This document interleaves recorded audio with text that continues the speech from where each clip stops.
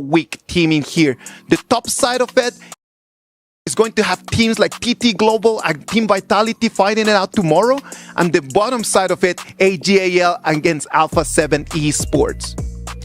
As we've seen from these brackets here, why the Kings Group League is important here is if you win that, you come into playoffs not having to face against the unlockable character teams from... Yeah, absolutely. This is quite important. That's why the Groups King stage, like you mentioned, is really important. But today, we're going to see a long day, all right? Because these teams, they're on the same level, same playing field. Pause Gaming versus Twisted Mind upcoming, and we have Nova Esports versus OG. Bro, these are longtime rivals, and they're about to face each other again in today's playoff. The stakes couldn't be higher than what they are right now. These two games are going to decide the fate of who is going to be going back home tomorrow and who is going to be able just to stay alive and try to fight for that prize pool, right? It is a $3 million prize pool in total, with the first place taking home $750,000. As we were mentioning earlier, every win here has an enormous pay jump, as you can see. From 5th to 4th here, a $70,000 pay jump. From then on, it's another $110,000. Every win, you want to go even further. Bro, $750K, you go home, everybody walks home with a Porsche, all right? I mean, this is just a whole new different level. But I think, Isaac, you mentioned, like, the team who have been eliminated, they got about, I mean, just today, winning or losing, you guarantee $130K. But you take a step forward, you get $200,000. I'm telling you, it's been not only these last 2 weeks, it's just been a very long road for these teams to make it right over here. They came on in their own regions. They had to be champions of their own regions. They needed to be on the top 3 in some other places. So some of them, they have really proved themselves. For some others, this is their last opportunity to prove that they belong in here. Before the stream, we came together and we put together some different tiers. So to see how the teams are going to stand in our Aramco Power ranking. I'm going to explain to you a little bit of how this works. We broke it into 3 different tiers: S tier, A tier, and B tier. With the S tier, gotta be AGAL and TT Global. The A tier, Nova Esports, Pulse Gaming, OG Esports, and Twisted Minds. And in B tier, we needed to have Team Vitality and Alpha 7 Esports. Phil, talk to me about the distance in between the tiers, because we had a good conversation about that, right? For sure, the S tier here is going to be a good amount cut above the A tier here. These are teams that got a direct ticket into playoffs here, skipping through groups, and that's for good reason. These are some of the strongest teams coming from the KPL, and as mentioned before, they're projected to take the whole thing. Yeah, absolutely. I mean, this team's amount of training they had, the familiarity they have with each hero in each position, how to rotate. When they see a character, they have in the back of their head, they know exactly what they do, and you can see the distance they keep, knowing that the capability of their opposition. That's so important playing Honor of Kings. Dave, you had some interesting takes on that, right? You had some hot takes. What about if you give us some doctor's notes, mate? Oh, absolutely. I got my notes right here. So the pulses. No, we're taking a look at A and B tier because the team are so close, right? We're talking about A tier with all this team coming so close to each other, but I think Nova is just slightly above from a historical statistic standpoint, right? From all the past World Series we have seen. Even in the scrim or in the group stage, Nova is just built different. The resilience this team have, the consistency this team have is on a different level. But at the same time, all the other teams we've seen like Vitality or Alpha 7, I have talked to Alpha 7 quite a bit. Yes. The coaches, Coach Joko, that talk about shifting strategies for the team. They used to have CR7 on the marksman, well, on the jungle. Now CR7 is the marksman, is the farm lane, and they have shifted their focus towards the farm lane with Danny playing support, tank, jungle, and funnel resources to the farm lane. And I think the strategy is pulling wonders. So I look forward to the fight Alpha 7 is going to give to AGAL. I'm telling you, it's difficult for us to be able to understand that there are no clear lines in between the teams. Everything is just very blurry. They're trying their very best in order just to move a little bit closer to each other. But you know what? Thank you, Dave. Those were our doctor's notes, your meta checkup that is brought to you by the Al Habib Medical Group. What about if we move into match number 1 of our quarterfinals? It is going to have Pause Gaming against Twisted Minds. Twisted Minds, they had a little bit of a slow start, but then after that, they've been taking win after win after win after win.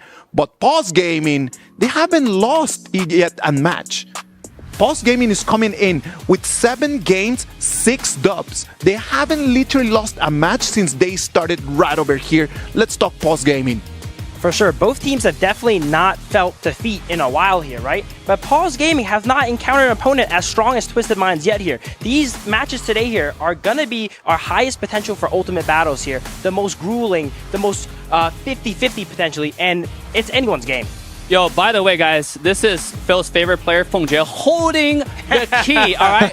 Listen, whoever loses today, we talk about this is do and die. This is time to level up. Whoever loses today, they will have that key being crushed live in front of millions of viewers. Not only their keys, man, that their dreams are going to be crushed. And we do not want to see that. We talked about how important Feng Jie is going to be for the composition of Pause Gaming. On the other side, Hailang is going to be very important for Twisted Minds, isn't it? Oh my god, I want to see more explosive emotions, okay? Hailang came in and said, he has one sentence, right? We can beat any team, just give us a shot. And now you're looking at him holding the key. This is the key to his dreams and to his team's dreams. With Hailang's energy and confidence, I believe it. It's honestly anyone's game here. And Dave, don't get me started on Feng Jie here. I have a lot of notes about him. I cannot wait to go into it. Phil, you look excited, like you've done a lot of homework. I am really digging this whole information vibe that you're giving, man. Thank you very much on that. Pause Gaming, Xiaoyan, Feng Jie, Myosotis, Qingling, and Snow. The 5 men that they're going to be defending Pause Gaming's key, so their dreams and their key are not going to be crushed. Yeah, and I want to talk about Pause Gaming in general. This team has scrimmed against the KPL region, right? We're talking about you become as strong as your opponent, so you're as strong as your environment, and that's exactly what Pause Gaming brings to the table. They might be a wildcard team, but coming in, they are just as strong as any other region, and they have shown it with 100% win streak. Again, when we were doing the tiers, it was just so difficult just to try to see who's S, who's A. There is a little gap, but that gap every single day is just becoming shorter and shorter and shorter. And on the opposition, Twisted Minds, Clean, 90, Highland Shanks, and City Boy. The 5 men that Twisted Minds are going to send us in order just to keep their drive going for a little bit longer. Yeah, Twisted Minds, not a team to be understated as well. The winners of the Kings Major West League, that's how they earned their ticket into here, the Kings World Cup here. And they're going to be against Pause Gaming. While they have some experience against, you know, the KPL teams, I don't think they're going to be ready for Twisted Minds.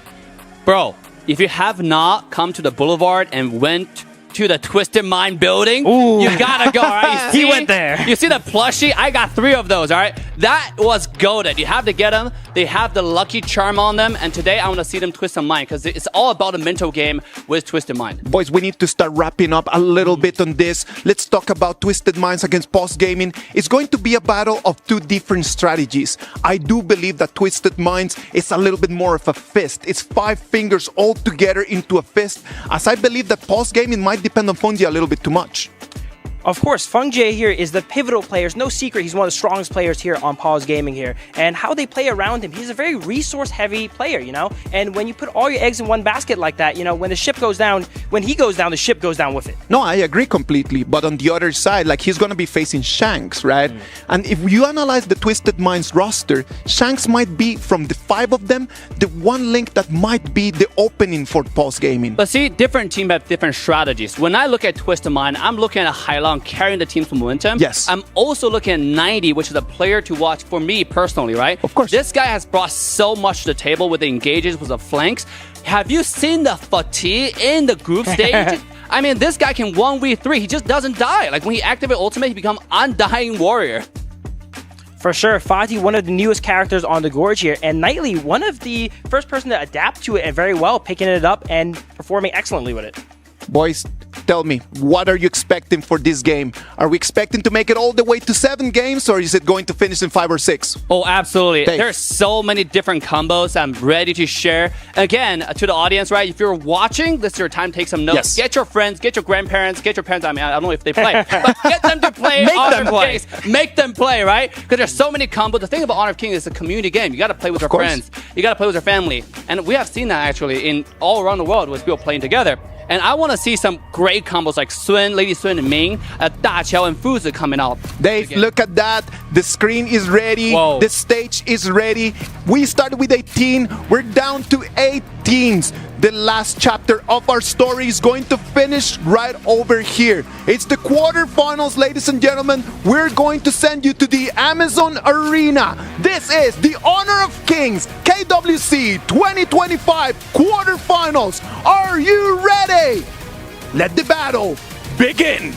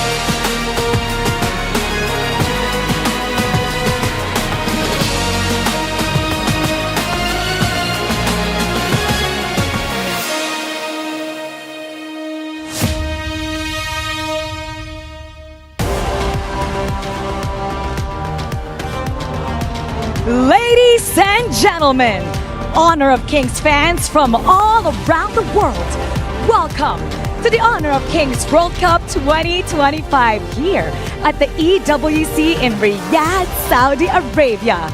The stakes are higher, the pressure is intense, and only the best remain. My name is Mara Aquino here with Milosh, and we're here to be with you throughout the journey. We have an incredible journey to go through over the next few days. It's an honor to be here with you, Mara, to witness everything in person. Well, only 10 or so days ago here in Riyadh, 16 teams landed to compete, and only 6 are left through our group stage, with, of course, 2 squads joining us, invitees from the KPL ACL. It is a single elimination bracket. It's simple. You lose, you're out. There are no second chances, and it's all for one thing, for a beautiful KWC trophy this Saturday.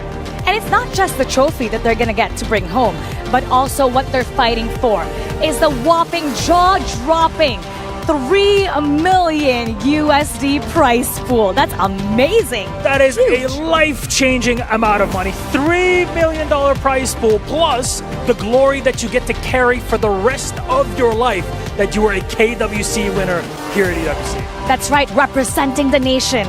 And I know they're excited to get started. So how about let's get to it? Let's get to it. A special tournament requires a special hello to all of our teams. Let's introduce them all to you, starting with TT Global, Jing, Sunrise, Crane, Snowy, and Joy.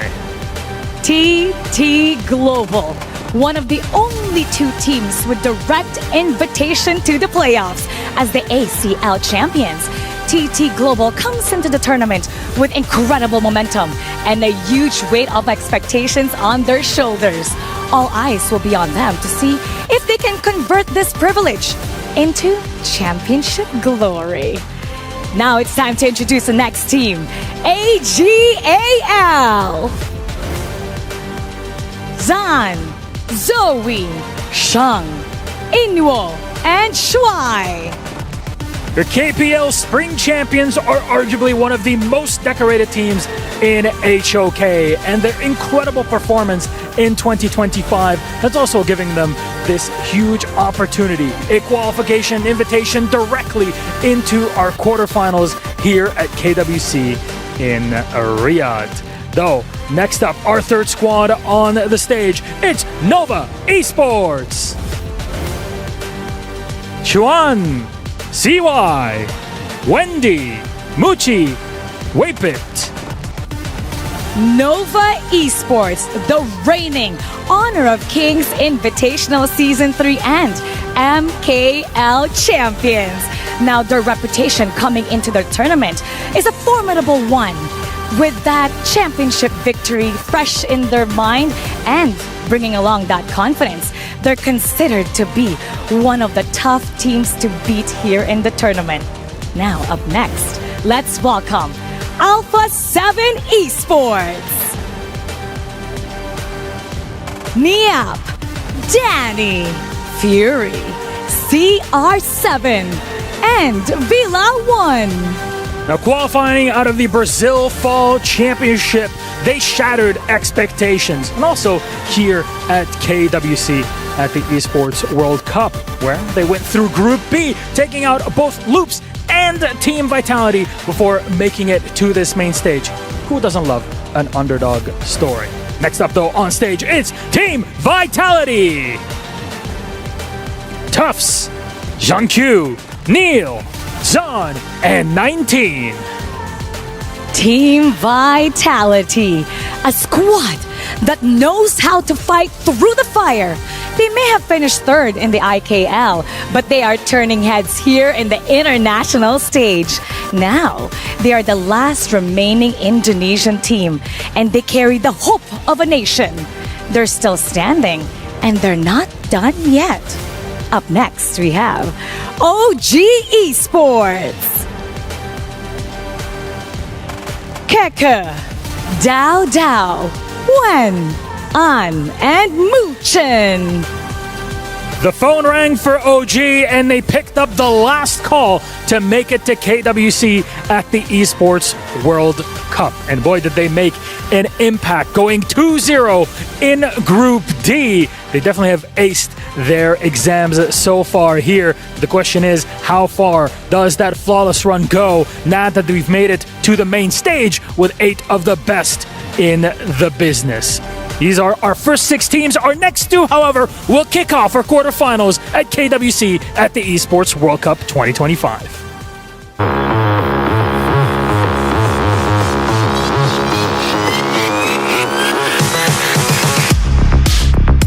我觉得他们是本次 KWC 的最大的黑马，因为他们先前是被分在了我们一个俗称的死亡之组嘛，可是他们还是硬生生从这个死亡之组杀出来了，我感觉他们真的非常厉害。Pulse Gaming is a pretty good team because he has the players that call Qingling, and then also Feng Jie. He's a very good ADC. You know that every players from KPL is very strong, so I think it's a pretty hard game to fight with Pulse Gaming. 我觉得 Twisted Mind 里面最有威胁性的，当然就是他们的打野 Clean， 无论是蓝领野还是野河都玩得很好的选手，他都做得非常的好。虽然 Twisted Mind 你们是本次 KWC 里面最大的黑马，可是我相信明天我会在赛场上击败他们的。Pulse Gaming are here for top 8.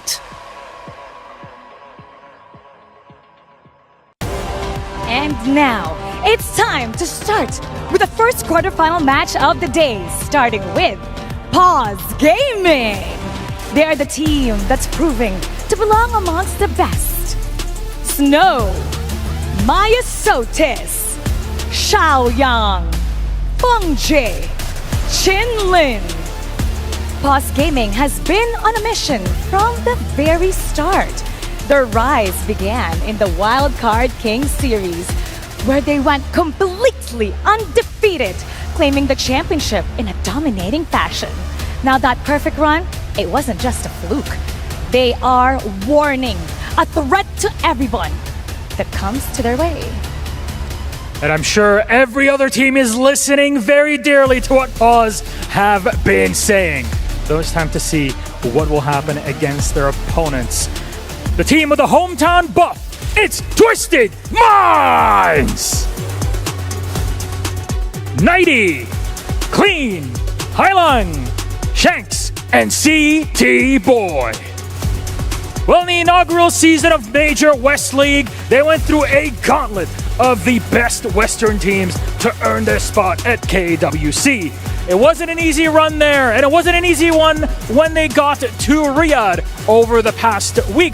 But that comeback that they had in Group C was absolutely incredible to witness, and that's how they got to this main stage today. How many times will Lightning strike with the squad? We'll have to see. Though, Twisted Minds, Pause Gaming, please, you may place your tablets and take your seats for our first matchup. And now it's time to start our best of 7 series. Twisted Minds versus Pause Gaming. We're gonna head to our panel, Lead the Gorge. our first best of 7. This is a completely new game field. Best of 3, best of 5, all that is gone. Best of 7, this is going to be where the big boys can play only. And if you do not bring your hero pool ready, I'm telling you, you better go home, Phil. You don't just need a hero pool, you need a hero ocean. In a best of 7, by game 6, a lot of heroes are going to be off the board here, banned or picked already, and you're not going to be able to have them anymore. So going into these games here, they're going to need to strategize and play for the long haul, try to get picks all around. Now, for those who are new here, what that means is the heroes that you picked in the same series for the same team cannot be used again. And that's why we love Global Ban Picks so much, because you can see so many synergies and learn from the pros and see how they maneuver, how they pilot those characters, and to really show off and maximize the effect of those characters. Since the beginning of a Global Ban Pick, we've already said that the game completely just changed. It was the evolution of our game, because right now, 2 heroes, not enough. 3 heroes, not enough. 4, you're starting over there. 7, 8, or 9 is going to be the minimum that they need to master.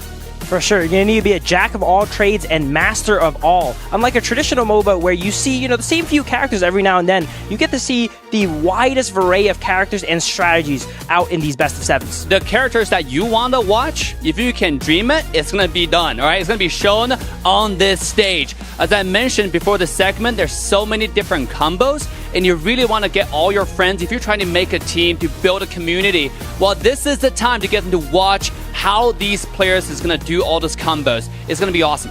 I'm telling you, in here, the players, you can sense it. Even though we're in the studio and right now there's a little bit of a distance between us and the arena, I'm telling you, I can sense the tension in here. I can feel how for all these players, this might be one of the most important games that they've ever played.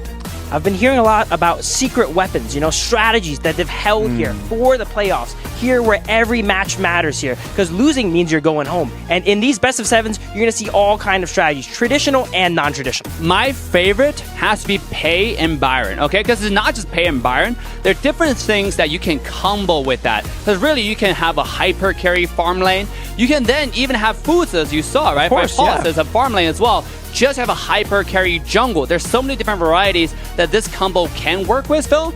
And I want you, because you have been focusing on this specific strategy, why don't you talk more about it? It's one of the bread and butters here, but toss it back to Isaac here for now. Ladies and gentlemen, we are getting ready. As Dave just mentioned, there's different strategies. There's different compositions. There's like different heroes that can be played. And we're going to have to really look forward to what the players are going to choose. Phil, what do you think is going to be their first pick? I think there's a lot of first picks that can happen here. A lot of strategies, they think about going ahead and removing either the strongest picks initially, but in a best of 7, you can't remove them forever, right? So we're going to see more targeted bans come out, I would assume, and we're going to see all these strong picks be allowed open, because you can only play them once anyway. The 2 teams have completely different playstyles. We mentioned this already. Paws like to go a little bit of rank master mode, right? Like they want to pick combos. Even with Marco Polo and Yaria, right? The stuff that you've seen in rank. People love that combo. That's how they grind rank points. But coming in here, when they go against Twisted Mind, this team is flexible. They pick on the spot. Whatever makes sense, whatever contests your lane to give us a little edge, they will do it. And that's what makes this team so strong and so unpredictable. When you think about Twisted Minds, you think about communication. What would be one word that you would use to describe Twisted Minds, Phil? If I had to describe Twisted Minds, I would say camaraderie. They do everything together. They win together, they lose together. You were mentioning the energy they bring. You can't even tell if they win or lose after a game. Absolutely. They're such good friends afterwards, and they love playing the game, and everyone here is here for the love of the game. Yep, in the group stage, Twisted Mind had a story of Hailan, right after a loss, they came back. The first thing we heard from the stage, because we're so close to it, is like this guy saying, yo, did you see the play I made? The other guy, yeah, that was a great play, bro. You should do more of those. So like this team, it just make you confused. Like, oh, did I just win or did I just lose? What happened?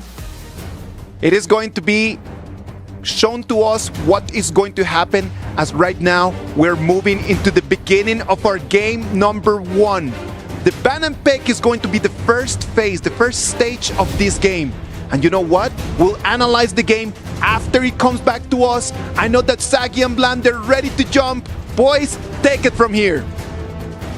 How's it going, everybody? We are going to be your casters for the game number 1 today. It is your boy Blam, and with me is my co-caster for KWC. It is none other than Sagi. How are we feeling today, Sagi? Of course, we are stoked because we are finally pathing towards the playoffs. The last week, we have been putting stone after stone, blocks after blocks, and right now, we are coming to our first series of the playoffs. Pause Gaming versus Twisted Minds here, Vlad. Yeah, brick by brick, we're going to be seeing the first game composition come through here already. And obviously, we saw Dave and Phil talk about the party pick here onto the side of Pause Gaming. They're going to lock it in for themselves for game number uno. Ooh, game number uno. First strike coming in with the Fatih here. This pick, onto Snow, onto 90. They have had such an amazing performance, especially when it comes to jumping the backline onto this newly released hero. On the side of Twisted Minds, we're going to talk about anti-dive. We cannot be forgetting about Yu Huan and Long. These two picks, oh my goodness, their ultimate is a bailout button for them. Perfect to fight against this Fatih. Yeah, I can say, interesting point you make there, right? Obviously, Fatih into the backline is looking for that backline pickoff. But when you got the unending sorrow from the Yu Huan, when you have the infinite vastness from Lung, it's going to be hard to dive. But if you need some extra dive potential, this Doom pick here is definitely what you need, right? Exactly. It's like Pause Gaming is spelling one thing. We want to go in, we want to disrupt whatever Twisted Minds want to be, because as our panelists mentioned, they want to be in one mind. And if they are disrupted by all these multi-angle dives, maybe that's one of the ways to dissect them as a whole team.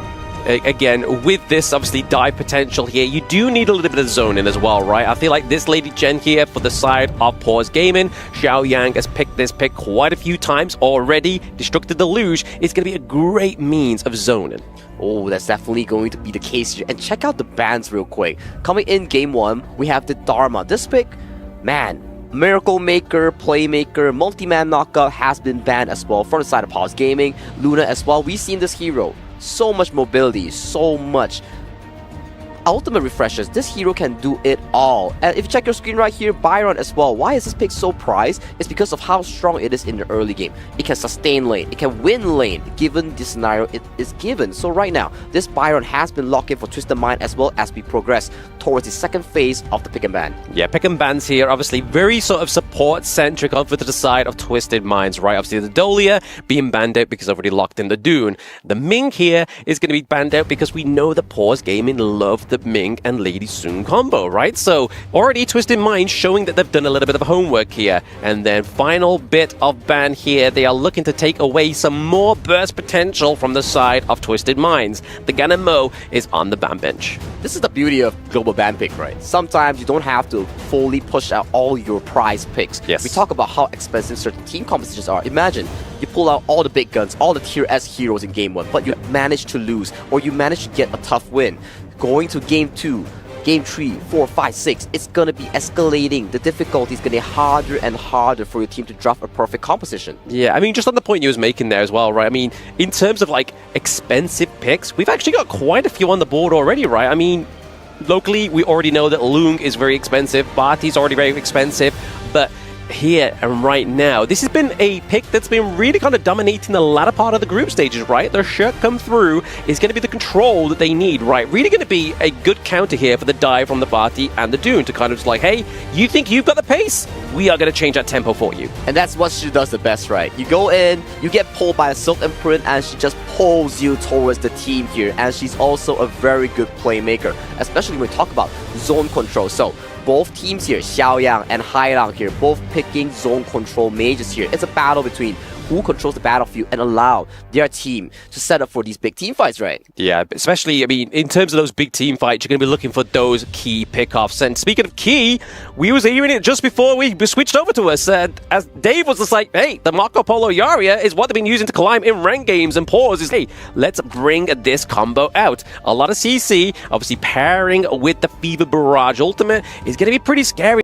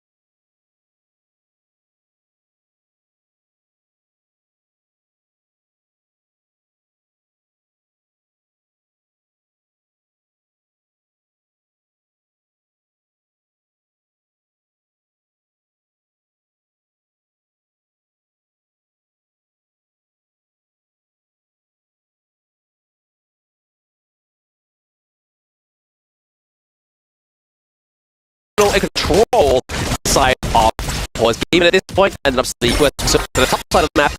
What's one good wave obviously taken down by in the early game is having some long range, right? Oh yeah, that's definitely the case, especially if you look at this case. It's pretty beneficial coming in from the side of the Marco Polo here. He gets the fire beat, he has a very smooth laning phase, making sure that, okay, we're sacrificing still on the clash here, but our win condition, which is Feng Jie, gets star player on Marco Polo, gets a stress-free environment in the early game.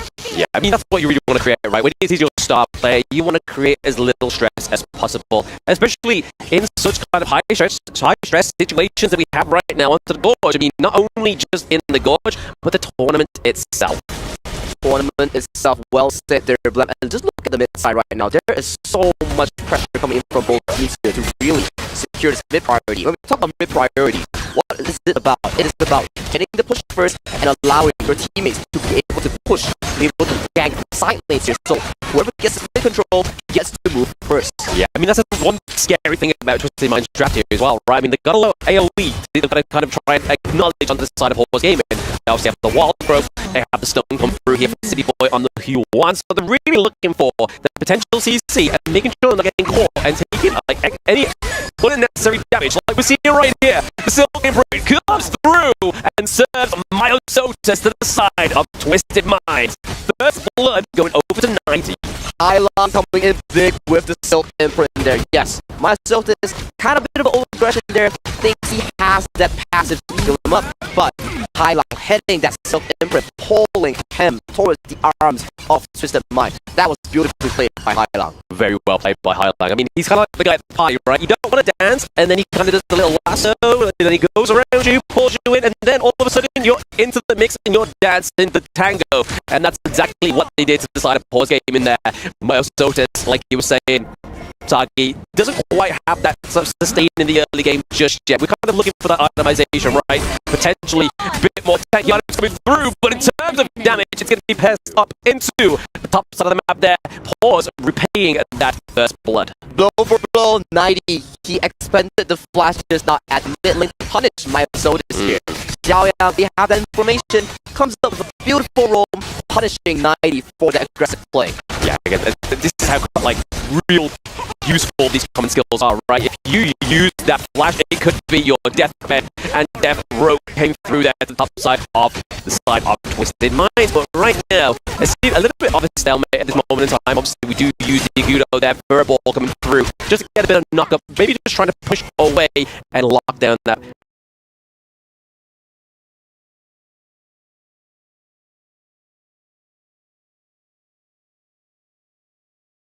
Well, we talk about 4-minute mark. We want to see what the players, what the team are prioritizing. Are we looking at fighting for the Tyrant? Are we looking for trading certain objectives on the map?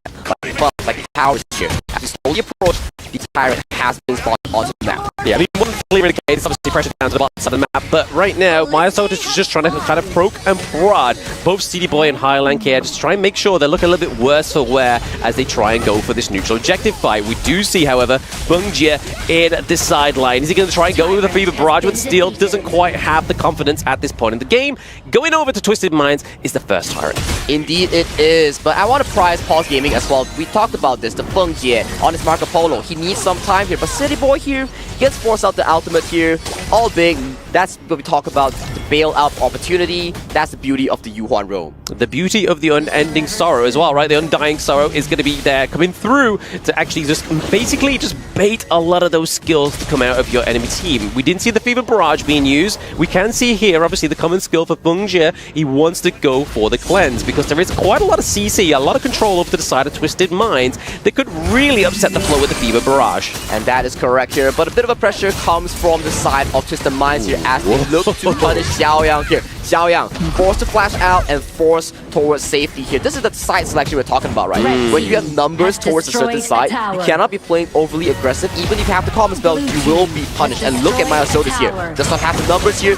getting punished so hard in his own jungle. Yeah, had to use the Unruly Blade to get out of there. He'd still obviously be able to soak and tank up and regain that HP at this part of the game. But look at the top side of the map. We do see the Pause Gaming actually got their way in. A little bit of a golden ticket. They got the T1, was able to kind of put a little bit of pressure onto the T2 into the top side as well. But the control coming through from Clean and Highland combo here. But Shanks picking up the kill. There is going to be a kill trade up to the top side of the map because 90 was doing his best to keep the T2 alive. Ooh, a 1-for-1 trade here, but Pause Gaming, you drop a kill, you get a tower top side as well. This is the potential of the Marco Polo Yari we're talking about. You don't stop them, you don't halt them in the early game, they are going to be such a menace in the side lane. And let's check out this replay real quick. So, Fengjie finds 90. 90 punished immediately by this Marco Polo. Yeah, I mean, he kind of flashed in a little bit too early there, then dashed out. And at that point, it was kind of like, it's taken too much damage. It's going to be a little bit of a kind of like, all right, FF, I need to go and just reassess back at base after that death takedown. But now we're starting to see the Pause Gaming again, a little bit more control onto the Gorge. They take the T1 down to the bot side as well. As the game progresses at this point, Fengjie and Qingling is slowly becoming this side lane monster. Yeah. It's like a pseudo marksman that's roaming around the map. Roam and gun right now. Just look at bot side right now, 90. Once again, punished for his aggression. Yeah, punished for his aggression. That is going to be the takedown there. Snow coming through with a clean kill. Obviously, Furball doing quite a bit of damage, keeping him away from that second engage that we saw in see Brew there. Obviously, Myosotis coming from the back end of the Crimson Tyrant there, the Crimson buff, sorry. And then it was just kind of like, hey, no, Furball is going to do the pseudo tank job. And look at the members coming from Twisted Mind here. They want to punish this mobile marksman coming in from Fengjie. There's no one on the side of Pause that's coming for his rescue. And he overextends into the bottom side of the map, gets punished, bails out, double kill for the side of Twisted Minds. Yeah, but I mean, double kill for the potential T1 here. I mean, 90's really got a job on his hands as they obviously now the cavalry arrives. They do lose the T1 into the middle of the map, which is going to be a not as good trade, right? I mean, yes, you get 2 kills, but what can Twisted Minds do a little bit more here? Oh, Twisted Mind gets the pull onto Myosotis here once again. Hailang pulls Myosotis in. This is the matchup between Hailang Shi and Myosotis. It makes the dude extremely awkward here, and Shanks wants to go for the Flaming Paw, but does not get the range. Yeah, I mean, they claim back the T1 down in the mid lane as well, right? That is going to be a good kind of switcheroo here for Twisted Minds. In terms of goal lead, it's still only 1k. It's been very, very sort of like near and in between for both of these teams. But for Pause Gaming, they put a lot of pressure into that top side of the map, right? So really, we're kind of already seeing a clear potential backdooring, right? When we get these kind of later neutral objectives, the Shadow Tyrant, the Shadow Overlord, there's going to be a lot of pressure at that top side of the map. That's exactly the case, but this Marco Polo and Yaria, it's a very good combo. It's like super good in the side lane. It provides so much healing and shielding for the marksman, but if you do overextend like what Fengjie did, you're going to be punished as a 1v2, and you're going to be dropping 2 kills instead of 1. Yeah, they've got to be careful. They've got to be careful when obviously Yaria is on top of the Marco Polo. You've got to kind of make a case for that one within these dives into the bot side of the map. But right now, they're not really facing the consequences of that action, right? Exactly, and look at tempo right now. 9 minutes on the clock, 1 minute until the Shadow variant, the Empowered Overlord, Empowered Tyrant that's going to be spawned under the map. It's a 50-50 game between both these two teams. We haven't yet seen a full-blown out team fight yet from both these two squads. Yeah, they're holding on, right? I mean, you can kind of see here, we saw that obviously Snow was pushing a bit of pressure up into the top side of the map, and then rightly so, down to the bot side, they had a minion wave crashing through for the side of Twisted Minds. So they're really kind of negating this sort of like 75-25 damage here for the side of Pause Gaming, but they are able to take that Overlord there. The pressure is definitely being neutralized here. Pressure is neutralized here, but Twisted Minds knows the map formation here. They invade this Azure Golem and they potentially have an angle towards the mid tower here. But look over to the bottom side real quick as Fengjie and Qingling further causes trouble as they are so strong in this side lane. Very strong. I mean, you can see already 4 members on the side of Twisted Minds potentially going for the gank here. Looking to try to take off the carry before the Shadow Tyrant has spawned in about 14 seconds. There it is. Silky Beauty splits them apart into the backline. It is 90, but gets hit with Destructive Deluge. Can you get a pick off onto Fengjie? Fengjie tries to go in with a Fever Barrage, but this is going to be the turnaround here for Twisted Minds. Twisted Minds at the 10-minute mark gets a 3 kills onto Pause Gaming here once again. Pause Gaming's Fengjian Qingling gets punished hard for overextending in the side lane. And with this triple kill coming in for the side of Twisted Mind, they secure the first Shadow Tyrant of the series. Yeah, I mean, we're already seeing a lot of damage being translated into the team fights already naturally for the side of Twisted Minds, but now they have that Shadow Tyrant, which is going to give increased damage and a speed boost, right? I mean, already fast with the Agudo. This is just going to make them go even faster. Exactly, and check out the replay real quick. This is what we talked about. Yes, you get the tier 2, but you're so deep into enemy territory. You don't have mid priority, you don't have to push, your teammates are slow. Xiaoyang gets caught up by 90 here, and immediately cavalry arrives. Fengjie, you have a lot of dashes, but how many dashes can it take you to really escape from this? Yeah, it's a lot, right? But even with the Primal Bond on the cards, Twisted Minds is like, hey, let's not give them the Overlord, because if they are able to get the Shadow Overlord, they get the Shadow Vanguards, which is going to create some more pressure that really, this could be the weak point of Twisted Minds in this game number 1. Oh yeah, that is the case here. And look at the goal lead right now. 2 minutes before we're saying, it's a 50-50, nothing much broke out. Yeah. But that is the pain that you have to suffer if you break out a team fight like this. You lose members, you lose out objectives on the map, and objectives provide you with all these gold. And right now, Twisted Mind, healthy 3000 with all the wave control, and they're going to be pushing all these towers down. Yeah, I just want to point out, obviously, Xiaoyang onto the Lady Chen there, obviously, in terms of damage output, but again, Fengjie and Qingling may get punished here as they try to poach the top side of the map. Obviously, get phase check here. The right person to do it is going to be City Boy, because he has the heals and the sustainability. Down goes Fengjie once again. They are being punished for the same reasons, not even like moments ago. How many times do I have to teach you this lesson here, Pause Gaming? Once again, as we mentioned, Fengjie Qingling very far towards the play here. Just look at this. They know for a fact that, okay, we go for the push. They will want to sneak a clear onto the side lane here. So, what do we do first? We clear them off of the side lane, then we commit on our push, which is right now happening in this tier 1. Yeah, I mean, they're down for around about like 11-12 seconds, right, before this comes through. Destructive Deluge is going to be potentially enough here to take out the Vanguards into the mid lane. Can Twisted Minds convert this into that T3 into the top side of the map? Hailang may get caught out here because we see Snow into the back line, using the flash to get out, but it is going to be the damage. Infinite Vastness, Unending Sorrow come through. Is this going to be enough to keep the side of Twisted Minds alive? And it is! The double bailout we talked about in the draft here. Yes, no, you got an amazing flank coming in, but the double bailout instantly. No further questions asked. They get out, and they get out safely. I mean, that was like escape artist level kind of get out of there, right? They really got out of jail with their free card. It was honestly looking like a collapse that could have been detrimental, because I mean, Barty, as we were saying in the draft, right, if he can get in onto your backline, that's a lot of devastation. Exactly, and look at the item builds real quick. Shat is insanely rich in terms of gold. He went for the most expensive lone build in the game. Yeah. No Axe of Torment, no Starbreaker, goes for the Daybreaker instead, and right now he has it's already 4 items, soon to be full slotted. Soon to be full slotted, but still, at the same time, Fengjie and Qingling are just trying to get that dominance into that top side of the map. But fortunately for the side of Twisted Minds, they're able to trade that T3 down to the bot side, and then that means that 90 is free to go and just mitigate that lane up the top side of the map. But right now, funneling more over to Shanks, the Crimson Golem goes over. Extra damage is not going to be the weak point here for the side of Twisted Minds. Okay, 4 seconds onto this Tyrant here. If you're Paul SG, you gotta be breaking up some form of priority, especially the side lanes here. Yeah. At the very least, set up the map, set up a camp here, so you can catch up some of these members coming in for Twisted Mind here, because you know for a fact, once they get this Tyrant, they're gonna be rotating towards the Overlord, and once those two are in the hands of Twisted Mind, they are looking for the game-ending push.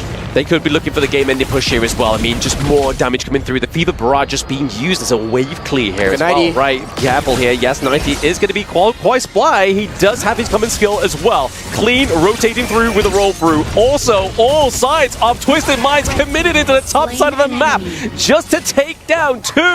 Actually, not just 2. We saw that Qingling was trying to get out of there, but that is going to be a NO for Pause Gaming. A bit of a deja vu. I feel like I've seen this before at the exact location, the exact method of being caught out here. So Pause, Fengjie, and Qingling here, once again, being punished for being so deep into enemy territory here. And right now, 3v5 situation, it's a no-brainer that they are going to be taking this game because look at the front side. There's only 2 members of Pause Gaming here, Blam. Only 2 members of Pause Gaming left. Snow is trying to get back, but 90 is on his tail. The minion wave is coming through. They do have an enhanced minions wave back down to the bot side of the map here, but no high ground turrets here for the side of Pause Gaming. It's going to look hard, but Shanks is looking to do enough damage, but there is no minions. Infinite Blast has been drawn out now, coming back in, renegotiating and landing on top of Myosotus. Builds the Sage's Sanctuary right in time. He's going down once, he goes down twice. Is this potentially the hold-up here for Pause Gaming? Still a sign of breathing left for the side of Pause Gaming here. Myosotus absorbs so much damage there. Shanks, a bit of over-aggression there. He wants to go for the end, but the team has a bit of a different idea though. But let's look at the replay here. Okay, Fengjie forces out the Infinite Vastness there. Shanks goes for the Safe Sanctuary purchase, falls down, gets taken down by the AoE spell, has the force for the Destiny, but still gets taken down. That's 2 very expensive items being taken over for the side of Shanks. Very expensive items coming through here, and definitely a little bit of a room to breathe here for the side of Pause Gaming, but this is the Twisted Minds that we normally see, right? They see the crystal, they don't really take the team fight in the bestest of fashions, and then they get punished for it. Exactly, and they are getting punished right now with this Overlord tick coming in from Pause. Even though you have 3 tier 3's tower being taken down, they are alive and breathing right now because they are relieved of the wave controls. Relief of the wave controls, and obviously we can see for the automation of Fengjie, even though he's get picked up like 4 times at this point in the game, he has the Succubus Cloak, right? Trying to mitigate a lot of that damage from Highland Shirt in those team fights, but is that going to be enough here? Obviously, we do see the Frigid Charge come through as well, trying to set up those like dominant sort of Diva barrages. Ooh, if we look at Hailang here, he's sort of a control mage, but this control mage is very, very rich. 9,000 for City Boy, 9,000 for Hailang. They're both building towards these late game damage items right now. So if you even get poked by these items, you're going to be going down good. So this was close giving you that magic shield. Perfect coming in from Fengjie. It's a lifeline, right? It's a lifeline against that magic damage. But right now, obviously, again, just creating more pressure to the top side of the map is gonna be Snow. And this is how he's been playing for the majority of the game. He's just looking to create some more pressure for the side of Pause Gaming. Twisted Mind City Boy taking a few blows there from Snow, but he's able to because he has the sustain. Exactly, and look at Snow right now, 3-0 and 1 coming in onto this party here. We talk about how prized this pick is. If he finds a perfect angle onto Shanks or City Boy, and they can chain the crowd control, they can't be using their bailouts, which is the ultimate. Yeah, I mean, right now, we're already seeing that one attempt for Snow down to the bot side to take that high ground turret. It's paying dividends here for Pause Gaming. They have the Vanguard down there. It's already split in part the side of Twisted Minds. You're already seeing that they're not clumped together as a unit right now. Exactly, and right now, Pause Gaming, they are looking onto the Shadow Tyrant. They have secured it. Are they going to put the gold button here because they have this extremely strong combat buff that's going to be on them for the next 90 seconds. Yeah, it's going to be a hard 90 seconds here for the side of Twisted Minds to play this, right? I mean, yes, they are ahead in terms of the gold, but I mean, how long is that going to actually sort of stick around, and how much is that going to benefit Twisted Minds going into this late game phase of Honor of Kings, right? I mean, they're already pretty much 6 slotted. 6 slotted. Just look at the gold chart real quick. 16,000 coming in from Shanks. Coming in next will be Fengjie and 90 here. So we're approaching the path that you mentioned here. More and more of these players are getting 6 slotted. 90 potentially caught out here as he's forced to walk away, and he has expended the Pure Sky to block that one single damage output. Yeah, I mean, this is what I wanted to point out earlier, is obviously the damage output from the Lady Gen, right? The Destructive Deluge is just so deadly within Honor of Kings. But right there, we just saw Snow. He did take a lot of Flaming Palms to the face. It did mean that he had to draw it back a little bit, but still creating that kind of pressure into the top side of the mat is going to be Fengjie and Jingling. Furball just doing his job, pseudo tank. Twisted Mind really requires Hailang to be healing the Silken Prince here. If not, we're going to be seeing a tango coming in from the side of Pause Gaming here. They're just dancing along the waves, the lanes here as we approach the 50 seconds. That's going to be spawning off the Tempest Dragon because this Marco Polo, yes, he's 1-4. Yes, the Riara is 1-4. But they're providing so much pressure onto the side lane that Twisted Mind has to respond. Yeah, I feel like Snow's a little bit like Nostradamus within this game because obviously he was able to create pressure in the one lane where the Tempest Dragon was going to spawn. Like if Twisted Minds had that high ground turret down there, it would be so much pressure and so much kind of like on the back of the mind of Pause Gaming that they probably wouldn't even go for it. But now they've actually managed to have those enhanced minions down to that bot side of the map, I feel like it's going to be a bit of a stall here for the Tempest Dragon.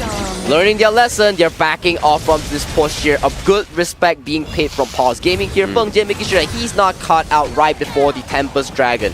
9 seconds short, the first ever Tempest Dragon of our KWC 2025 playoffs will be spawned onto the map here, Bam. I mean, first game of the playoffs, right? Was we not expecting a a Tempest Dragon to come through? Sorry. I mean, I think we'd be a little bit delusional otherwise, but right now it is going to be on the board. It is that 20-minute mark where we know those passive items can be upgraded.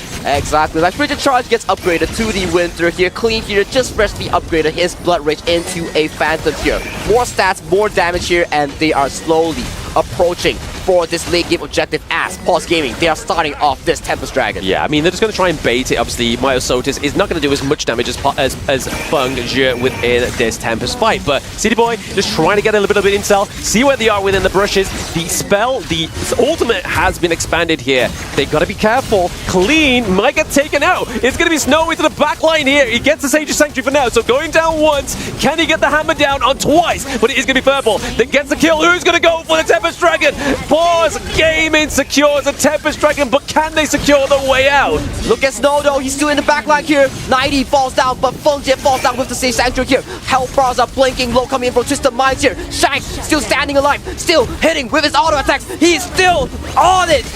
Goes in for the skies, comes down flanking huge. Right now, the fight is going super close for both teams here. Both teams here. 90 is going to be the knight in shining armor. Can City Boy and 90 withstand this 2v1 against Myosotis? He has a Sage's Sanctuary. He's taken down City Boy, but can he take down another? The shielding comes through. He sidesteps the wind slash. They are going 1-to-1, toe-to-toe. Can they go brick for brick? 1v1 goes in, the shield comes in strong. Healing from the dude is just too crazy as of this point. The dragon is firing at 90 and he gets taken down as Pause Gaming comes up huge with such a big team fight. The Tempest Dragon Vanguards did actually do the job. They were the ones to take down and get the hit onto 90. But 90, to his valiant efforts, was able to keep alive the Twisted Minds Clean, Highland and Shanks to get back onto the gorge. So it's not written just in the stars yet for Pause Gaming in number 1. But this replay. Look at the replay here. Snow immediately flashing in to capitalize on the backline. The smite coming in from the side of Twisted Mind goes down and it's currently in the backline here. So, on the front end, Pause Gaming gets the Tempest Dragon. Yeah. As the fight further commences here, we see Snow further pondering at the backline here. And as of this point, all members are down and we see a 1v1 brawl between these two fighters into the mid lane. I mean, this is just giving me KMW Finals PTSD, right? Where we saw 90 go 3v1 and he was able to take down the side of OG. It was incredible, but it just wasn't enough against Pause Gaming as they go for the potential final assault. But still, due to that fight, a lot of the members do not have the Tempest Dragon buff right now. Only Myosotis has it, so it still does not form a game-winning push coming in from Pause Gaming, especially Marco Polo, not the best pusher here, but the ball comes in, forces out the Purify. Yeah, forcing out the Purify, but obviously we weren't hoping that the Agudo Furball was going to land on top as well. It's a bit of a combo, but there it is. Snow just diving in, getting a bit of damage. Destructive Deluge is just going to be such a zoning petition at this one, but they've got to clear out these waves that are coming through into the side of Twisted Minds. With that attempt and that team fight coming from both teams here, another tier 3 goes down over to the hands of Pause Gaming here right now. All tier 3s from Pause Gaming, not there to be living. For the side Twisted Minds, only one remains here. With control, it's gonna be neutralized for both teams here. However, we have to look at Snow. He's gonna be the key difference maker and 90. Whoever finds the flank onto the backline will secure the deal for their teammate. It does seem like that, right? I mean, we were seeing it in the BP at the very beginning. It's all about the access into the backline, and both of these teams have that, and they have portrayed so far that they can do it beautifully, but it's who is going to do it at the right time. Exactly, and we have to think about one thing. Shanks no longer have to Sage Sanctuary. One time it was at the crystal of the enemy team, and one time it was at this fight, which is 2 minutes ago.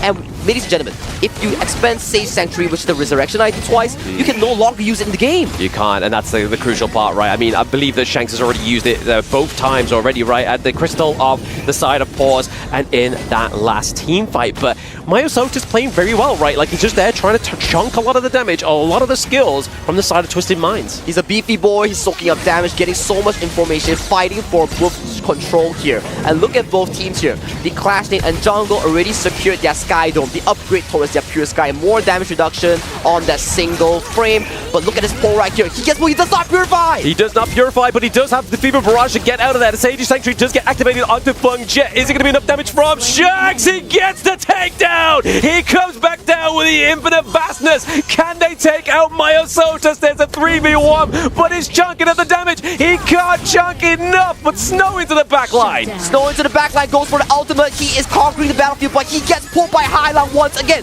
Swaps towards the Sage Sanctuary. He is still alive, yet to be expanded right now. Can we look for more opportunities, or will Twisted Minds close off this game with more kills? They're looking for more kills. There's only 2 members alive. We see that Xiao Yang is able to get that Sage's Sanctuary in the last moment, but he gets taken down as well.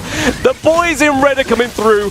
Minion wave here. We see Snow trying to go back to base, but we're seeing City Boy just grief him. And game number 1 is going to be Twisted Minds. Hailong with the crucial initiate, pulling the Marco Polo. He had no purify. That top lane was the result of the display coming in from Hailong. Feng Jie once again punished for being over-aggressive. Punished for being over-aggressive. I mean, honestly, the Marco Polo and Yaria, it wasn't the kind of shining thing we was really hoping to see there within the BP, but it's more of a just kind of just like, hey, maybe it's going to be that kind of tactic of like, let's expand Shanks is Lung, because obviously his performance on that one was a great pick, but now, because it's the best of 7 and we have the global ban pick, he cannot have that anymore. Exactly, and like, this is the beauty of global ban pick I was talking about with the panelists and with the casters. There are certain ways you can just be expanding all these heroes, and you can pass it slowly but surely towards the game 2, towards the game 6, as that is how you expand the hero pool. That is how you expand the hero pool, right? I mean, but this is the first game within a best of 7, and as you just saw on the stage there, nothing is granted, right? Everything is going to be earned for these players on the Gorge within this best of 7 series, but my goodness, is there been a better way to start off the KWC playoffs than this clash between the two titans? Almost a 26-minute series here, and Sage Sanctuary after Sage Sanctuary, 2 Tempest Dragons from both teams here. Fights were immaculate coming in from both these two teams. Until the very last moment, we had no idea who was going to be coming out top in this team fight. Yeah, exactly. Exactly beautiful there. But I mean, it's like Isaac was saying, right? It's like, is 3 heroes going to be enough? It's not enough. Is 4 heroes? It's not enough. But there is some few solid heroes left, but it still could not be enough. And right there, we're going to throw it back to the desk to see how they felt about that game number 1. You know what? Do you know what? Do you want to know how I feel? I feel speechless. That is exactly how I feel right now. It is how people at home is feeling. That was one fight. What a way to start our quarterfinals with Twisted Minds taking that 1-0 advantage over Pulse Gaming. Oh my god, bro. We were screaming in the green room just now. Like, that game was insane. The Tempest fight, the last fight, the macro skills demonstrated in game 1, Phil. That was insane. You could not have scripted it any better. First game here in the playoffs, double Tempest, insane fights all throughout the game, and then we see Knightley fighting for like 2 minutes. It was crazy. And then we're here, like, again, ladies and gentlemen, like, we're here in the studio just looking at the screen, just like, don't fight, don't fight. And they're just throwing hands, and we are loving every single second of it. You know, we're on the topic of that fight. I want to talk about Byron, okay? Go ahead. That's why you must master that character. You must watch the tutorials. You must play the character. It's one of the strongest, not the strongest right now. Definitely most popular in the Clash lane. The hero is untouchable. You have the Tempest buff, right? On one side, and Byron just doesn't die. Like, no, not at all. He's not afraid of that. And that's why in these 6 days, in this 7th day of competition, it's been part of the meta. That Byron pick right over there is a hero that everyone at home, you need to go and try to practice. I would definitely say Byron's one of the strongest Clash laners because of that clutch factor. Standing up against, you know, a Tempest there, he was still surviving for 2 whole minutes of fighting it. And we know Knightley, we've seen what he can do on Byron here, and he can fight for a while. That fight was so long that in some moment I thought, like, you know what, they gotta be tired, man. Like, their fingers gotta go stiff at the moment, because the way that they're doing, if you have ever seen a professional player just playing this in live, like, the speed that their fingers move is insane. So I can imagine that after those 45 seconds of throwing hands in there, just boxing match, they're gotta be like really tired after that one. Yeah, absolutely. And the thing about Byron is Byron has so much regeneration, right? With his skill kit, he can constantly regenerate. You can see that he was stepping back a little bit, so skill 1 touches not only the fatigue, but also the Tempest Dragon. And it was insane, the fact, Tempest Vanguard, excuse me. And that was absolutely insane how he constantly skill 1, just back and forth and regen like 1/3 of health. On the other side, the fatigue didn't die either. Oh, Duen, sorry, excuse me. Yeah, speaking of back and forth, this game was really back and forth. At first, it looks like Twitch.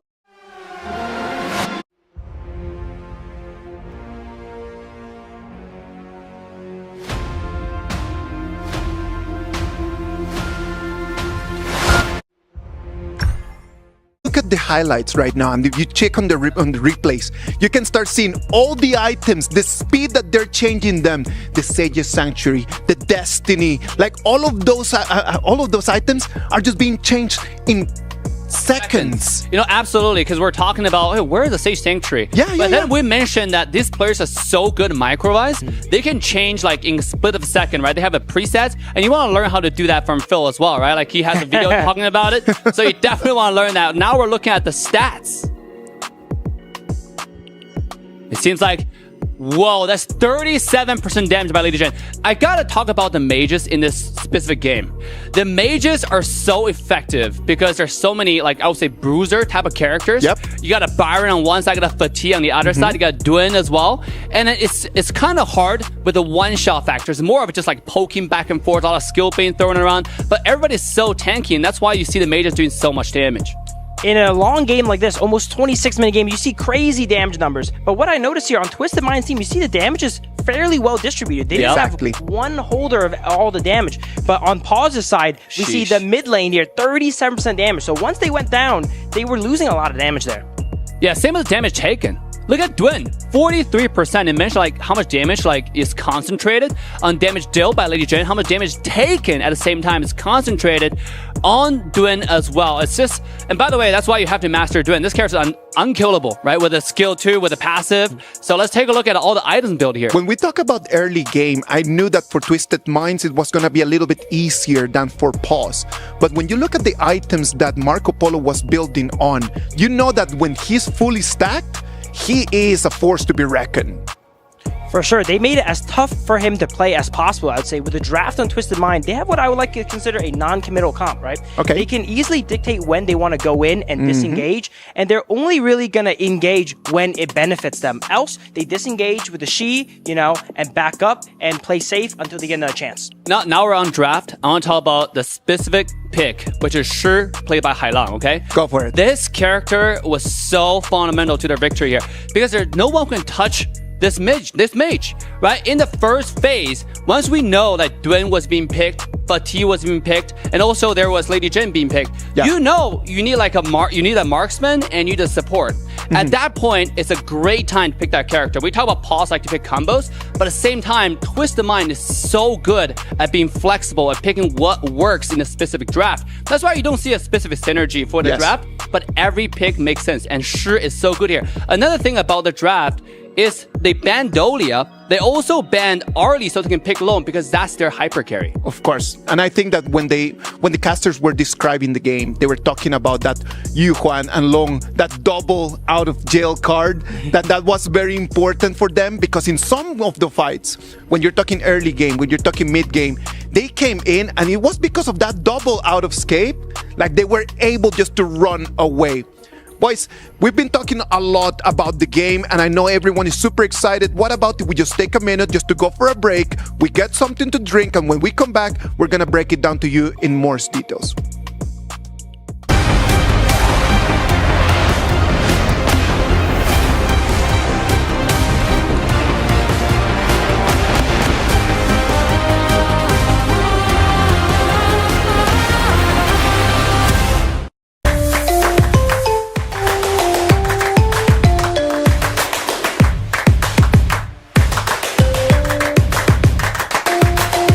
Level up your gaming experience with over 8 billion playlists, only on Spotify, the official audio streaming partner for the 2025 Esports World Cup.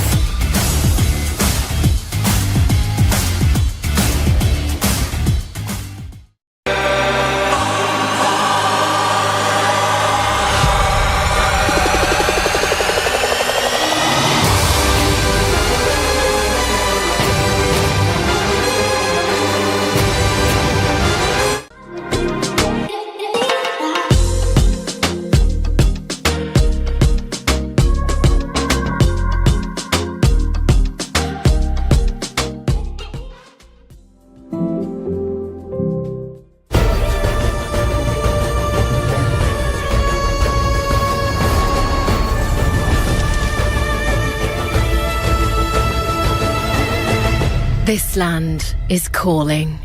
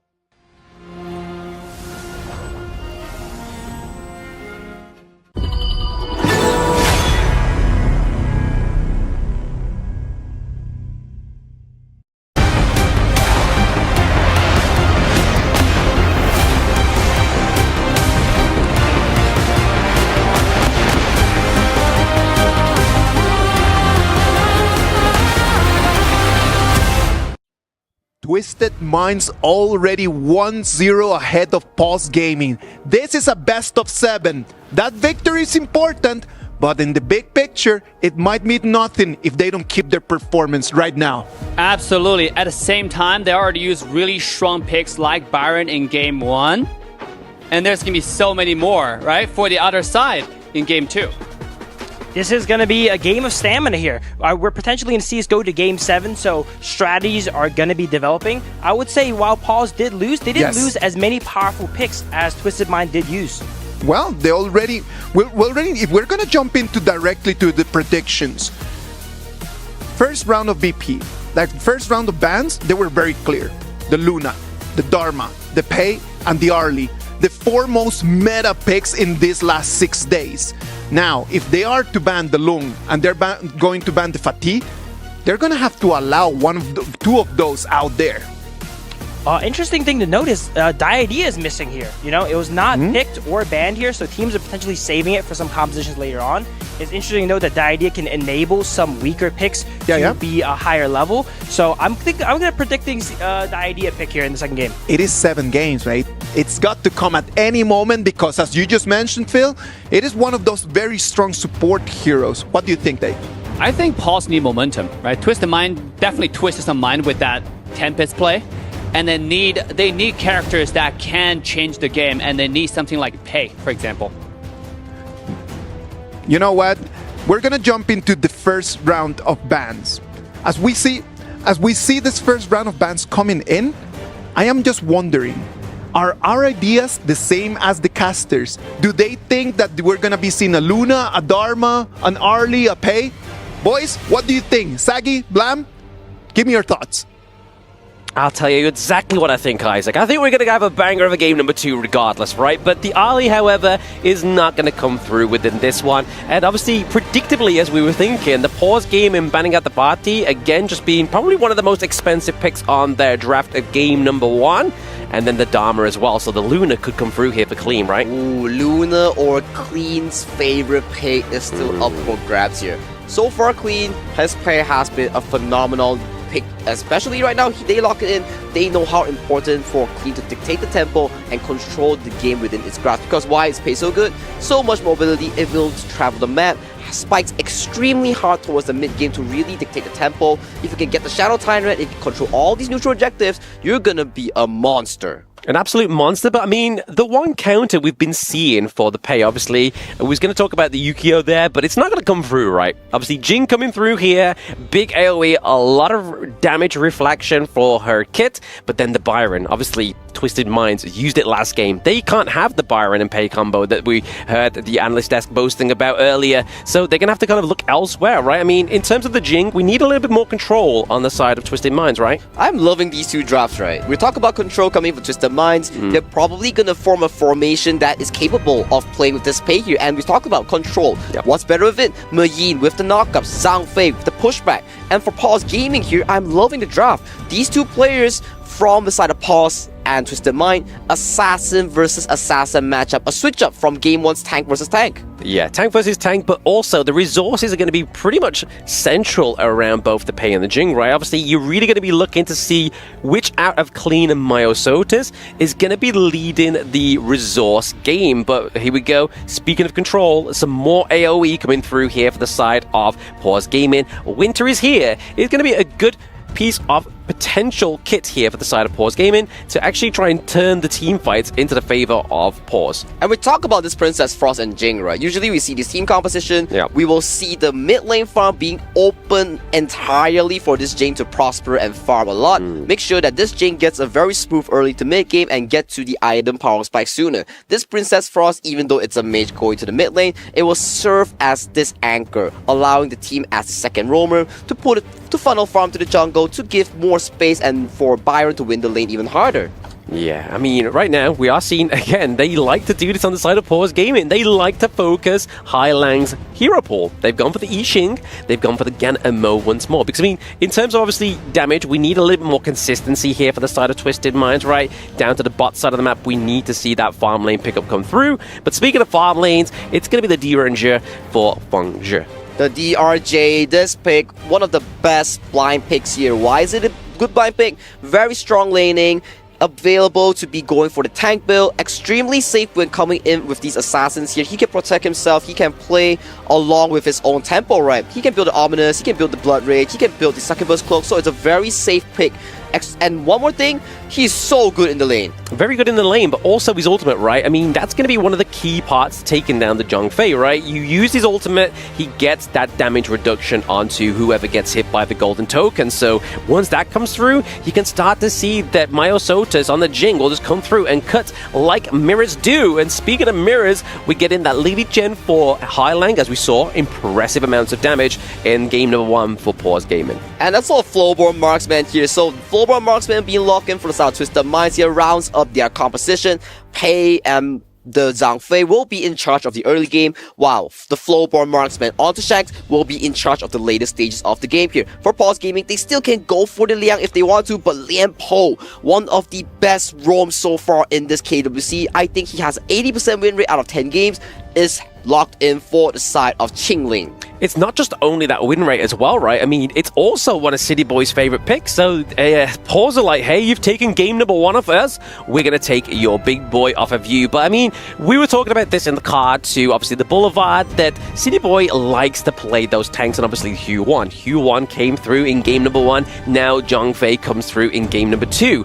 Is it going to become a little bit more of a problem if they get to game 4 and they're kind of just like, the deuces, bro? Like, who do we go for? Yeah, who do we go for? My draft is so down the drain, but that's the beauty. That's the amazing part about Global Ban pick here. The games will not always be the same picks of heroes. It will always comes out interesting because it forces players and the coaching staff to adapt to certain situations and to adapt and evolve as the draft goes on, especially towards Game 6. Especially towards Game 6. It's going to be hard for both of these two teams, but I feel like they're just definitely more focused in the moment, right? This is game number 2.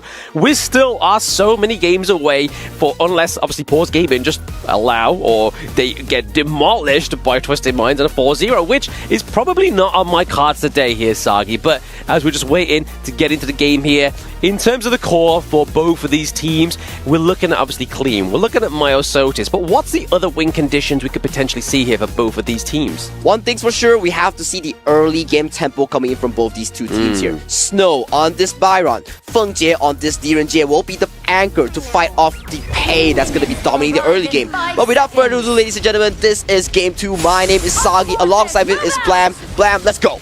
Let's go indeed. So Twisted Minds already having that momentum for game number 1 victory. Is it going to be enough then to get into game number 2 and just carry on that same winning strategy right now? But Clean was hiding in the brush there. Xingling was like, hey, bet I'm going to go and check it, because we're looking for, obviously, that level 1 invade, right? Trying to take some of the jungle camps away from your enemy's jungle. This is the important thing when you get playing against a Pei here. You know the fact that Pei has so much mobility in the early game. He's going for these invades, and you have to be standing at these bushes to make sure that your invade angle has been closed up. But Snow here gets poked a bit, but gets flashed out immediately. Gets out alive, gets taken down by Clean. I mean, we were looking for that invade into the jungle, but was we expecting a first blood to be the case? I mean, that's going to be a little bit of a juicy gold lead there going over for Twisted Minds, because with first blood, you get that Brucey bonus. But at the very least here, just check out the replay here. Snow overextends a bit, gets the Storm Strike knockup, but gets punished immediately. And this is the strong point of Clean here onto this Pei. This hero, so much damage potential in the early game here. Just check out this normal combo here. You can alternate between human form where you're ranged, and when you're in the tiger form, the tiger stance, you have so much mobility. You can be leaping onto your enemies with no harm. With no harm indeed. I mean, definitely going to be the takedown there. What you're looking for is going to be in that tiger form. So those below, look below on the screen. If you're looking to pick up the Pei, that's how you play. But nonetheless, we're looking at this game right here. Obviously, game number 2, we're looking around about 400 gold lead for Twisted Minds at this moment in time. Already just trying to slow down the early game aggression here for Twisted Minds. Xingling playing very well, kind of just baiting a lot of those skills over to the Lian Po. That's the job of a roamer. You want to be opening up the map, providing information. Who is at where, who has shown onto the map, and what better way to do it is Qingling onto this Lian Po, City Boy onto this Zhang Fei. They're fighting for the river control right now. They are fighting for the river control. I mean, they're just fighting for anything, any kind of lead that they could get in the early game right now. It's definitely what they're just trying to look and go in for. But as you can see below, if you do follow us on Honor of Kings Esports, HOK, at HOK Esports, tag your favorite teams and stand with a chance to win some rewards. I mean, one of them's 1,000 tokens as well, right? 1,000 tokens, bunch of tokens, but hang on a minute though, as a Flash is being forced out by Highland here as he has to escape. But damn, 1,000 tokens there gets you a lot of skin, minimum epic skin here, Blam. I mean, not only the Flash, right? The Destructive Deluge is now gone. So now they're going to get the dive on here onto 90, or even potentially Highland. We do see the Winter is here, come through. It's going to claim the life of Highland. So not already having a solid early game, it's going to be that mid lane. Once again, Paul SG. Yup, they fell first blood last game. Same situation again, they fight back hard, punishing Highland for not having the Flash right here. For the side of Clean, he's doing an extremely good job to make sure that this Jane does not get out of control here, but as we talk about during the drafting phase, this mid wave for both these two mid lanes coming to this game, they're not going to be touching it. All this gold is going to be funneled towards the carry jungle. Yeah, exactly that, right? I mean, these mid lane mages, they don't need it. They just need to get to level 4, get their ultimate like they both have, and then just use that as either great CC or just use it for, obviously, high lane to do a lot of damage into these potential team fights. But we're only just getting into the 4-minute mark. We are already 2 kills onto the board. A little bit more action-packed than the first game, but going into the wrong brush here. It's going to be 90. He gets hit with the Storm Strike. He gets hit with the Winters here as well. That was so beautiful coming in from Snow and Xiaoyang. The combo was orchestrated perfectly. Storm Strike knock up into the freezing prison, immediately locking up 90. We know Mayin has a lot of CC immunity, has a lot of mobility, but what are you going to do about that? We can't react at all. Yeah, I mean, when you get slowed, it's going to be hard for you to get out of those fights when you are Mayin, right? But already, Pause Gaming looking to put a little bit of pressure down into the bot side of the map, looking to try and secure that Tyrant. Again, this is going to be a lot of damage for the side of Pause Gaming. And this is the prize Tyrant, right? It allows you to be pushing out these waves even faster, gives that extra electric zap for your team, and look at Shanks right now. Winter is here, zones in off from the turret here, and pushing forward is the CD key, and that's what Pause Gaming is doing right now. They are trying to push forward here, but the Unbridled Light Burst is actually going to catch Feng Jie. Not only that, but Highland gets the knock up there as well. Good Night if getting taken down here. He's able to get serious and get out alive. But right now, can Xingling do the same here? Both teams trading blow for blow here, but Twisted Mind comes out on top here. Feng Jie once again gets punished hard, and Beautiful stuff coming in from Highline. The Destructive Deluge Flash gets into his face here, and Fengjie, you do not have Flash, you get punished immediately. I mean, we were talking about this obviously in the pre-show. We've been talking about it a lot before, obviously, the playoffs. And between these two teams, the analyst desk called them out, right? Obviously, we're looking at Shanks, we're looking at Fengjie, and really, Twisted Minds are definitely focusing Fengjie within this game number 2, right? They don't want him to allow to get that kind of lead, get the itemization come through. Obviously, we see the Spark Forge dagger now, which is going to be a little bit more pressure onto the side of Twisted Minds now that Diringer has a little bit more better wave clear. I will definitely have to agree with you, but right now, look at his bot lane as so many members coming in, but Twisted Mind is pressuring onto this tower. Yes, we're getting a 4v3 potentially here. Myosotis into the backline, trying to take out Clean. He's able to try and get the kill. He claims it as well. So the slow from the Winters here was enough to take down Clean. Xiaoyang is so active onto this game.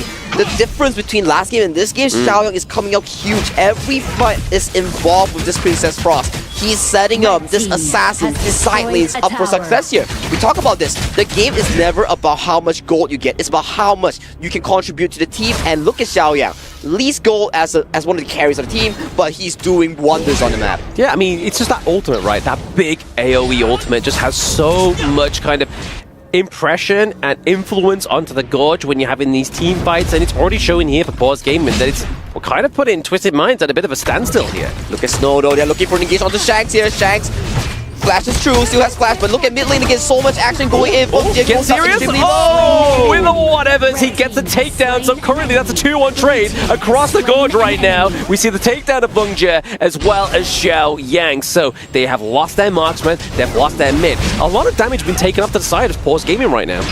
Oh, 2 members dropped here, and that might be potential of the top lane tower. That's going to be going down for the side of Twisted Minds here.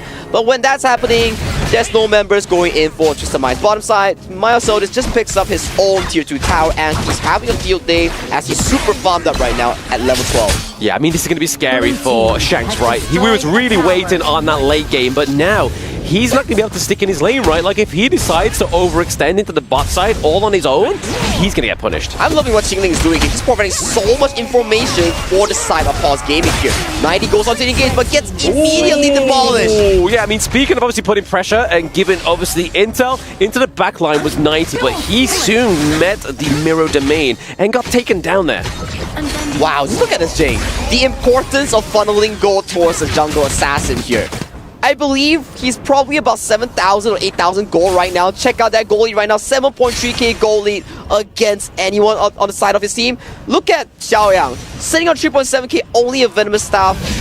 He's living his best life right here as he's making sure that this Jing is popping off. Yeah, I mean, it's all he needs, right? I mean, especially against 90's Mayin. Like, that HP regen is going to be a troublemaker if you don't have any anti-heal. And that's exactly what Xiaoyang's got. Catching the Unbridled Embers onto 2 is going to be Snow, looking very much worse for wear. But at the same time, Fengjie gets taken down in the early part of the team fight. So they don't get Snow, they get Fengjie. So that's, again, some more damage being taken off the cards here for Pause Gaming. Fengjie has been awkwardly quiet these last 2 series here. He's getting punished insanely hard. 90 once again, like you mentioned, the backline access onto this Mayin. He has had a pretty good game so far, but we have to put our focus onto this Myosotis Jing here because he is going to be looking for these backline accesses, especially on the likes of Shanks and Clean. He's going to look for that, but right now, obviously, he's just looking to create a little bit more pressure onto the top side of the map, right? I mean, we've already seen him take those T2s down to the bot side of the map. It's already going to...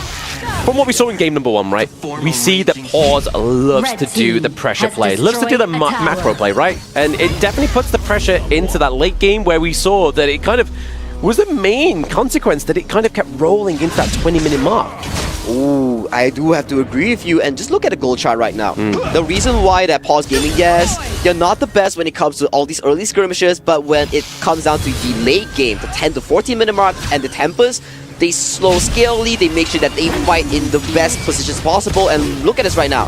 The Princess Frost using the Winters here, providing so much extra room on these wave clears. Yeah, just giving Pause Gaming, just another kind of like oxygen tank, right? Just letting them breathe, using that ultimate, not only to kind of devastate the team fights, but just to stop those minion waves. And like you were saying there, obviously 4.7k lead in the gold for the side of Xiaoyang. It's not the greatest, but it's not really what we're relying on, right? We're relying on the ultimate and just the potential, the crowd control that Princess Frost can give.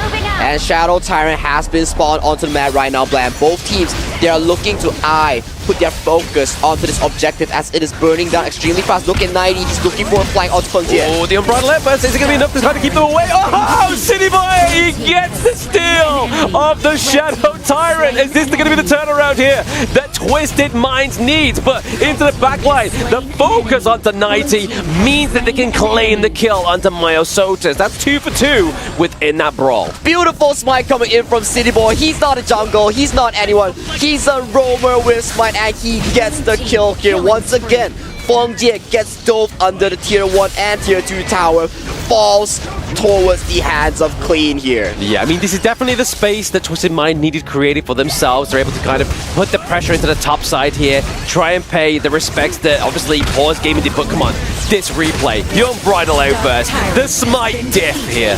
It is insanely hard to outsmite a Jing here because the mirror with this Jing's passive, it provides Jing extra smite damage there, and to be able to outsmite the Jing, that is precision coming in from City Boy. Pixel play style there for City Boy. But like we were saying, those tank picks for City Boy, and we always see that Zhang Fei likes to go for that double smite just for those correct moments, right? And they were rewarded fruitfully. Clean and City Boy definitely smite at the same time.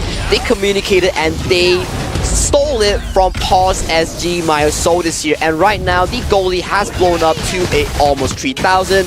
Shanks, the late game insurance of the Twisted Mind lineup, is slowly starting to scale towards fruition here. Once he hit that fortified item power spike, no one on the side of Pause can be realistic hacking this flowboard. Yeah, I mean, he's kind of like, it's like a double-edged blade, right? The fact that they focused down the bot side of the map meant that Shanks had to play more with the team, and it's kind of paying dividends here as well. Obviously, we get into level 14, it's going to get the itemization on board, and you can already see the ultimate from Flowborn Marksman is very impressive into the backline and a great wave player as well. So much poke coming in from Clean here, but Unbridled almost goes through! It does go through, and just as we were saying, the ultimate fraud, the Flowborn Marksman there, just putting pressure onto the backline before you even get in. But even so, those enhanced basic attacks for him as well. That second skill is such a crucial way to take down his T3s. He just blew Xiaoyang off the map here. Xiaoyang did not expect that he would be executed by the Unbridled Outburst. Wiz goes in, 90 goes in, but look at the engager coming from Lianpo. Yep, Shigling into the backline there, just gonna try to smash onto 2, but he's gonna be paid and with his life, and the same with Myosotis. 90 with the cleanup.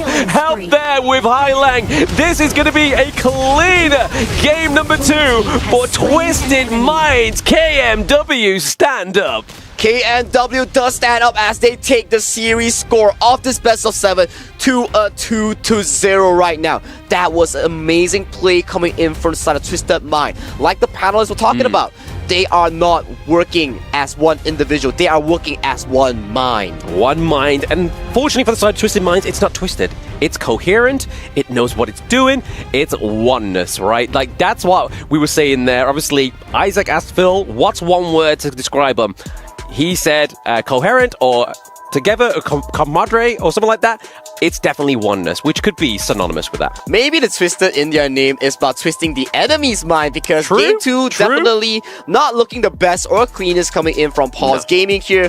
Feng Jie was really punished into this Game 2 of the series here.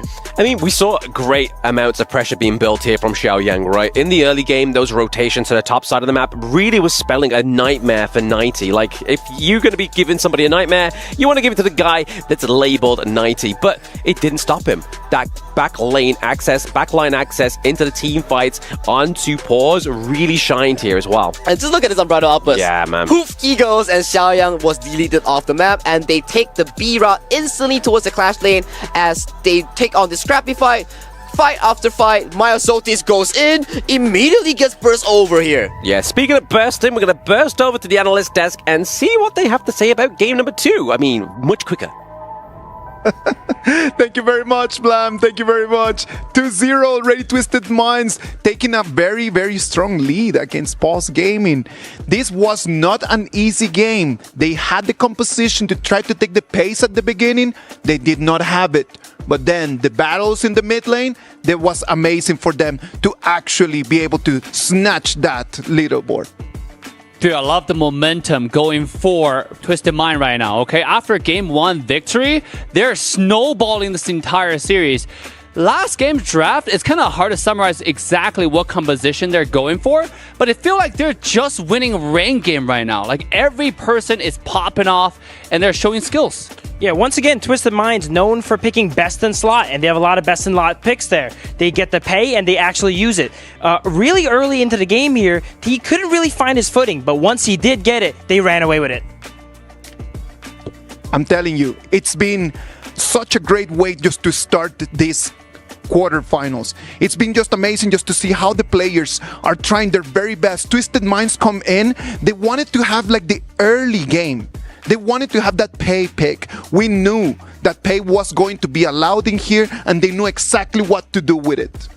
We were mentioning that Fengjie is going to be crucial to Paul's victory here. And I think in these first 2 games, he didn't quite respect, Twisted Mind there. He walked up a little bit too aggressively, and their compositions is built to shut him down. They know he's the weapon of Paul's Gaming. I agree with you, Phil, in that. Like, the truth is that Fengjie in these 2 games, it has not had the presence that we actually wanted him to have. Like, we wanted Fengjie to be a little bit more present in the first game with that Marco Polo pick. Yeah, of course, it started the very late game. But in this game, I don't know, that DRNGF did not feel like it was really commanding the lane. No, I gotta give credit to Shanks. Absolutely, Fengjie was not having the greatest game. Yeah. But another thing, it has a credit goes to the opposition, right? Because there are a lot of poke coming from Flowborn, and that's what this character is so good about. And you want to learn, by the way, Flowborn definitely a revolutionary character in Honor of Kings. If you haven't played this character, this is the time. There are already tank and marksman classes available, and this is you're seeing a master class for marksman. I knew at the beginning that I mentioned that Shanks might be the weaker end of that link, right? I talked about that. I talked about the chain. I talked about the composition. I knew that Shanks, for me, was going to be the opening. And on the other side, Shanks has proved me wrong, man. And whenever that I'm wrong, I got to admit it. And Shanks in these 2 games have really been the top dog. Shanks and Highland, great dual carry, both dropping about 25% damage each, but clear with the pay there. While his early game was not as quick as we usually see of pay, once he got moving, he never slowed down, and they actually took a really early win. We didn't even expect them to win at 12 minutes. They got a few catches. Liang Po went down, and they were able to break open the game at 12 minutes. Dude, I gotta say, this looks familiar to the previous game stats, right? You got an even out distribution for Twisted Mind, and you got a concentrated damage output and taken for Pulse Gaming. I mean, this got to be something Pulse work on next. Probably this is also their strength, because we know they work towards Fengjie, right? But I think Twisted Mind have find a solution, because everybody's leveling up. They're stepping up their games right now. I believe that Twisted Mind's playing well, but at the same time, there's one element that I do not like a lot from their mid game. I think that when they get hit the mid game, when we're around the 7-8 minutes mark, it feels like they rush it a little bit, and then they start losing fights, they start jumping in too early, and that allowed Pulse Gaming just to really like neutralize the pace that was coming in from Pei. They're definitely prone to giving back a lead a little bit. As you see in the first game, they had a massive lead, and then they kind of gave it back. But because during that time, they went ahead and they got the high grounds, they were able to keep the game going and reclaim it back. And that was able to carry that momentum into the second game, too. I think if they went ahead and lost game 1 from that shift, it would have went a lot differently in game 2, I think. Yeah, absolutely. And I want to give credit to Mei In, right? To the 90 on the Clash lane, because he has done so much work disrupting Jing in his flow of doing infinite dashes. And this character is probably one of the hardest characters to master, but if you want to look for someone who can do quad control to counter Jing, you want to learn Mei In. And there are a lot of tutorials online to master this character. It's one of the most fun characters to play in Clash Lane. Why don't you introduce that to the people at home, man? Like, what is the main thing that you need to know as a Mei In player? What is it that you need to know, what you need to master in order to be really good at Mei In? I think the number one thing for Mei In, you just have to play a lot, bro. Like, this character is a martial artist. Mind-blowing. Yes. Play a lot. What a great tip. That's a great tip, by the way. You just have to play a lot at home. Watch the Mei In tutorial that comes. We actually just dropped a video about it. You So you definitely want to watch how to combine different skill sets, the fist, the kick, and this way you can do infinite CCs. He has so much CCs. If you capture you once, he will capture you twice. And that's what makes Jinx so hard to play in this game. Now, I have a question about my Yin. Do I need to move really quickly? Do I need my fingers to really move quickly? Because my fingers cannot move at the speed that they are moving. Like, we're showing you right now in slow-mo about how they're doing the main mechanics. Like, look at that. That's the real pace. Real time is crazy. Hold up. You thought that was real time? No, I'm telling you, it is lightning. Yeah, this guy switch items so fast, Phil. And you're definitely going to need some fast fingers. Look at that. Wow, look at that. To play these characters here at the highest level here. As Dave was mentioning, Mei Yin, any character practice makes perfect, right? But Mei Yin, you definitely need a little bit extra games on. Now, Dave, I know that you played semi-professionally this game and you played to the top level as well. Talk to me. How difficult it is to really move that fast?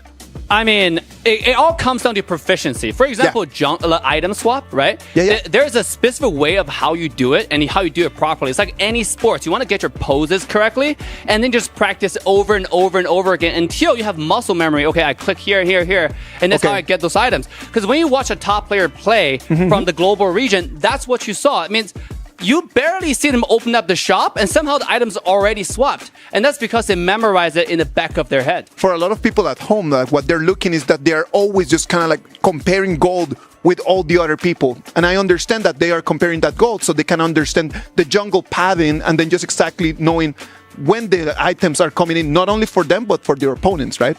It's very important to play around your power spikes and attack the enemy before they get theirs, And once you have a character like Pei, when we talk about gold, it's all about the gold differentials, right? Because Pei is going to be constantly invading. You saw that in the early game. They got the first blood. They're catching the enemy clash lane. And I think that when you play a character like that, and when you play Honor of King in general, you have to learn how to make money, bro. You have to learn how to farm around. Right? Gold is really, really important. If you have 3,000 gold ahead of your opposition, the corresponding laners that in your position, you will destroy no matter what. Sometimes you can 1v2, 1v3, and that's the power of gold. Dave, Phil, already 2-0 for Twisted Minds. What is going on with Pulse Gaming? Like, we need to start just really starting to analyze what is going on with Pulse Gaming, or is it Twisted Minds that is just too strong for them? Phil, what's your take? As I was mentioning earlier with Pulse Gaming, they really play around Fengjie, and since he can't really get online in any of these games, Twisted Minds are drafting compositions that are making it hard for him to go ahead and play, and because of that, he's not able to get online, he's not able to get ahead, and when he goes down, so does the ship. Do you think that it's because Fengjie is not having a good day, or is it because Twisted Minds has forced him into a corner? What is your take? I think it's a little bit of both. He's not really respecting the enemies as much with how he walks up. He plays a little bit reckless, I think, with some of the encounters. But also, Twisted Mind drafted compositions that makes it so that he has to play so pixel perfect to not get caught. Dave, do you have the same take, or would you say that is something different? Bro, I gotta play the devil's advocate here, okay? Go for it. I think that, we all want to root for the underdog, but I think a Twisted Mind got in the bag, all right? Because they have the momentum right now, and then obviously their name is Twisted Mind, bro. Like, they're ready. And the first two games, if anything, they have demonstrated they are the natural predator, the natural counter for someone like Pulse Gaming. Pulse Gaming played by the book, right? They have the combos mastered. They have the strategies. Where you have the Twisted Mind, they just go all over the place, right? They can pick whatever that counters you based on your choice of action. They have the swag as well. Exactly. You know what? Like, when you see the reactions, you can see like the way that they're enjoying the game. And that kind of mentality in these very high stress moments, it actually got to pay up. Oh, when Twisted Minds wins, you know they win. They make sure you absolutely know it here. They're definitely twisting the minds a bit on pause here. I feel like they're really not on their game today.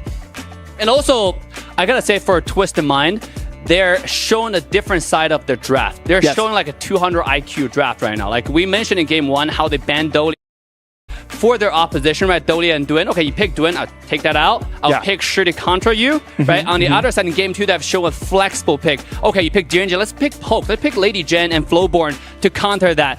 So this is a team about flexibility, about different choices and options. And I want to see game three, what they have in store for us. I am really looking forward for Game 3. I know that right now, the Amazon Arena, the tension in there, the feeling, it's gonna be so exciting.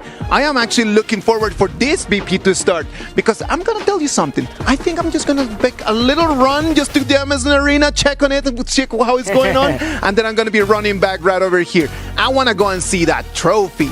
That trophy in the middle of the stage is the reason why these teams are practicing every day. They tried their very best in order to be closer to that. Twisted Minds with that 2-0 lead in a best of 7, they come into Game 3 wanting to make this a clean sweep. But you know what? Is it going to be a clean sweep? Is it going to be a Twisted Minds win? Or is it going to be a Pulse Gaming win? The people that can tell us a little bit more about that are Blam and Saggy. Blam, Saggy, take it from here. Thank you very much there, Isaac. I mean, showing your preference there for the Amazon Arena rather than the boys in the casting booth. We're literally around the corner. Come and run and give us a hug. Give us some love as we give you the Game 3 BP between Pause Gaming and Twisted Minds. Already seen very familiar bands. Ooh, familiar bands, and that's a very familiar pick as well. As Pause Gaming are like, okay, Fengjie, you got a very sloppy 1-2 game. You were really focused coming in from Twisted Minds team composition. So, this game, we are going to treat you as the president, as the prime protector that we have to protect this sole DPS here. We see this lady soon. We're going to be expecting the Ming that's going to be shortly picked up. I mean, we've saw it plenty of times for Pause Gaming, right? It's got to come through. I mean, you're not going to see Twisted Minds be like, yeah, you know what, we're going to bait away that. I mean, they've gone for a really good combo here. The analyst desk was talking about it. Twisted Minds playing that 4D chess. Who's not playing 4D chess right now is going to be Pause Gaming at this current point in time because they've let the Dune and the Dolia come through. So that's already quite a heavy combo here for the side of Twisted Minds. And I think coming in for like Game 3, Game 4, and Game 5, I do believe that Pause Gaming, they are slowly starting to show their cards here. Yeah. Game 1, Game 2, yeah, it was tough games, very close games, especially in Game 1. Game 2, they got demolished by Twisted Minds, but coming into Game 3, these cards are starting to slowly expand here. We were talking about burst as we bursted back onto the analyst desk before game number 2 post analytics. But speaking of burst, we love to see the Dolia and the Ganamo, right? I mean, you got Dolia Dune, you got Dolia and Ganamo. Dune's going to be able to give that kind of range that Ganamo needs, and then Dolia can give over that 2 times freshly forged blades, and that's going to come through and do a lot of burst damage. So if you can catch Fengjie, which they've been able to do in the past few games on this Lady Soon, it's going to be a hard one for them. And especially for Dolia, right? You can always be flexible, right? Yeah, you have the Dune, you have the Ganemo, so you can think, okay, do I want to play Protect from my Ganemo, allow him to throw out more of these freshly forged? Or do I want to play with Dune so it can be hyper aggressive, keep going in and out with the Unruly Blade? You gotta be questionable, right? I mean, it just depends on like where they are and where they're situated within the game. And number 3, right? Like, are they ahead? They're more than likely going to give the Dolia refresh over to Dune, so he's able to just do a lot of kind of engage, create a lot of space for both Shanks and Hyling within these matchups. But what they need to do on the side of Pause Gaming is obviously create a little bit more access into the backline, right? Obviously, they do have the Mayin this time around, so Snow is going to get his go on this great pick. But realistically, we're going to be looking for potentially maybe some more backline access in the form of maybe a jungle pick, right? Yeah, and Pause Gaming, they desperately need something like a frontline right now. Yeah, you have the ladies on the Ming, but if there's no one beefy enough to absorb damage from the Concert U, to absorb engages coming in from Dune, your Lady Sun is going to have an extremely bad time. Potentially, they're going to be looking for picks such as the Monkey, picks such as the Agudo to really be able to formulate this battlefield, this comfort zone for the Lady Sun and Ming on the hands of Fengjie and Qingling to be really good at these team fights. Yeah, I mean, even potentially the likes of the Orgrin, right? Like, Orgrin has not been banned. It is one of the great kind of like access into the backlines, great sustainability within the team fights, but I do want to revisit the Gonzo U pick, right? This is one of my mains. I love this pick, and I love it when the players against me in ranks go with the Ming combo, because you can have access with that Oak Ball, and it just absolutely tears them apart in the early game, but there it is, the Orgrin pickup. Orgrin and Ziya being picked up as well. We talk a bit about this Ziya pick here. Yes, he has all the CC you need, all the damage reduction, all the physical immune reduction you need. Okay, he's pretty cool. But the main gig about Ziya, it lies onto the passive. Sanctification allows one hero and yourself to level past level 15. And not only that, right, you get boosted stats, right? So if that's going to go over to, say, for example, Bung Jie on the Lady Sun, you're not only going to have the enhanced attack from the Ming, you're also going to get that boosted stat from the Suya as well, right? But Guan Yu, baby. Guan Yu here, that's definitely going to push everybody either far away or into the side of Twisted Minds. I'm excited for this Guan Yu pick because we always see Guan Yu versus Lady Sun and Ming. But we have to see execution. We talk about it on paper, yes, Guan Yu has his backline access, can really dive onto this Lady Sun and Ming. But how does he do it is the main question that he has to answer. Yeah, I mean, also is that well, right? Like, you can already see if you are Pause Gaming, you are going to be wanting to put pressure into the top side of the map so that 90 does not have the kind of like safety to go back to his lane. He's got to be a little bit more proactive on where he's going. What brush does he enter? Does he try and get some more intel that way? But for those joining in onto the stream, you can now see the team matchups right before you. And let's break it down a bit for both these two teams here. Pause Gaming, you want to make sure that the Lady Sun and Ming gets to survive in this team competition, especially against the likes of the Dun and for the side of the Guan Yu here. So your main priority is to make sure that this Lady Sun gets to be able to survive in these team fights. For the side of Twisted Mind, however, the Guan Yu and the Gan and Mo will be the key difference makers. Guan Yu, backline access. Gan and Mo, backline access in the forms of long-range bursts. Yeah, I mean, if you're Pause Gaming, you're really wanting to take the Ganemo and the Consort U off of the board early, right? Like, if you go into a team fight and those two are down, your damage, like, output for the side of Twisted Minds is gone. So really, I feel like that's kind of like the team fight winning potential here for Pause Gaming. But all questions will be answered, very soon as we get into game number 3 here. Pause Gaming going against Twisted Minds. Can Twisted Minds take that 3-0, or can we get a bit of an answer here for Pause? Come on, Pause Gaming, you gotta be getting some form of momentum here as we see early on towards this game. Maya Soldis decides to start from the Clash lane, and now, with the help of Snow, they go with the jungle and they're looking to fast clear this jungle immediately. Yeah, just obviously give a little bit of aid over to the Ogre there, just kind of give him a guiding hand onto the Gorge as such. But right now, obviously, seeing the Tiff attack here, we do see the light up your cheer, so pause up, game on, Pause Gaming to the top there. _TFN, thank you for your cheer for Pause Gaming as we hope they perform even better into this game. But coming to this game, talking about all these jungle rotations and clear, that's the beauty of Honor of Kings. That's the specialty, right? You get to plan how you want to start your clear, how you want to orchestrate your entire game plan with the likes of the jungle pick like the Ogren. You can start like from the Clash lane, from the mid lane, with the invade. All these ways are open if you have the brains to do it. If you have the brains to do it, if you have the means to do it as well, right? Like, you really want to be giving yourself over that priority. Obviously, in the early game, you don't want to allow the Ogren to be very uncontested, especially if you're Twisted Minds, right?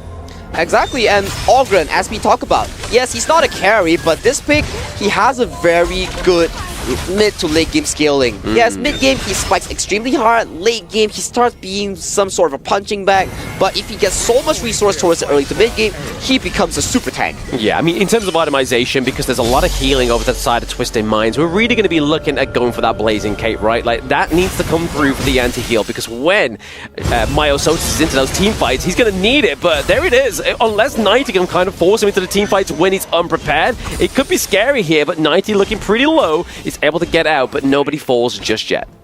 Props to Myosotis there, beautiful positioning with his path of passing, stuck himself into the wall, so there's no angle for 90 to realistically push him out. As you talk about, healing reduction is the name of the game here. We have a ton of healing coming in from both teams here. From Pause Gaming, you have Myosotis, you have Qingling, double healing coming in. From the side of Twisted Minds, you have Clean, especially, and City Boy. So these two mages will be looking to build the Venomous Staff, and the junglers will look to build the Blazing Cape. Yeah, I mean, right now, you can already see what Pause Gaming is looking to go for, right? They've gone for the same kind of approach within Game 1 and Game number 2, but look at Game number 3, right? I mean, this is pre-4-minute mark. The shielding on the turrets is still available, and Pause has already done a lot of devastating damage down to the bot side, so once that, that 4th minute comes up, they can just roll through, take that down with ease. Oh yeah, and look at the gold lead right now for the side of Pause Gaming here. Short of 3 minutes, 600 healthy gold lead already thanks to the laning phase here, so that's a small dub coming in from Pause Gaming here. But as you mentioned here, 4 minutes, the first time around, we might see a full-blown on fight by both these two teams as they really want to cement themselves with the strong early game that they are drafting right now. Yeah, they definitely need it. They need that neutral objective, that boost in damage to come through for either of these teams. And the goal lead for once in the early game is going up to Pause, right? Like, that's definitely maybe the winds of change shifting here for Pause.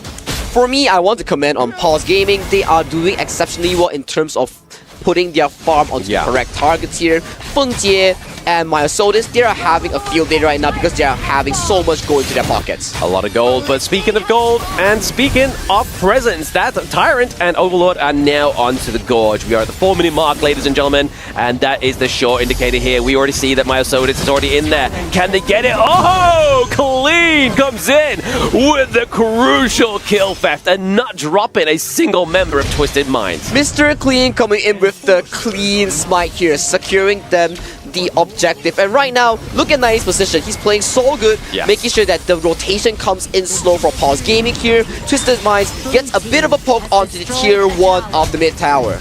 Yeah, I mean, they weren't able to get the T1 in the mid tower, but down to the bot side, Pause, like we were saying like moments ago, that's exactly where it was. But where it was the ultimate shell straight onto Hailang's face. Ooh, Feng Jie with the ultimate flash here. The shell immediately towards Shanks' face. Knows for a fact that, hey, Shanks, you do not have the spell 2. The Winds of Blessing here, just look at it. It has been expended here. He knows that's extremely low. Ultimate flash snipes Shanks. Yeah, straight to the face. I mean, that's definitely what you want to be when you are Twisted Minds. Already looking like a dominant early game this far. Yes, they lost the Tyrant, but that was kind of like the dare to fight, right? They was like, you know what? We've lost one objective. We need to go for that T1 in the mid lane. But dare to fight is going to be your CD key to get you some Honor Pass experience. Check out your community tab at your settings. Click the CD key and you can redeem that and get some free goodies here. And Myosotis, my friend here, dropping a bit low, has to burn the ultimate as he escapes from danger. Yeah, I mean, we talked about refresh and redeem, but it was going to be the Unruly Blade that gets redeemed onto the side of Twisted Minds, right? But already we're seeing here that gold lead is slipping away. Wow, 6 minutes in with almost a 3,000 gold lead here.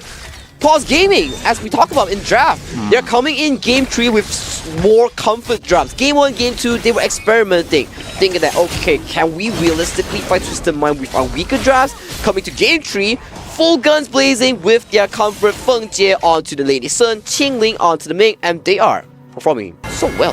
Performing very well. I mean, yes, they got 2 kills onto the board as well. It's not like they've gone kind of like crazy with the kills, right? They're definitely just putting the pressure into these lanes, but they're setting it up so nicely. Like the mid lane, that got taken down thanks to a team fight, and obviously same goes down to the bot side of the map. But speaking of team fights here, we are getting a lot of damage onto Clean already. He's been able to get out with very little health. So we're seeing that the damage is already too much for the side of Twisted Minds, but it is going to be the damage from Console U. Shanks getting the kill onto Myosotis. Myosotis there, a bit of an over-aggression as he takes too much tower damage. Ooh, the blades here securing the Crimson Golem from the side of Hailang. And with that, ladies and gentlemen, that screen there, we saw Venom Staff has been purchased as well. A very important item to really reduce healing, especially from Myosotis and Queen on these jungle battle tanks. Yeah, I mean, it's definitely going to be the difference maker within these team fights, because it's already making a bit of a difference here for Pause, especially being able to run down Clean at this point in time. But now, the Twisted Mind starts to build the likes of the Venomous Staff. It's going to become a more of an apparent issue for Pause, but still, that gold lead, even though they took the face, they took the GPM for Myosotis off the board for a brief moment, they're still ahead by around about 3k gold. And look at the gold that's been funneled to Feng Jie right now. 6.3k against these 4.8k that Shang is holding right now. So much resources. We just saw on our screens. Crimson, Azure, everything going over to Feng Jie's pocket right now. Speaking of pockets, I mean, they were able to claim the Azure Golem there from the side of Twisted Minds, and look at the claim 90 as well. Oh, okay. Oh, the Rolling Raid came through. It was going to be the clean hit that was going to get 90 there, but they take the T2 as well. So Pause, pull it in that pressure on thick. We were thinking that coming in from Game 1 and Game 2, Feng Jie didn't have the best performance. No. But Game 3, that didn't affect his confidence at any time at all. Look at him. He's playing around the battlefield with so much precision right now. Playing very well position-wise. Playing very well in his positioning within the team fights as well, right? Like, he's not got caught out just yet. Exactly, and even if he's getting caught out, his reaction speed is so on point there. One small second of a difference there, he would be caught out immediately. Get caught out immediately. Could be the case there for Bungjie, but he gets right out of the team fight. He gets the T2. It's like, guys, I've done my job. I'm going to go and get the next one. So this is, like you were saying, Sagi, a definitely different version of Bungjie that we're getting right now. He's playing very aggressive, not only in the team fights, but in the macro playstyle, securing T2s left, right, and center. And talk about securing, Xiaoyang has secured level 15, and you know for a fact that the passive of the Ziya goes onto the main boy, the primary carry, which is Feng Jie right now. He has been blessed, and he can level over level 15. It's a problem as well, right? Like, 90 hasn't had the greatest early game. Guan Yu being punished in the early game meant that his lane gets taken down, doesn't able to get through. A great flash there from Jingling, because that was a couple of fresh blades coming through that could have been the takedown. But speaking of takedown, Clean goes down early. The Tyrant gets taken down by Bungjie. City Boy goes next. Then 90. The dominoes are falling for the side of Twisted Minds. Dominoes are falling 9 minutes 40 seconds onto the clock here. If Pause can realistically zone out Highland from accessing this wave, they might be going for the end game-winning push. But scrap that, they burst into Highland and they take game 3 below 10 minutes here, Blam. Ooh-wee! I mean, we had what? A 25-minute game, almost 26 minutes. Game number 2 was around about 12 minutes.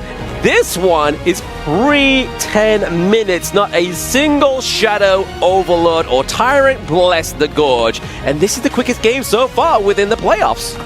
Talking about comfort here, Bam. Pause Gaming, they were like, game 1, game 2, testing grounds. Alright, game 3, boys, we gotta get serious. Bring out our comfort draft, the Lady Sun, the Ming, and they really powered up big. They powered up big, but I mean, it's going back to the same story that we were visiting in game number 1, right? It's after game number 1, we knew that Shanks' picks is slowly going to start to become a little bit more accessible. He only died twice, but didn't really have the impact that was really hoping for with his Consort U. Same with 90 on the Guan Yu as well. But let's check out more feedback from our amazing analyst deck. Analyst deck, take it away. Thank you very much, Sagi. It was a short one. That was quick. Not even 10 minutes. And then we are right now 2-1 for Twisted Minds. Pause Gaming. Kind of like making a statement in there, isn't it, Phil? For sure. We were having talks that, wow, maybe potentially Twisted can take this 4-0 because we saw the momentum shifting that way. Pause Gaming shut those talks off instantly, under 10-minute game. No, I think Isaac was onto something when he said this is going to be a 2-1 after the draft finished. And his prediction was absolutely correct, right? Like, of course, the draft has spoken for itself. The Lady Swim plus Ming combo was insane. The problem in here is this, and then this is just for everyone at home, just to understand how do we read the BP. So, number 1, we read the bans, and then after we know the bans, exactly the same set of bans as they had in game 1. Luna, Dharma, Pei, and Arlie. Same things out. Now, first pick for Pause is Lady Sun. It goes to the other side, and they reply with the Dun and Dahlia. Immediately allows the Ming and Lady Sun. You know that Feng Jie is going to be unstoppable. Unstoppable completely. That was the first part of it. The second part of it comes down to, okay, they have Ziya, they have Ogren, they have very strong heroes that can not only deal damage, but they can slow down. And in the moment that I saw the Guan Yu pick on the other side, I know that Twisted Minds is playing to 7 games. You cannot win every single one of them. Nobody plays to lose. This is super important. But a lot of times, you cannot play every single game with your most expensive, most costly heroes. Absolutely. And I think Pause Gaming, they were a little bit kind of frustrated in that draft. We've seen these first 2 games, they strategize around giving Feng Jie the later option picks so he pick the best tools for the job. But they're realizing here, game 3, they're never going to give us those tools. We're just going to go ahead and lock in the Lady Sun and the Ming early, and whatever we get, we'll play against it. That's their signature combo. Phil, I'm going to re-emphasize that part. Like, it's a best of 7. It is not best of 3. It's not best of 5. You need to think about, how do I win 4 games? If I cannot win 4-0, and I know that sometimes I'm not going to be victorious, what do I give to the other side? And they decided just to take this one to the chin, and Pause Gaming just won the whole game from the BP, Dave. No, absolutely. Guan Yu, we thought it was a good pick because there's not so much CC that can stop him. But Mei Yin showed us something completely different, right? Yeah. Snow for sure outplayed in this game. And as you mentioned, I think Twisted Mind have something in mind for strategy-wise. Not use all the best of the best characters. At the same time, we got to give credit to Pause. They banned Elaine away. So to make sure that you don't have the Dolia-Elaine combo to dive onto Lady Sun. So, I mean, this is... So I think both sides have drafted pretty well, but Pause definitely stepped it up in this specific game. I want to say that this has been 3 games already, and we have seen every single game a different characteristic. In the first game, it was about throwing hands. Just throw hands, punches. Whoever that hits the hardest is going to win. Amazing. Second one, it was a matter of pace. It was a matter of just understanding the early game and then just winning into the one fight that was important and just push through. And you know what? This third game was a matter of understanding we're not playing best of 3, we're not playing best of 5, we're playing best of 7. And I gotta highlight the Lady Sun plus Ming combo. If you're new to Honor of Kings, and a lot of you guys watching, try this out, okay? Ming can enhance Lady Sun so much. You saw in the base, in the fountain, he one-shot a gunmo in the fountain. That's Boom! One auto attack, one skill 2, one auto attack, it's over, okay? This combo has been like the most OG combo in Honor of Kings, and it still is really effective right now. And this is why Pause Gaming is so fun to watch. They have these combos that you can go out on your own, grab a friend and try, and it will succeed. It will succeed in tournament, and it will succeed in your ranked games. A great composition, Lady Sun plus Ming. It is already gone for Pause Gaming, and that's going to be an option that Twisted Minds might want to think about if they want to put City Boy and Shanks on that. Yeah, and I also gotta give credit to the mid lane, to the Ziya pick, right? This is a support mage, actually. So if you think about it, look at the stats just now. There are about like 40% damage alone from Lady Sun, right? Because every single damage, every single farm is funneled onto Fengjie. So let's take a look at global ban pick. What a graphic. Yeah, I think Twisted Minds here, as Isaac kind of alluded to here, had a pretty economical draft. No one plays to lose, but they're saying, hey, if we cannot win every game, let's go ahead and draft a composition where we have a shot, but we're not going to put all our eggs in one basket here. We know we're against Pause Gaming's signature composition here. If there was a game to try out the more, unconventional combinations here and use these more unconventional picks, this would be the one. I'm telling you, right now, as we just saw right over there, what has been banned, what has been picked, there's still a lot of meta heroes that are out there. You cannot just keep the same heroes in the ban all the time. I'm telling you, they need to be able to come out and show us a little bit of what the people are wanting to see at home. I really want to touch base on, again, Diadea. It seems like both teams have a gentleman's agreement. Guys, we're not going to pick it. We're not going to ban it. No one likes her. Let's just forget about her, okay? And we go on with our drafts. By the way, Diadea is one of the strongest support, especially when you pair that with Ogron. And this is the tool that's available for Twisted Mind in the next series, right? You also got some great combos. Like, for example, Liang and Zhao Jun, that's another combo that they have up in their sleeves. You also have some mods, the poke combo that they can utilize as well. So there are different options, like you said, Isaac, that they're saving up for the next few games to win this entire series. This is the beauty about best of 7. For everyone who's living their first best of 7, welcome to Real Honor of Kings. What about if we go and take a little break? We're going to come back right after this short break with game number 4.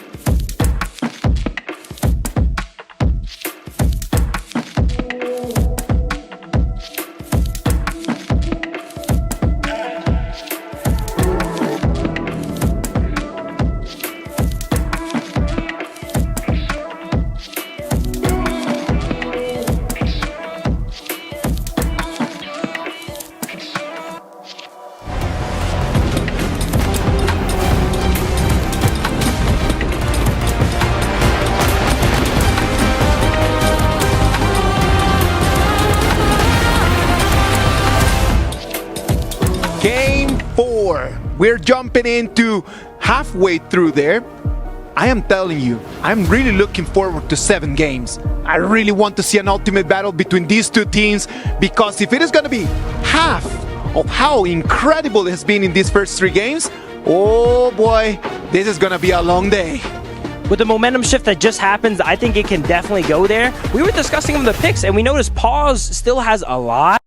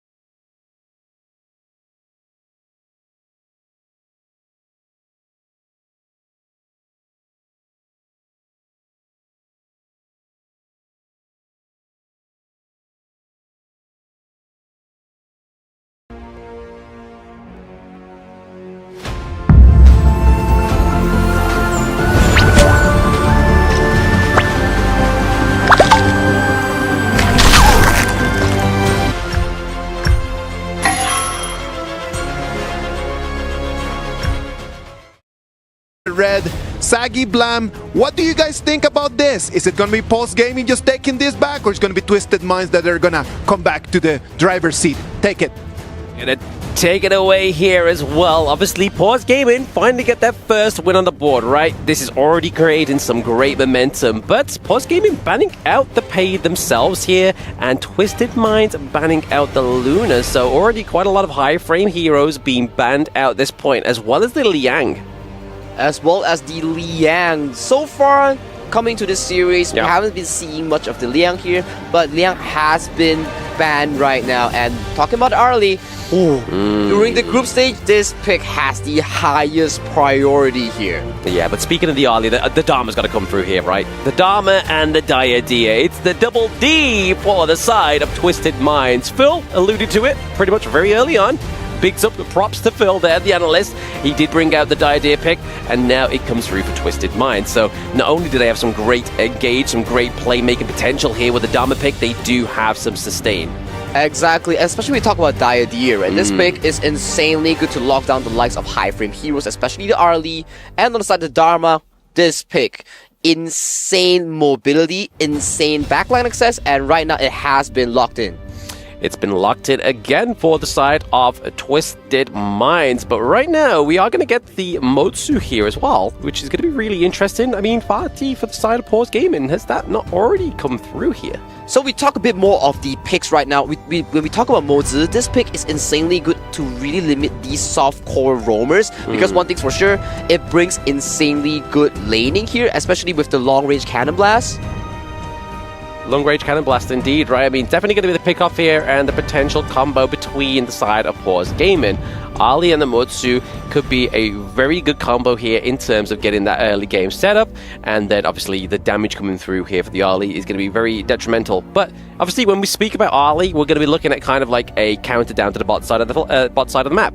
Could we be looking at something like the Chano, right? The Chano is exceptionally good against the Ali in terms of the laning phase, but we gotta think about one thing as well. We cannot be only thinking about the laning phase, because there is so much backline access coming in from the Fatih, coming in from the Mozi. If you get caught by one spell, you're gonna be exploded almost immediately. Almost exploded immediately. That could be the case, right? A lot of burst damage for the side of Pause Gaming, but now, obviously, potential here of the Flowborn tank could come through, but the newer ban as well, a lot of focus onto that mid lane pickup, right? There is so much coming through here. The Nua, the Princess Frost, as well as obviously the Dachao, and there it is. They call out the Chano pick, and it's going to get banned out here for the side of Pause Gaming, so already we're going to have to look somewhere else for a counter of the Ali.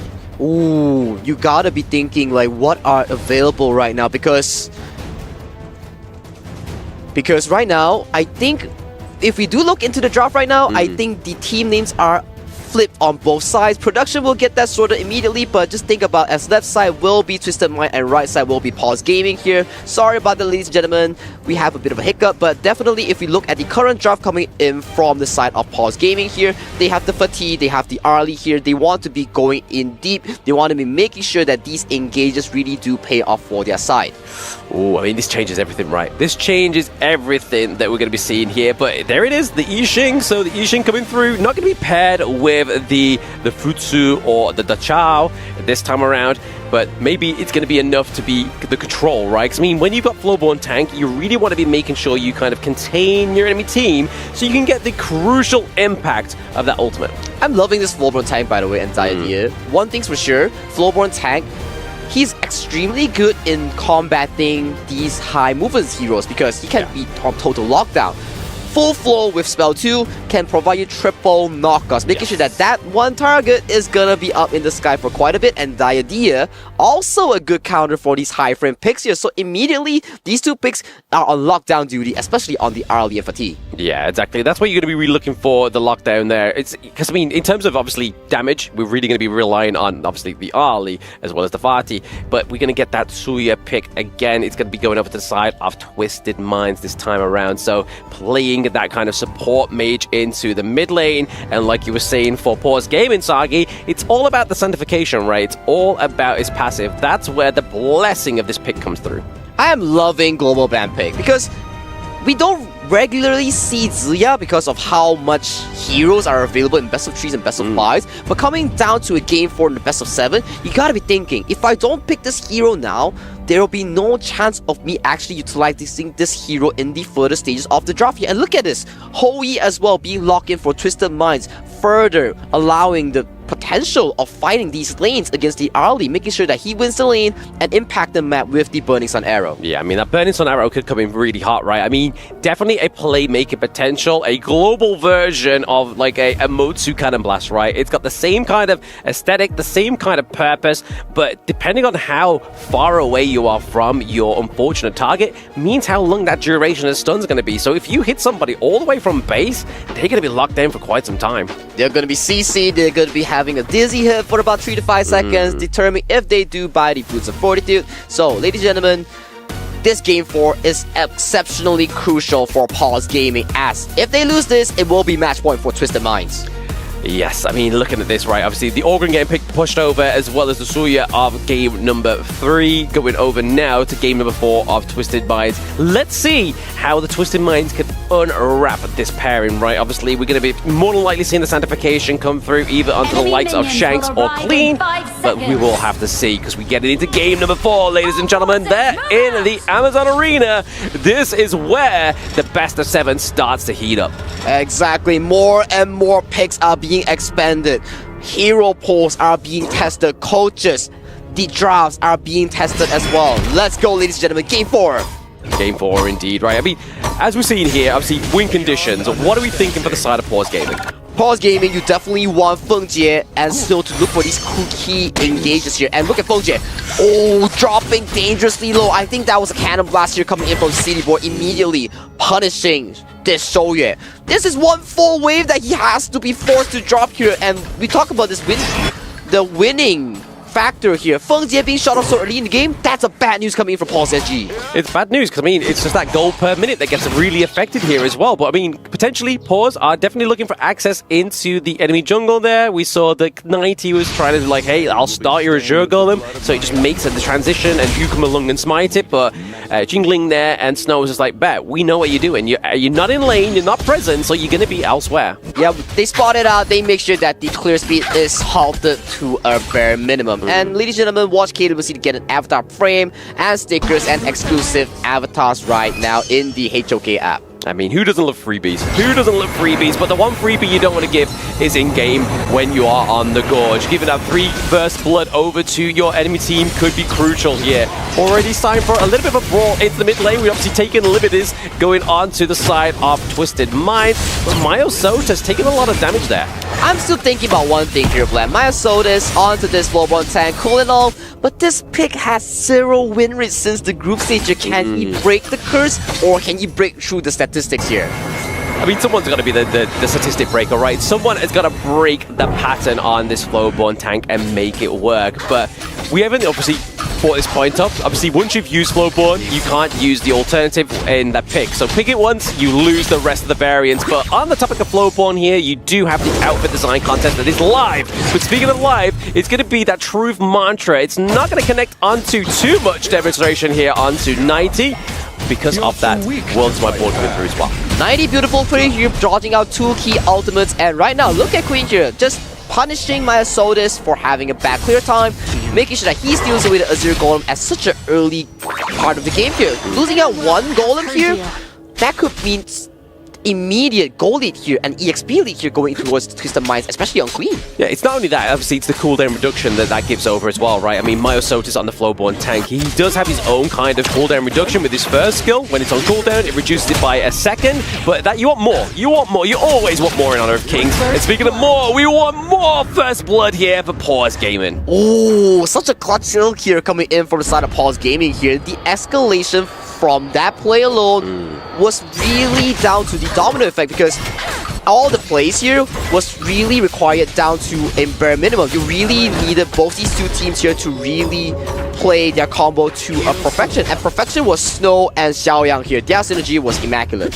Very immaculate indeed. We're trying to get these two teams on the board right now because both of them are looking to try and just cement that gold lead, right? Obviously, last game, Pause Gaming for the first time was able to get it, but now we are seeing potentially a takedown here. The thing inside the box is going to lock down Jingling enough for Twisted Minds to get that kill.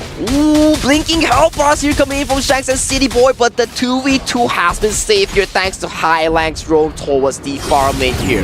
4 minutes on the clock right now. We do not have Qingling on the map onto this Diadea, but we are starting to see rotations here coming in from Snow as they really want to fight for this Tyrant control. They really want to go for it, right? I mean, in terms of the extra damage here for Pause, it could do dreams in turning this around, right? I mean, kills across the board, not much, but being able to take a few team fights with extra damage is really going to help Pause here. They claim the Tyrant, Myosotis getting that smite there.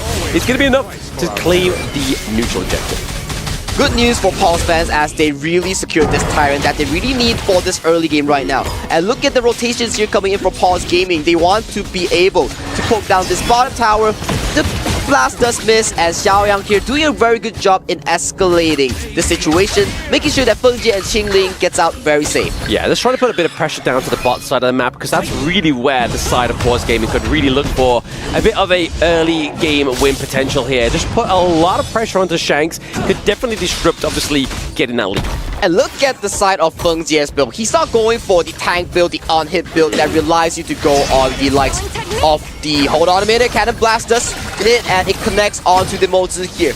A shake of an ultimate and a spell here coming in from both teams here.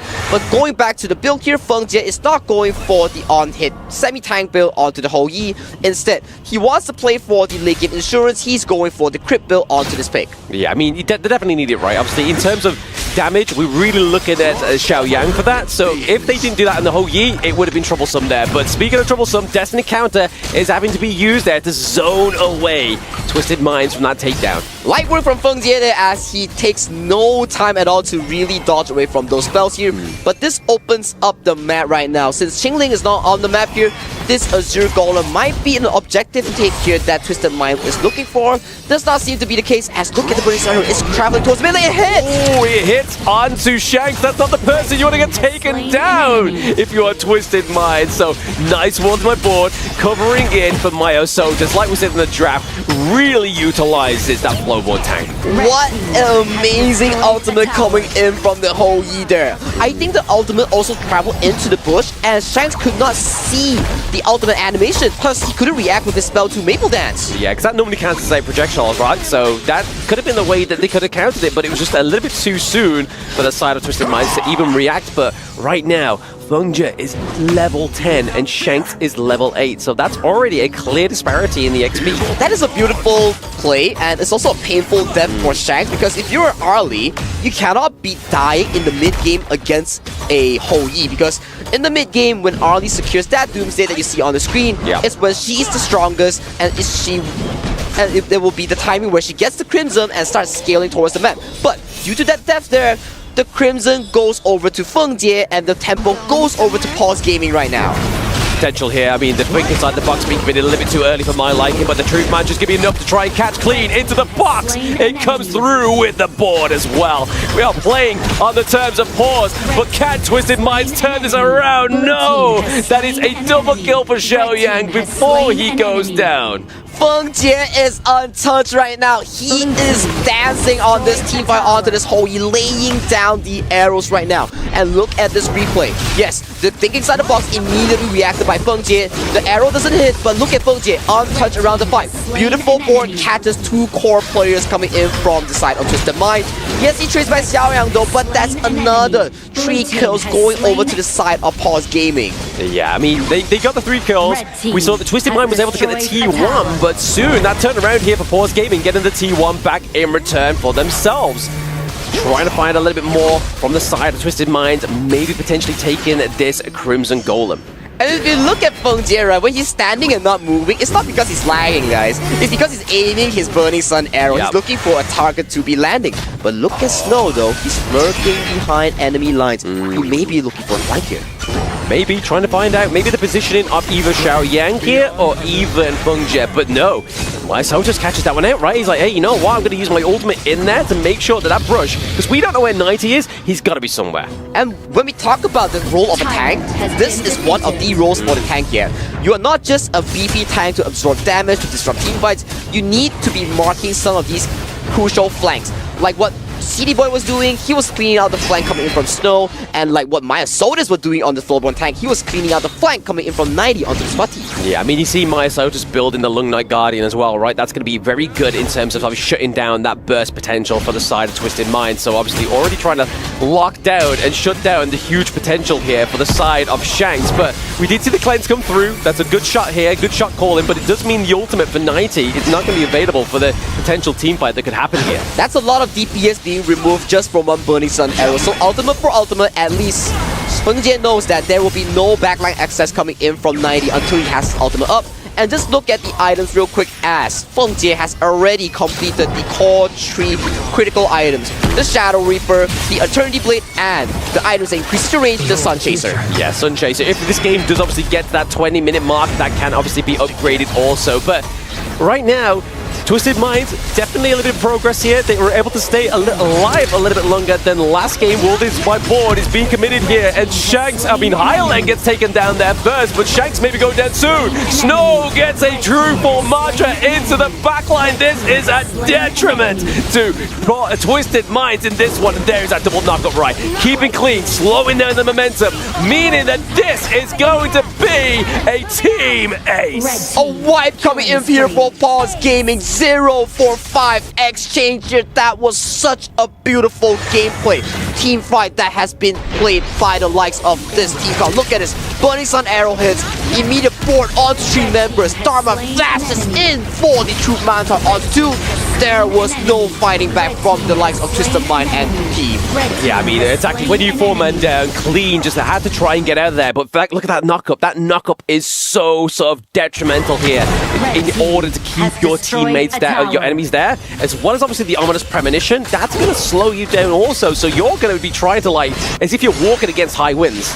Right now, we're seeing one thing for sure, right? Game 2, Game 1, it was just Twisted Mind having the upper hand here. Coming in Game 3 and Game 4, Pause woke up and immediately looked at the goal chart. Feng Jie, Snow, and Maya Soul, there's 3 members, the core members of Pause Gaming. They are rocking the goal lead right now. They are rocking the goal lead. The side lanes and the jungle are definitely where that resources needs to go, right? I mean, because Xiaoyang on this I Ching is just really relying on that passive for that hero to get that damage come through. The Burning Sun arrow connects onto Clean. Are they going to capitalize on this? They got to be careful. A small poke goes forward, Clean drops down to a half HP. What? Look at the damage coming in from Feng Jie. The boxes, the fists are so oppressive here for the side of Pause Gaming. I mean, T2 takedown in the mid, T2 takedown into the bot side of the map. They're looking for some more. They are not able to be tanking these arrows coming in from Feng Jie. The arrows coming, damage coming, and look at that, another arrow. But that's what we talked about, the R-League. If he can see it, he can react to it. So, props to Shanks. They at least slow down the engage coming in for the side of Pause Gaming. But still, Beautiful stuff here coming in from Pause Gaming. How they orchestrate the fight. Start with the arrow. If the arrow connects, we see a board. A board locks a field. Then we see Snow coming in for the punches. Yeah, it's just control upon control upon control, and then it's just down to Xiaoyang and Fengjie to do the damage, and they are doing it so well. 417 KDA here for Xiaoyang, and then 206 for the side of Fengjie. So just playing, using those burning sun arrows to set up those team fights so beautifully. And his build is so good when it skills towards the late game. He shreds tanks like they are paper right now. Clean and naive, unless they can fight a backline engage. If not, Feng just is going to be shooting down all these arrows here. Yeah, exactly. I mean, that's a good thing about Hou Yi, right? Like, he is just there. He promotes just smashing the heck out of your basic attack button, right? Like, you're just tapping the way out of that. Obviously, the slow from the second skill as well. Really oppressive for the side of Pause. But we have minion waves crashing in. Can we get some T3s? Can we get some T3s here as Feng Jie? The arrow doesn't connect, but he is haunting down this tier 3. Top tier 3 goes down. The sole surviving tier 3 of the mid lane is the final tier 3 of Twisted Mind in this game 4. Yeah, I mean, they got to be careful right here. The way that Twisted Mind plays this defense is absolutely crucial for them staying alive in this game number 4, because we have Vanguards coming through. It's going to be hard to defend the base as well as that high ground turret. Exactly, they will have to put their focus onto the Shadow Vanguard that's crashing towards the top side. So this mid lane will have to go down, and look at the engage, it's escalating right now. It's escalating because that board is now onto the gorge, and onto the gorge, into the backline is 90. Can he be the saving grace with that ultimate? He gets 1, he gets 2, but still, it's Twisted Minds that is going down. Pause with the Vanguard, come back from 2-0 to 2-2. Game 4, ladies and gentlemen, and that is Pause Gaming here, Blam. They pull back the series like you mentioned to a 2-2. We thought about it like, oh, game 1, game 2, it was really tough for Feng Jie. Could he come up when the time mattered? And boy, did he come up clutch in the series. Yeah, the Hou Yi pick came through as a statement piece, right? As a statement piece in terms of, obviously, we normally get the tankier build, right? Going for, obviously, the Boots of Fortitude to get that kind of soak onto the likes of the Ali in the early game, especially when Doomsday comes through. But he was like, nah, we're going to have that late game potential. We are going to do so much damage with this pick. And he was so on point with those burning sun arrows. He was so on point, and even losing out the first wave, the crucial wave of level 2, he still came back in the laning phase and the mid game. That crucial catch onto Shanks early in the mid lane, that really sealed the deal, especially the early to mid game that Shanks really wanted to have on this early. Yeah, I mean, we was already kind of like alluding to the difference between Shanks and Fengjie when we got the, obviously, pre-game talk from Isaac and the gang over on the analyst desk, but now it's becoming apparent because in the first 2 games it was like, okay, Shanks has stepped up a little bit, but now Fengjie's like, hold my drink, boy, we're going in, we're going toe for toe now. And I'm loving Feng Jie's energy here. Game 1 and Game 2, not the best here, but his ability to bounce back into the series, that is amazing here. But we gotta hear more from our professional analysts here, so Isaac, take it away. Thank you very much, Saggy. Thank you very much. You know what? Right now, it is Twisted Minds, the ones that look like they are not in control of this Pause Gaming, with 2 very, very impressive wins. Leveled this up, and now we're the same at the beginning. It's 2-2. It is completely leveled up. They had a great start, starting 2-0, but maybe that was actually part of Pause's strategy, you know? Take it a little bit slow in the beginning, and now, once they get the momentum, they get the picks back in their favor, they take the lead. Why not? You know what? Like, maybe they just said, like, you know what? Let's just give them 2. And then after that, we can take 4 in a row, and then we can go to the hotel and just have a good rest. Right. You know, we actually talk about this full best of 7, right? Many different times now. In a 7-game series, you have to be slow and steady. You cannot throw all your hand at once, but you could just to get a momentum going. And in this particular series, you show how strategic Pause is. I mean, there are a lot of people doubting, I wonder how about Hou Yi is the pick, right? Because a lot of people doubting this character. I think like it's pretty low tier, but in competitive, Hou Yi is such a good engage tool. Sometimes when you gank the farm lane, it's really hard because the marksman doesn't have a lot of engage tool, but not Hou Yi, right? You can set it up, and you saw what happened with all the arrows. But I'm telling you something, Dave. In terms of that, I do believe that it is a competitive pick.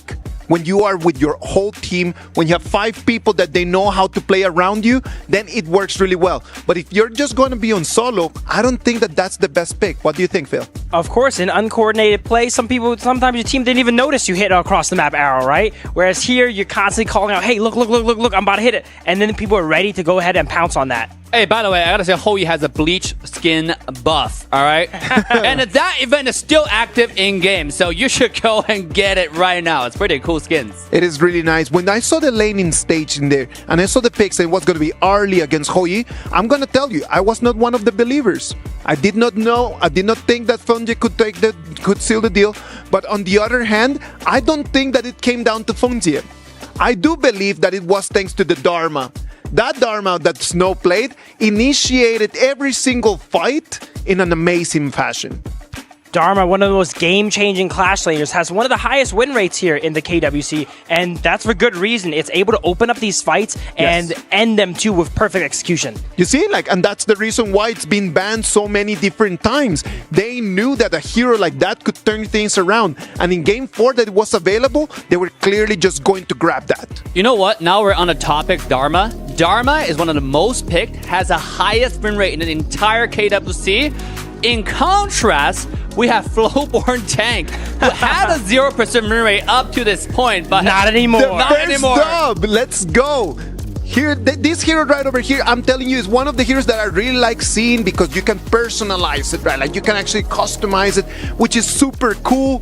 But up until right now, it's been a really tough sell. I'm telling you, it's been 6 days that I've been trying to do this, and it's just no dubs at all, only else. You know, we want to talk about Flowborn Tank, but yeah, you're absolutely right. There has to be a win. I mean, what else do you say? But look at this stats. This guy tanked like 40% damage close to it. It's absolutely insane, and he's really tanky. The thing about Flowborn Tank is not only are you tanky, you provide so much crowd controls, and that goes about the entire roster of Pulse, right? You got engaged from Hoi's ultimate, you got Yixing's ultimate, and you got Flowborn Tank just unkillable, stay in the front, constantly CCing, constantly jumping, and you have Dharma, as you mentioned. All right, now if we talk about this laning stage, we've talked about how the Hoi played really well. We talked about how the Dharma played really well.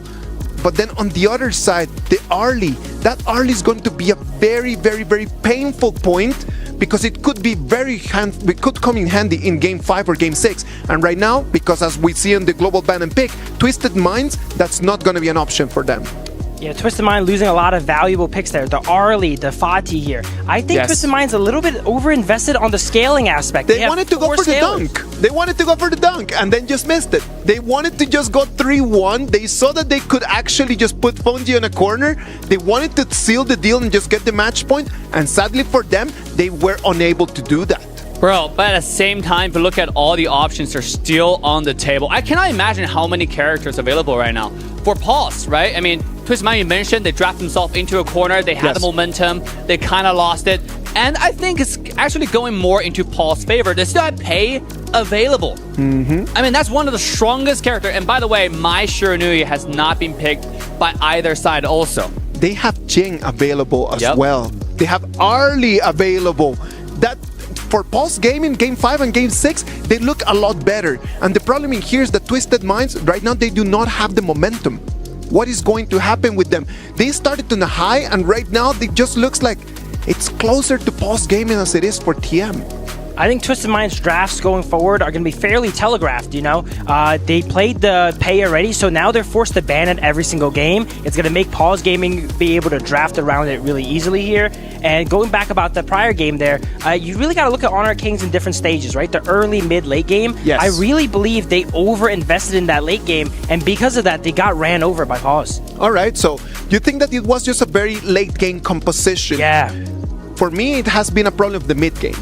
And for me, the mid-game, it has been the moment where Twisted Minds has literally not been able to really capitalize on what they have. When they had an advantage, they came to the mid-game and they cannot just let post-game level it. When they did not have the advantage, they came to the mid-game and they just let post-game snowball. They need to perfection that strategy from the 4th to the 10th minute. Yeah, you know what?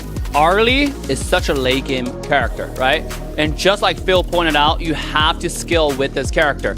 And we saw Twisted Mind engaging in too many fights before Arlie is fully built up. Got 3 item spikes. Get to what she needs to do in order to be effective. We saw Arlie constantly engaging in fights when she doesn't need to be.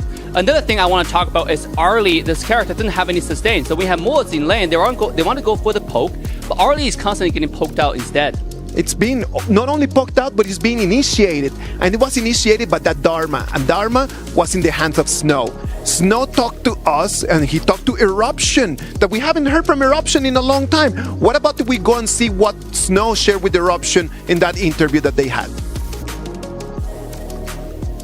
We are backstage right now before our mighty game with the one and only, I'm not going to say 90, that's his opponent, but this is Snow of Pause Gaming. So how do you feel about being here right now in the playoffs?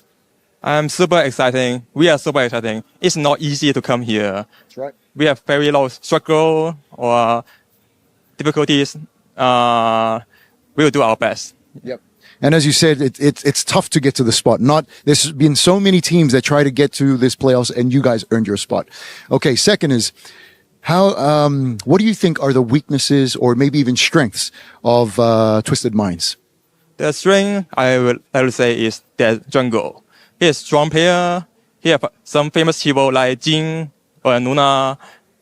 We are difficult to handle it. And the second one I would like to say is their team fight.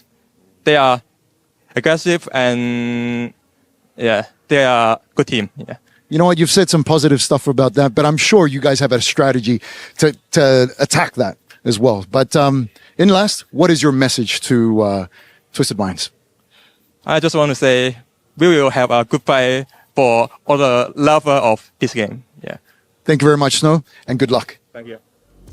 See you in the next one. A good fight for the love of honor of kings. At the end of the day, you got to remember, this is a game. And we come in, we might be right now opponents, but we're never enemies.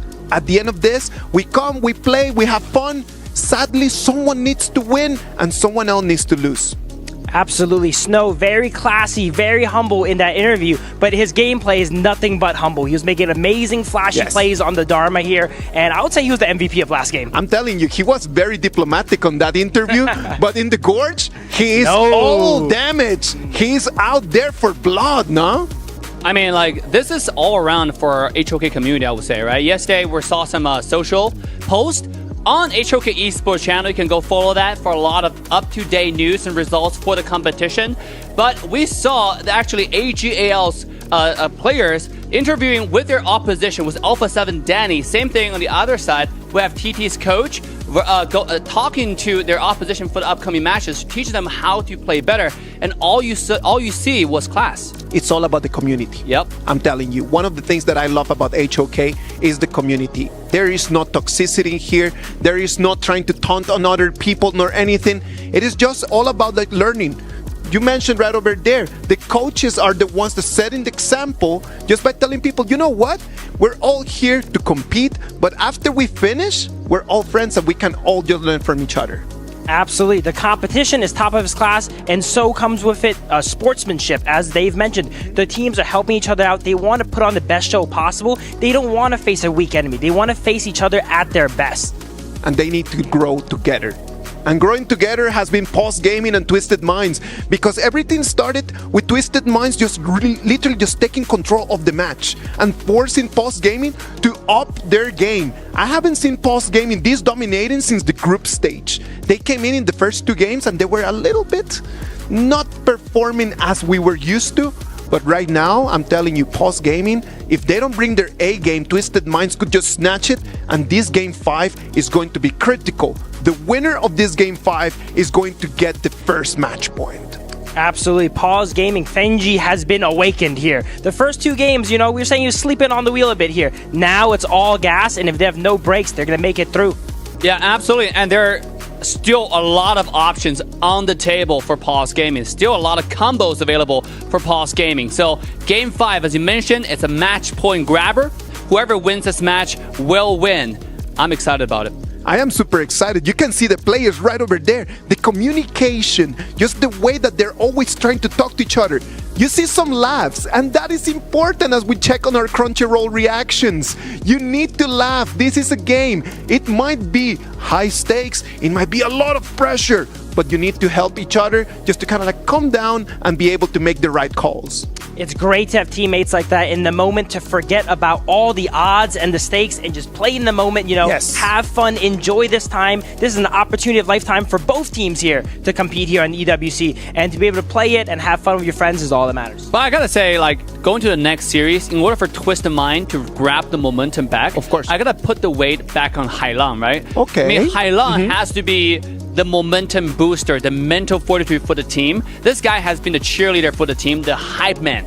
So just now in the game, when the game ended, you saw a little bit of frustration. You saw a little bit tiredness. And that cannot happen. And that cannot happen. So going to game 5, it's up to Hailang, in my opinion, to step it up, to level up, and take the team to the next level. All right, Dave, you're mentioning that Hailang needs to step up, but what hero can he play right now that would be available that would allow him to really step up and dominate the Gorge? He has a good amount of options left. I really want to see the Princess Frost come out from him, Yes. He's known for his Princess Frost utility mages, right? We mentioned how he's transitioning more to a carry playstyle, but his bread and butter is the utility mages, moving around the map, setting up his team, not only in-game, out of game as well, keeping their morales up, making sure that, they just lost 2 in a row, they're not in a rut, and that's what Hailang is great at. I gotta say, I'll give some highlight to My Shiranui. We interviewed every single pro player, every single, I wouldn't say pro team, but almost. And every single one of the mid laners recommended My Shiranui, not to mention there's some great skins out there for Mai.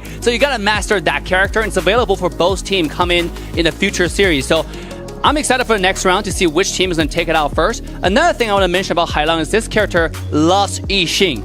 So is that going to be another character coming out for Twisted Mind? We shall find out. Is it going to be the Yixing pick? Is it going to be the Mai Shiranui? Mai Shiranui, as everyone knows, is a very dangerous hero, but at the same time, it's actually really difficult. I'm really counting the minutes until we can just see that Mai Shiranui in the Gorge, because I know that, Dave, you really want to teach us how to play that Mai Shiranui to the top level, isn't it?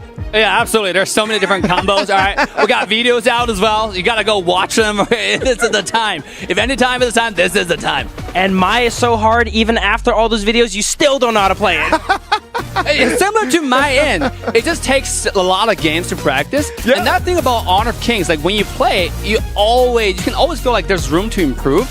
And obviously, KWC is the place where you can learn so much from the best of the best. I know that we're all laughs and all smiles and everything, but the tension over there in the Amazon arena gotta be incredible. The players are trying their very best to be controlled. You can see right over there. I don't like Hailang's body language, man. Yep. I'm sorry. I'm telling you, we need to kind of hype him up. And what a best way to hype him up as moving into the ban and pick. We want these heroes to be shown up in there and to be able just to get him what he needs. Maybe what he needs right now is just going to be a hero that is going to make him smile. Who that hero is going to be, I don't know. I know that Saggy and Blam have a better idea. Boys, off you go. How's it going, guys? We are back for game number 5. I mean, this is almost getting to the end of a best of 7, and we're already at 2-2, so there is still potentially, if Twisted Minds take it again for another 2 games in a row, or do Pause Gaming take it for another 2 games in a row, or do we get the ultimate battle? It will be difficult to tell, but judging this situation right now, Pause Gaming does seem to have the momentum as they bounce back 2 games here. And if you're Twisted Minds, you expended the pay, you expended the early, these very pricey picks. Therefore, you have to take the initiative to ban them up, because if you give the early, if you give the pay, it's not going to be good news. Thank you for that, but My Shiranui has been locking for Hailang. My Shiranui, the guys over at the desk was getting very excited for it, but I think we in the casting booth are way more excited for this duo here. The Butsu and the Chao combo. I mean, they've already used the Yixing, so they can't use that 3-hero combo. So now they're going to try and formulate this one a little bit more better. Exactly, and Pause Gaming, this is their specialty here. So without the Fuzi, with the Fuzi, without the Pei, and without the Yixing here, they will have to find alternatives to complete this comp to make sure that it is actually sufficient for the call-in, for the immense team fight. On the side, Twisted Mind here. Wow, Maestro and Dharma, that is a lot of engage here. Yeah, you can't say immense team fight without putting some respect on Dharma's name. Obviously, he can create some great plays for everybody, but we're going to take a little look at Marco Polo here. Survivability, not the greatest. He does have a dash of his second skill, and if he does get caught with CC and you don't take cleanse, it's going to be hard for you to come back out of that one. It is indeed going to be hard here, especially Marco Polo. You scale with attack speed, so as you buy attack speed items, you get stronger and stronger, and your spell one, the Resplendent Revolver, it applies on hit effects as well here. So definitely, you get that Spark Sport, you get that Doomsday, and you'll be looking around at a pretty healthy growth curve. But talking about growth, Pause Gaming here, locking in that Kong Mei for that firepower. Yeah, again, definitely a hero that needs a growth, right? The scaling of that hero can skyrocket, and obviously his ultimate can track down the enemy heroes. But onto the side of Twisted Minds, they can body block it. So if they decide to be good fellows, a good Samaritan, they could block the shot of the Kong Ming. Exactly the case here. And I want to give a bit of focus to our coach ZKS and Shu here. So both these coaches are extremely important in orchestrating the pick and ban, especially when you go deeper and deeper into a best of 7 series. At Game 5 and Game 6, you're going to be wondering, with these leftover picks here, how am I going to make a draft that makes sense for my players to perform on stage? We'll have to find out, but I mean, the Mulan here, a little bit of a love ode to Keka of the side of OG Esports. I don't think we've seen anybody else play the Mulan yet within KWC other than Keka, but now it's going over to the side of Pause Gaming. I mean, if you're looking in terms of CC, you can't really dive with a Maishiranui. You can't really dive with a Dharma. If you activate your ultimate at the right time, you're going to be basically immunity to it. Exactly, that's the beauty of Mulan, right? You have so much CC immunity, you have so much damage reduction, and if you think about Pause Gaming, are they potentially going for a Fang jungle as their last pick here? Because usually we see this lineup with the Fuzi and Da Qiao here. They will generally want to round it up with a farm lane or a marksman, something like the Pei. Let's a pseudo marksman here. Is there a potential that we may see a Fang in the jungle for Pause Gaming? We might do. We might see that. I mean, Fang could come through as well. Obviously, Pause Gaming, in terms of obviously turret takedowns, could be great for them. Pairing that up with the Futsu could be a great pairing when it comes to that macro playstyle. But over to the side of Twisted Minds, they were lacking a little bit of sustain, and now they've got the Sakia with the Kaiser as well. So Quasar going through here, and a debut for Yao. This is one of Pause Gaming special as well. If you were following the WKS region, my Sodus, he loves this Yao pick, and with a triple bruiser lineup, Pause Gaming, everybody is looking to do damage here. One Fuzi ultimate, you will have insane amount of damage in front of your face. Insane amount of damage, but also insane amount of access into the backline, right? I mean, Yao can bob and weave around your enemies, as well as Mulan can pretty much just charge through, dash through, and then you've got the Sage's Might on top of that, which is obviously Futsu's ultimate, so there is so much potential pickup here for the side of Pause, and if you are somebody like a Marco Polo, that cleanse is only going to get rid of so much for so little time. Exactly, and if you think about Twisted Mind's team composition, yes, they are a very dive-heavy team comp, but who are you going to dive here? There's no backline aside from the Calming that has, like, so much mobility here. Yeah. Okay, so, win condition here. We look at Twisted Mind. You have the Dharma, you have the Maishiranui here. You want to look for these fancy CC chain combos, knockup combos, even with CD Boys secure. So this Marco Polo gets the DPS from afar. Pause Gaming here. Fuzi has to land the Sage Mites, immediately calls in with the Out of the Whirlpool coming in from the Da Qiao. So those are the two game plans coming in for this Game 5 between Twisted Mind and Pause Gaming. And Pause Gaming, I mean, there are 2 back-to-back victories so far for this team, and they are looking to get some more with obviously a draft that only really comes through when we have that best of 7. So like Isaac was saying, those watching Honor of Kings now, this is Honor of Kings in its true form.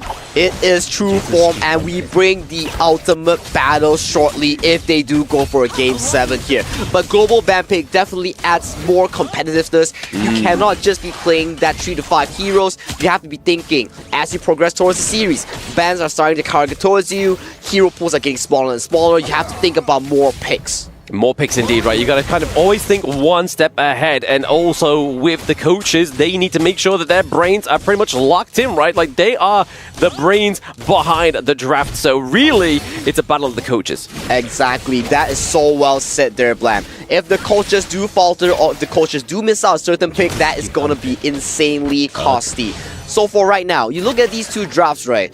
Pause Gaming, they are accelerating towards the first 4 minutes. If after the first 4 minutes, they get the ultimate onto Feng Jie and onto Qingling on this Dacha Fuzi combo, you're going to be starting to ramp up the leads here. But you don't have a marksman, so you have to end very early. You do have to end very early, right? I mean, in terms of range, they have very, very little. But in terms of scalability, they also can have that too. But speaking of that, Yao, like I was saying, he's a very slippery hero. He can dash, dip, dive, dig, and dodge around those team fights. And talking a bit about Yao, right? He has that gray bar on his health. It slowly takes his HP. So if he uses ultimate, he can definitely refresh the HP bar, removing that DPS that's going to be taking his HP. And 90 here takes a bit of a poke, almost falls down. So a lot of the focus here are ganking towards 90 here, making sure that he does not have a good time. Yeah, nobody to body block that winning strategy, right? And that's going to hurt 90 in this early game. I mean, yes, he's level 4, but he's still not going to be able to kind of take too many of those shots, right? Like, in terms of magic defense, he's not going to have a lot right now. Oh yeah, especially Dharma, he stacks the physical defense more than the magical defense, so that's something that he has to look out, especially if you are Twisted Mind. You have to shut down this calming because that is their league game insurance coming in from Pause Gaming. Yeah, you got to try and find a way on top of that, right? I mean, is it going to be a pick-off for City Boy, camping the bushes to get the Mulberry power? But speaking of pick-off here, we are getting a bit of an aid by the whole of Twisted Minds. That's a 3-1 gank, and that is 90 getting the first blood. The fish is reeled in and he was baited successfully here. So a bit of a punish coming in from Snow for not respecting the map, and he was indeed punished and he was sent back to the fountain here. So if we look a bit onto the Yao pick here, he offers so much backline access, so much mobility as we talk about, and he's also going for the pseudo tank build as we see the Hunter's Axe has been picked up. Yeah, I mean, they kind of need it, right? They need to go in with a little bit more defense onto the Yao rather than completely relying on that attack damage, because if they don't, they're really just like hoping that the burst is going to be enough damage to get these team fights out of the way. But in terms of sustain, they don't really have too much sustain, whereas obviously the side of Twisted Minds have City Boy. Yeah, exactly. City Boy with the Fireflies. It provides so much healing. Two-man knockout into the Invisible Warrior. Triple man knockup with the Mulberry power into the back lane. Qingling maybe going to take it down. He does. Highland comes in with the Kachusans. But that is going to be a 1-1 trade for the supports. That is what I'm talking about, right? You get the ultimate onto Feng Jie here. Even if you're City Boy, you're secure, you get to fly around, fly towards bushes, dip around. But if you're binded by the Sage Might, you cannot go anywhere. You can't go anywhere, and you basically just got to try and admit defeat, or at least sustain. But speaking of admit defeat, Bongja gets taken down here as well. Shanks looking to push this T1 as they are potentially starting that neutral objective. Twisted Mind is playing an insanely good game here to mitigate the Feng Jie and Qingling dynamic here. You want the combo to be always with each other, but they're breaking it apart. And once they're broken apart, this Fuzi in the early game, he does not have enough cooldown reduction to spam his intuition that gives him the damage reduction, so they punish him cleanly. Punish him clearly, but speaking of clean, we are seeing a bit of a dive there onto Qingling, but he's just basically just soaking those skills, right? Like, he's like, right, at least they got him, at least they phase checked him, and they weren't getting hit by those leaping Koi Tides. I agree, but Hailang getting that Purify out of Qingling here, the next time that happens, they might CC chain him to a 4, and he might not be even able to cast his ultimate. So that's something for Pause Gaming to look on about, and that's something for Twisted Mind to be punishing. Yeah, I mean, they've got to have it in the back of their mind, right? I mean, there is so much at risk within this game, because this now kind of puts whoever wins this one, puts them at that 3-2. So they've got to try and make sure that they've got in the back of their mind the actual depth of this game. Right now, trading the T1s across the gorge here, just trying to sort of mitigate any kind of lead. We're getting a bit of an emergence to teleport down here to the bot side of the map. 90 does try and go in just to clear out the minion wave, successfully does so. Successfully backs up, but Clean here looking at his position though. But the Master gets caught out by the Phase Might. Oh yes, the Sage's Might, but then enters the Sage's Might. He's going to be clean, but then enters everybody with the Eye of the Whirlpool. Down to the bot side of the map there. Taking out Highland, which is a lot of damage. Mulberry power being used to keep Clean alive. And Shanks getting this T1. The T1 goes down, but that's not a good trade coming in from Pulse SG, as the Tier 1 is so important. Right now, they're knocking onto their Crimson Gold right now. The entire top side has been fumbled by Pulse Gaming. Yeah, they got to be careful. They got to be careful, because that's something that could get slip away here. But CC Immune is going to save Snow for now. But can Myosotis and Snow try and take down 90? It's too dark, and coming through is Clean. Can they try and lock down Myosotis? The flash with the Mulberry power is going to be enough. Oh, Myosotis there, buddy. You can't be going so close towards Clean here, because if Clean sticks onto you, he's not being able to wash up instantly. So Myosotis there gets punished heavily, and City Boy, gotta give props to him. That flash Mulberry power was on point. It was exactly where it needed to be, right? Like, if that was like aimed ever so slightly to the left or the right, it wouldn't have had that impact, and it wouldn't have been that crucial. And right now, you're already seeing that we are having about a 2k gold lead here for Twisted Minds. In terms of the lane separations, going over the Shanks here is the clear disparity. Man, I thought this game was like 8 or 9 minutes, but there's so much action coming in from both teams as Myosotis might be caught out once again. Oh, yes, the Fireflies are just so oppressive, right? Like, they go on at you after the team fight even happens. You think you're safe, and then pow, you're gone. So that's the beauty of Sakura, right? So much early game damage, so much mobility, gets to set you up for all these plays, and that's why Sakura is a very prized pick into the early and mid phase, because of how much damage he can deal and how much healing he can provide. And look at the control here coming from Twisted Mind. They know for the fact that they have the early lead. They're riding on this Marco Polo train. They're zoning such a big gap out of the jungle of Pulse Gaming. A great display for Twisted Minds, right? I mean, they definitely needed to get their head back in the game after that two victories, defeats back to back.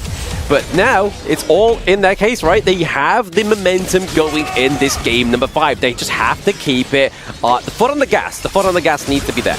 And they cannot stop. If they get punished by this Fuzi Daqiao, they're gonna be in the big trouble here. So right now, with the help of the Marco Polo, they are slowly but surely sieging out all these tier 2 towers, further pushing their lead to a 5k that's gonna be up soon. So right now, they're knocking on yet another buff, especially when you're playing this Yao. Such a resource-heavy jungle pseudo fighter or assassin. You're losing out all your buffs here, and you're not having a good time in this jungle. I mean, I don't know anybody who'd be having a good time, right, when especially their lanes are pushed almost to the T3s, right? But honestly, the oppressive nature of this Kaiser, right? The amount of slow this is offering onto the side of Twisted Minds means that the likes of Yao and Mulan just can't get out of the team fights once they're committed. Exactly, but you have to think of one thing as well. If you engage anyhow on the side of Twisted Mind, and you get binded by the Fuzi, that's going to be spelling destruction here, because this Fuzi is having a pretty healthy growth here. Yes, you're losing most of the gold towards the side of the Clashing and the farm lane, but you gotta think,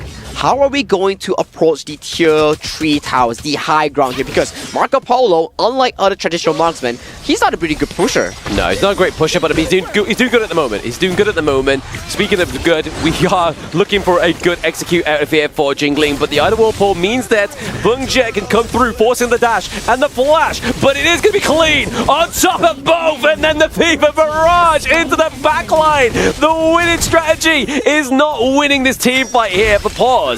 A bit of a mistake here coming in from Feng Jie here. He wanted to re-engage, but they were not strong enough to take on the 5v5. Look at this. He escaped with the Eye of the Whirlpool, comes back with it, gets punished immediately, forces a flash. As of this point, Clean was like, okay, bet, you want to fight? You got it. Immediately punished by the full team of Twisted Mind. Yeah, I mean, I think this is one of the cleanest Kaiser plays we've actually seen within KWC just yet. I mean, I feel like it's the first Kaiser we've actually seen for the KWC as well, right? You are exactly right. And right now, we talked about how difficult the high ground is being taken down by the Twisted Mind, but thanks to their capability of continuous brawling, they just got it clean again from Pause Gaming, and right now, Tier 3 is wide open in the mid lane. They're transitioning themselves straight towards the Shadow Tyrant. They are transitioning themselves to that neutral objective. Again, this is just meaning the preferential for the Tyrant at this point is because they have such a great lead, right? They have the wave clear into the mid lane. They're just looking for more firepower, and they've just secured it. Man, look at Shanks there. 9,000 gold compared to any members of Pause. That's a 3,000 gold lead solely on this one player. Huge. 3,000 gold lead on one hero alone is pretty crazy, right? I mean, we normally sort of say, whoa, okay, 3k gold lead globally is a little bit scary, but singular lane? That's even worse. Exactly, and usually you will see like the Shadow Ripper or the Marco Polo because of how affordable it is. But look at him, he has a Daybreaker already, and talk about Feng Jie. He's once again caught out in the side lane. This is a bit of a repeat of his Marco Polo performance, right? Just in the side lanes, constantly getting caught out. But we have to give Pause a little bit of due diligence, right? They are trying to create that pressure down to the bot side. They have the minion waves crashing in. But 90's always on point with the recalls. He's always there to meet the minion wave. And to be honest, the way the team fights are going, they're not really relying on the Dharma for those crucial engages. With all these scrappy fights happening, especially coming in from Hailang and Shanks, yeah, they're winning all these skirmishes, but as you talk about Pause Gaming, what do they need the most right now? They need to stall time. Qingling is doing an exceptional good job, and Snow and Myosotis, they're making sure these silence are constantly being pushed up, but right now, the Overlord has been secured by Twisted Mind. Can they repeat the success of dragging the waves? I am not sure. I mean, Twisted Minds as a team, they love this, right? They don't just go for one neutral objective. They think it's either instantaneously or they get a little bit of a lead, a little bit of control onto the gorge, and like, you know what, we got Primal Bond, we don't care, we're gonna go for it, and they do. They do indeed, and right now they're knocking onto the tier 3 of Pause Gaming right now. If this goes down, that's gonna be spelling more and more pressure. Currently, wave clear is looking good for the side of Pause Gaming here, but the Overlords are slowly marching towards the high ground. And more importantly, the Overlords and the Vanguards, they have completely mitigated that priority that they're down to the bot side of the map that Pause Gaming had like moments ago. They are putting so much pressure on here. Wow, losing this game will spell a lot of pressure coming from Pause Gaming. They still need to check back their strategic planning. Do they have enough heroes? Yeah. Do they have the next drop ready? Because if you lose the next game after losing this game, there's no ultimate battle for you to pick up your most favorite team composition. Exactly. I mean, that's what they're banking on, right? A lot of these global teams are banking on that, but banking on is into the backline. It's going to be clean, doing a lot of damage onto Qingling. He's just trying to get to that Sea of Fate, but his fate was signed, sealed, and delivered there by Clean. But now, Myosotis trying to put pressure into the backline. Wasn't able to take out Shanks, but that could be crazy right now. That could be crazy indeed. Qingling is your only form of healing reduction coming in from the side of Pause Gaming right now, and no one is here to stop this secure. Look at the Fireflies. One Firefly for you, and everybody's healed to a full for the side of Twisted Minds right now, and they are continuing the pressure onto Pause Gaming. Yeah, I feel like Pause need to take down Clean, because Clean has been so aggressive in this one, right? Like I was saying earlier, Dharma, normally the guy to go to. He's the guy you call, like, let me get into this team fight. But right now, Clean's like, no, my bro's like currently got too much work on his hand. I need to be this front line, and that's exactly what's going on. We do see the Mulberry Power connecting here. Can they get live function?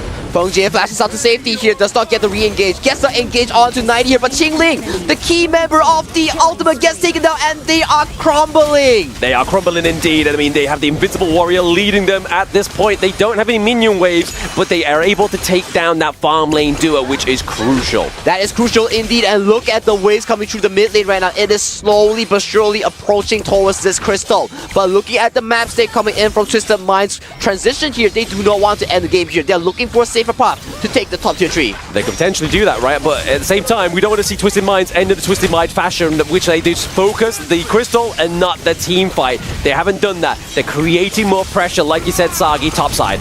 Okay, top side, do they look for the win fight? The True Mantra goes in, takes out Myosotis. He does take down Myosotis, but they're still waiting for those minion waves to come through. We are Vengjit back up and Qingling as well. The Koi Tides may be enough to take out those minion waves, but can they stop the boys in blue running down mid and clash? I don't think that's the case right now, Plan, as I don't think they can stop it indeed. Look at the Blazing Blue. They are looking to take down this final tier 3. Are they looking for the game-winning push, or are they rotating themselves towards this Tyrant as the fight breaks out? Feng Jie goes extremely low. He goes extremely low, but he's into the Sea of Fate as well. He can recall back in, but Snow is able to take down 90. Can they take down Clean? Because that could be the difference here for Pause Gaming. Feng Jie trying to find a way out. Invincible Warrior being procced here to just drive them back into base. Twisted Mind, they're gonna recuperate. They're gonna be visiting these buffs. After that, they are gonna be timing themselves onto this Shadow Tyrant that's gonna be spawned recently. But if But the side of Pulse Gaming, they're being relentless right now. They know this is the only chance because 90 is nowhere to be seen on the map. Yeah, they need to do something, right? They have a moment, they need to take it, and there's nobody pushing these side lanes for the side of Twisted Mind, so there's going to be no pressure being converted into these lanes. So if they're able to get this Tyrant, it could be huge. It could be huge indeed, and right now Pulse Gaming does secure it in the back, but look at the goal lead here, 10,000 for Twisted Mind. How does Pulse Gaming come back from this deficit? I mean, they're already showing signs that they could do, right? We've seen many global teams at this point in the game with no T3s come back all the way into the enemy's crystal. So now, the ball's into the favor of Twisted Minds. Did they drop the performance they're doing right now, or did they up the ante? That will have to result in the crystal fight that we'll be seeing shortly, because three waves are going to be crashing towards the crystal, but we have to see who gets the big game-winning fight. If Twisted Mind, they faltered once again at high ground, that could spell immediate doom for them. As Pulse SG, they will be coming back in the game immediately. Exactly. I mean, they could just easily try and do that, but you've seen there, bot side of the map, Myosotis is just trying to keep those Vanguards off, so really, it's just at the hits of Pulse Gaming here to try and get this 4v5 going on to them, but the other Warpool could be used here to bring back Myosotis. We're already seeing that Mulan looking pretty low. Fengje and Jingling go down, but they're able to take down Shanks. Sage's Sanctuary comes through with clutch. 90 goes down as well. Clean putting on some impressive frontline work here, but Pause even more impressively defending their crystal. But still, look at the healing coming in from City Boy. They are ready for round 2 here. Vanguard is marching in from the bot side right now. It's a 3v4 situation here. Myosotis and friends, they are looking to defend this base. The wave clear is coming up huge from Xiaoyang onto this Kong main here as the danger has been neutralized. It's been neutral. I mean, honestly, Pause played that one very well. They had the health advantage. A lot of Twisted Minds looked battered and bruised, so I don't think they could have taken that team fight even if they really wanted to, right? And let's check out the replay real quick. Yeah. Okay, the fight starts with an engage immediately onto Fengjie. Fengjie gets straight on the wall. Look at him. He couldn't move at all. So much ultimate, so much bounce house. He's taking at least 4 ultimates. Even if Qingling and Fengjie falls, the firepower is Xiaoyang. As long as he doesn't fall, the wave kill is always secure for the side of Pause Gaming here. So beautiful stuff coming in from Pause Gaming. Yeah, I mean, they're definitely fighting with their backs against the wall, but they are coming back with guns blazing right there. They don't have a Marco Polo. They used him in game 1, but they still are going very hard on this game number 5 right now. But like you keep pointing out here, Sagi, 61.8k to the 52.8. That's a lot of gold at this point in the game. I have to agree, but I have to disagree as well, because as we scale towards the late game, the goal lead matters lesser and lesser. It starts being a 50-50 game where people and players are fully slotted on these items. Look at Kongming. He's slowly and surely building towards a Splendor or that Tome of Wisdom. And the Yao and the Fuzi, they were 0-5 in the scoreboard here, but they're slowly approaching their final builds. They're coming close. They're coming perfection form, right? But speaking of perfection, we do have 3 minion waves coming through at 1, but there is so much wave clear here. Obviously, thanks to the Leaping Koi Tides, that's really saving Pause Gaming's base. And talking about Leaping Koi Tide, the more magic damage you build onto Qingling's Da Qiao, the longer the range is. So this Da Qiao is also infinitely scaling until the full item build here. So on the side of Pause Gaming here, we will have to see how they tackle the minion wave issue when the Tempest Dragon spawns. It's going to be another Tempest Dragon game. It has to be, right? I mean, we're at the 18-minute mark. We see no signs of the base being taken down just yet because of Pause Gaming's defense. I am sweating right now. I'm sweating indeed, because look at the map state. Tyrant is up, but Pause Gaming, they're still chilling. They're looking at how to plan this upcoming team fight, because one bad team fight from either team, that could be immediately the game-winning push, but look at this push. Oh, I thought he was going to face check and they were going to be there, but they did rotate when we didn't have vision onto the map there. So good play by Twisted Minds. They knew that Xiaoyang was going to face check that push, and they pick up the Tyrant as well. Yeah, they pick up the Tyrant here, and 40 seconds on the clock. There's no more time to secure this Overlord as it despawns at 19 minutes 30 seconds here. Out of the Whirlpool has been popped to transport Myosotis to a safer location here. Both teams, they are looking to set up the upcoming push, the final push for this final objective. Yeah, I feel like Twisted Minds need to just completely get this minion waves pushed out, then get the pressure pushed into these 3 lanes, and potentially go for the Tempest whilst they have the Shadow Tyrant, right? Having that extra damage, having that extra movement speed is going to be crucial in this next team fight. Wow. chills down my spines right now. Even if Pause Gaming, they are so behind on kills, so behind on gold. Their resilience is what is putting them onto the board of this Heroes Gorge right now in this Game 5. Yeah, I mean, this is typically a team, Twisted Minds is typically a team that has not played a best of 7 in an international competition. And they are normally, this would be match point at best of 5, right? So they still potentially got quite a few games left, but they are showing no signs of stopping. 20-minute match on the board, on the Gorge in this best of 7 once again. Exactly, and look at the bottom wave that's being orchestrated by the side of Pulse right now. Oh, but look at Xiaoyang, he gets caught out! Xiaoyang gets caught out. This could be trouble for them. They were waiting for that pickup, and they get it, but they also lose Shanks and City Boy. We are seeing Myosotus and Snow going hand to hand, but Myosotus gets taken down as well. They don't have a smite. That is scary. That is scary, and this is the pickoff potential coming in from the Maestro Nui and Dharma here. The late game firepower coming in from Xiaoyang. He was immediately mitigated from the team fight, and immediately it blew up. But Pause Gaming, the resilience, getting 2 kills back onto Shanks City Boy, that is what it mattered. And look at the re-engage coming in from Qingling. He knows if he can teleport back, he can send the whole team here. But Snow! He gets deleted! Yeah, the other Whirlpool gets put down, but I mean, who's he going to really recall, right? I mean, it was a little bit too late or early for Xiaoyang to come back, and now it just means that this Tempest Dragon could easily go over to Twisted Minds. And Pause Gaming knows that. They have to wipe out these minions in the side lanes. It feels like Qingling pulled a prank onto Snow. It's like, oh, I'm going in. Oh, I'm going out. Oh, I left you there. Sorry, buddy, I can't bury you out again. So, a little bit of an accident here coming in from Pause Gaming. It may be the stage nerfs here, but the Tempest Dragon has been secured by the side of Twisted Minds here right now. They have a minion towards mid lane, and Snow has 10 seconds on the board. They've got to be careful here, Pause Gaming. They have defended their crystal so many times, but now it's more detrimental than ever. The Mulberry Power Flash does actually miss onto Xiaoyang, so they haven't quite got the pickup of that hero just yet. The other Whirlpool is sitting at the crystal. Do they go for the base fight? It is going to be the Troop Marcher, and it's going to be game number 5, going over to Twisted Minds. They said no game treat. Fool me once, shame on me. Fool me twice, shame on me again. Their third game, they come up clutch and they secure a clean early to mid game as they close off this game and bring it to a game 6 with a 3-2 scoreline. 3-2 scoreline, and Twisted Minds could be on match point here, Sagi. I mean, you saw the Twisted Mind mascot there. He's flat out on the desk. I feel like that right now. I feel like reclining in my chair and like, I need to have a second to digest what's just gone on within that game. Wow, that was such an eventful game. Both teams played super well. The early to mid game was so well orchestrated coming in from Twisted Mind. They had such a big lead here. All these fights, it was always Twisted Mind, Twisted Mind, Twisted Mind. And Pause Gaming, yes, they trade back the kills, but the Marco Polo is just getting infinitely fed, and you don't have a marksman. If you lose out the early, you're gonna be losing out a ton in the late game. Yeah, you're gonna lose a ton in the late game indeed, right? I mean, very impressive was Clean on this Kaiser, right? Honestly, such a great performance. We haven't seen Kaiser at all within the KWC up until this point, and this is where that beauty of Honor of Kings comes through, right? Best of 7 comes through, big picks come through, different picks come through. It's all a different game at that point with this best of 7 format. The global ban pick, and this is the crucial one. Hailong and 90 synchronizing the flash, removing Xiaoyang.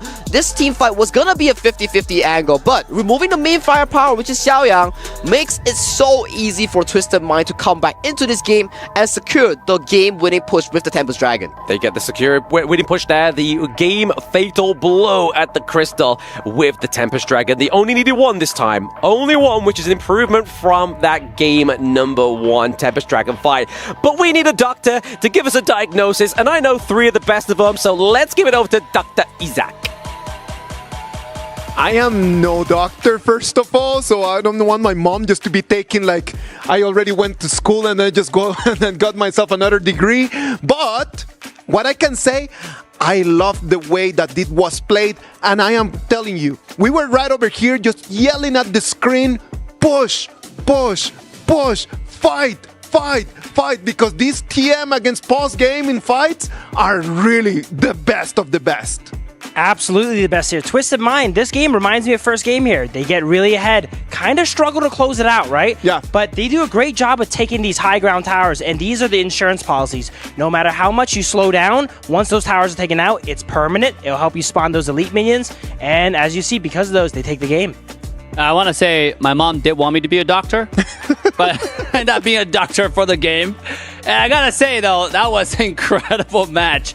I don't have 2 words for that game. Oh, wait, I'll say 2 phrases. Go ahead. Number 1 is life choices. Number 2 is regrets, okay? That was actually just, you picked the latter characters, right? You put the Fuzi, Da Qiao, Mulan, and you put yourself in a corner in that way because if you make a mistake, there's so little room to ever come back. Now, the problem in here is that, let's talk about life choices. They chose to play Yao and Fuzi and Mulan and Da Qiao and Kung Ming at the end. What the problem is in here? You need to fight. That's it. That you decided just to go with a fighting, go 3v1, 4v1, gang people here, gang people left, gang people right, and they were not able to do that. The tempo of the Da Qiao Fuzi strat did not work out, allowing TM just to turn things around.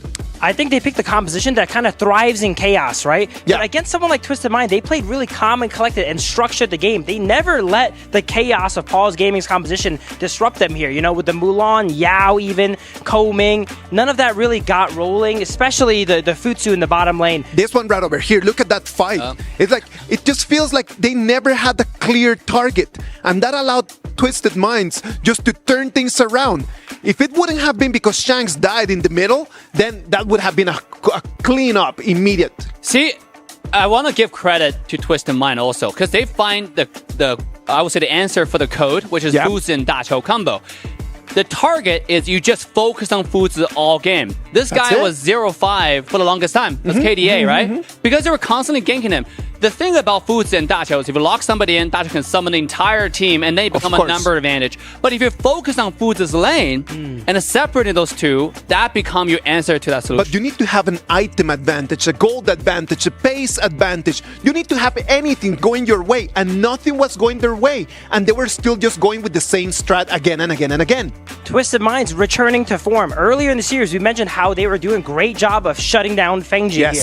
And this game, I have not seen him shut down more than this. 22-minute game, he only did 43,000 damage. Yeah, there's no damage. Look at the entire damage distribution here from Twisted Mind. It's totally even almost, right? Whereas on the other side, Xiaoyang is doing 40%, close to 40% again, right? 30+%. And that's not because, well, he's doing decent amount, but this game also dragged out over 20 minutes.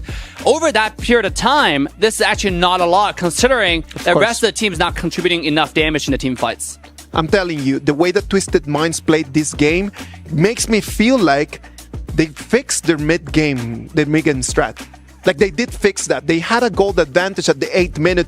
By that time, they had like 2,000, 3,000 gold by 8 minutes, which is really good. The problem is that they need to be a little bit more dominant when they have the opportunity to finish the game. We cannot be sending games all the way to Tempest Dragon because that opens options. Sagi said something very, very smart. He said, when you come to Tempest Dragon, the gold advantage is already not important. Why? Everyone's stacked up. What else can I do with extra 2,000, 3,000 gold? Nothing. Absolutely, I agree. Twisted Mind's composition just so happens to favor the slightly more late game here, whereas the enemy team didn't end up picking a marksman. So while that is a mistake of theirs, it wasn't as punished heavily as a traditional composition. Twisted Mind definitely fixed up the mid game, but now they got to work on closing out those games. They need to close the games. They need to be a little bit more dominant. They need to be completely together with that. And that way, they are going to send us to Game 6. Game 6 right now, it's going to be 3-2 an advantage for Twisted Minds. Let's take a little break and we're going to come back with that Game 6 that is going to define everything.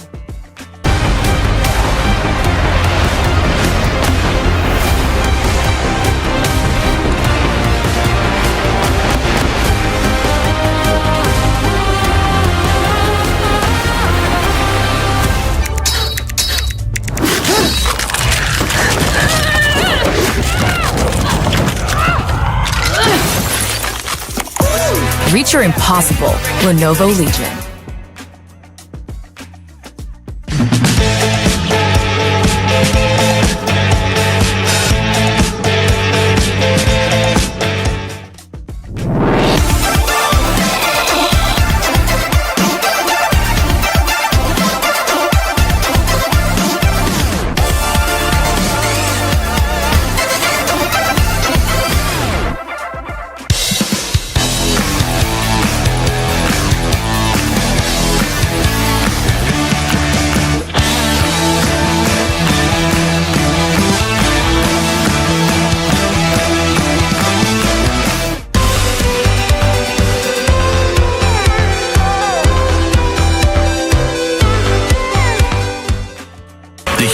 body was built to move. Not trapped at a desk in one singular posture for 12 hours a day. It's time your chair evolved. This is Secret Lab Titan Evo. Ergonomically engineered for you, gamers, hybrid workers, artists, backing your every move.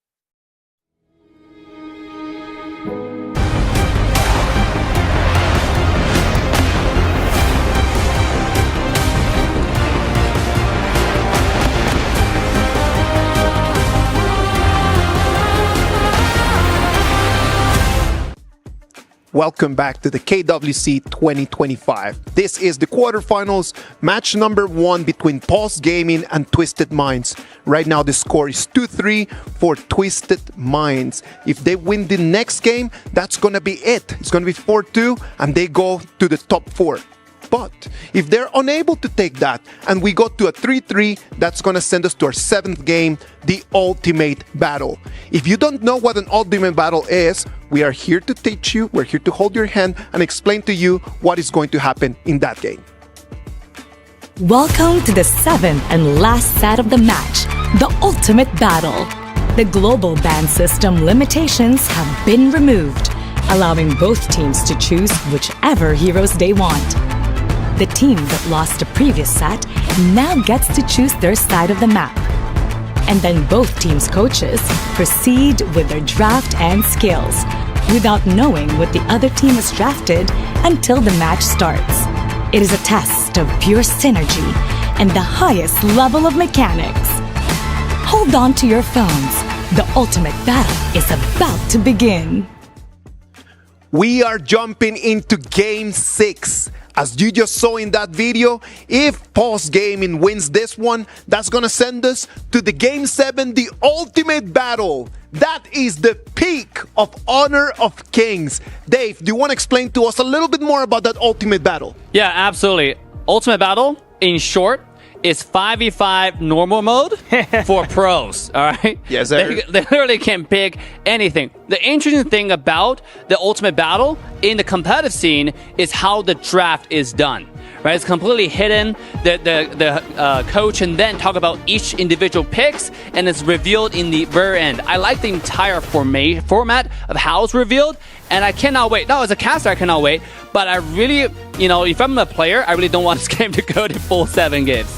Yeah, the Ultimate Battle here, no bans on either side. Every character is available, so all of it. All of it. You can go ahead and pick the best lineup. And what I like about Ultimate Battle, you're going to see a lot of similar characters, but those deviations are the most important. Those one character deviations. I love that because everyone's going to say like, yeah, let's just go for the meta. And sometimes it's just like that. Sometimes it's just going for the meta and you have exactly the 5v5. But if you can predict what the other team is going to pick, there are still some very, very minimal very marginal differences that could turn things around. Yeah, every time we see Ultimate Battle, especially in the last F3, there were 3 of them in the very end, back to back. And you saw so many of the exact same draft, and it's just like who executed better. But there was a slightly variation, sometimes from a clash lane, sometimes from a marksman lane, right? You got a lone being picked out here and there, but it's just not very often. I'm telling you, let's not jump into the ultimate battle yet, because we still have Game 6. And if we talk about Game 6, this is, for me, the most challenging game ever. Because the global ban pick, you have a lot of your meta heroes that are completely off the table. And this is the moment where you need to actually really think, what are you going to ban? What are you going to pick? Oh, Saggy, Blam, come on, boys, take it from here. Thank you very much there, Isaac, for holding our hand through the Ultimate Battle explanation. We're going to hold your hand through this draft. Just obviously completely neutral, and we love that. But anyway, we get into game number 6 here. Twisted Minds is up 3-2, and Pause really needs to bring out some stops here to stop the Twisted Mind. If they don't bring out their stuff gear, they're gonna be bringing their stuff home to the airport, because this is the elimination match. There's no loser bracket. It is single eliminations here. So this is the final game potentially for Twisted Mind, and this is the only chance that Pause Gaming has to pull it to a best of 7 ultimate battle. They do indeed, right? I mean, are we going to be seeing City Boy's Liam Pope? Because, I mean, he hasn't played it yet.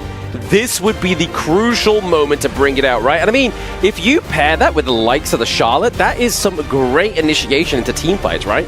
That is indeed the case. Good backline access, very good follow-up coming in from the Charlotte here. So that is definitely something that Twisted Mind can be drafting, especially CT Boy. Yep. He has such a phenomenal Liampo in the group stage. I mean, the My Shiranui is available, right? But is Pause Gaming going to go for it? I don't think they are they?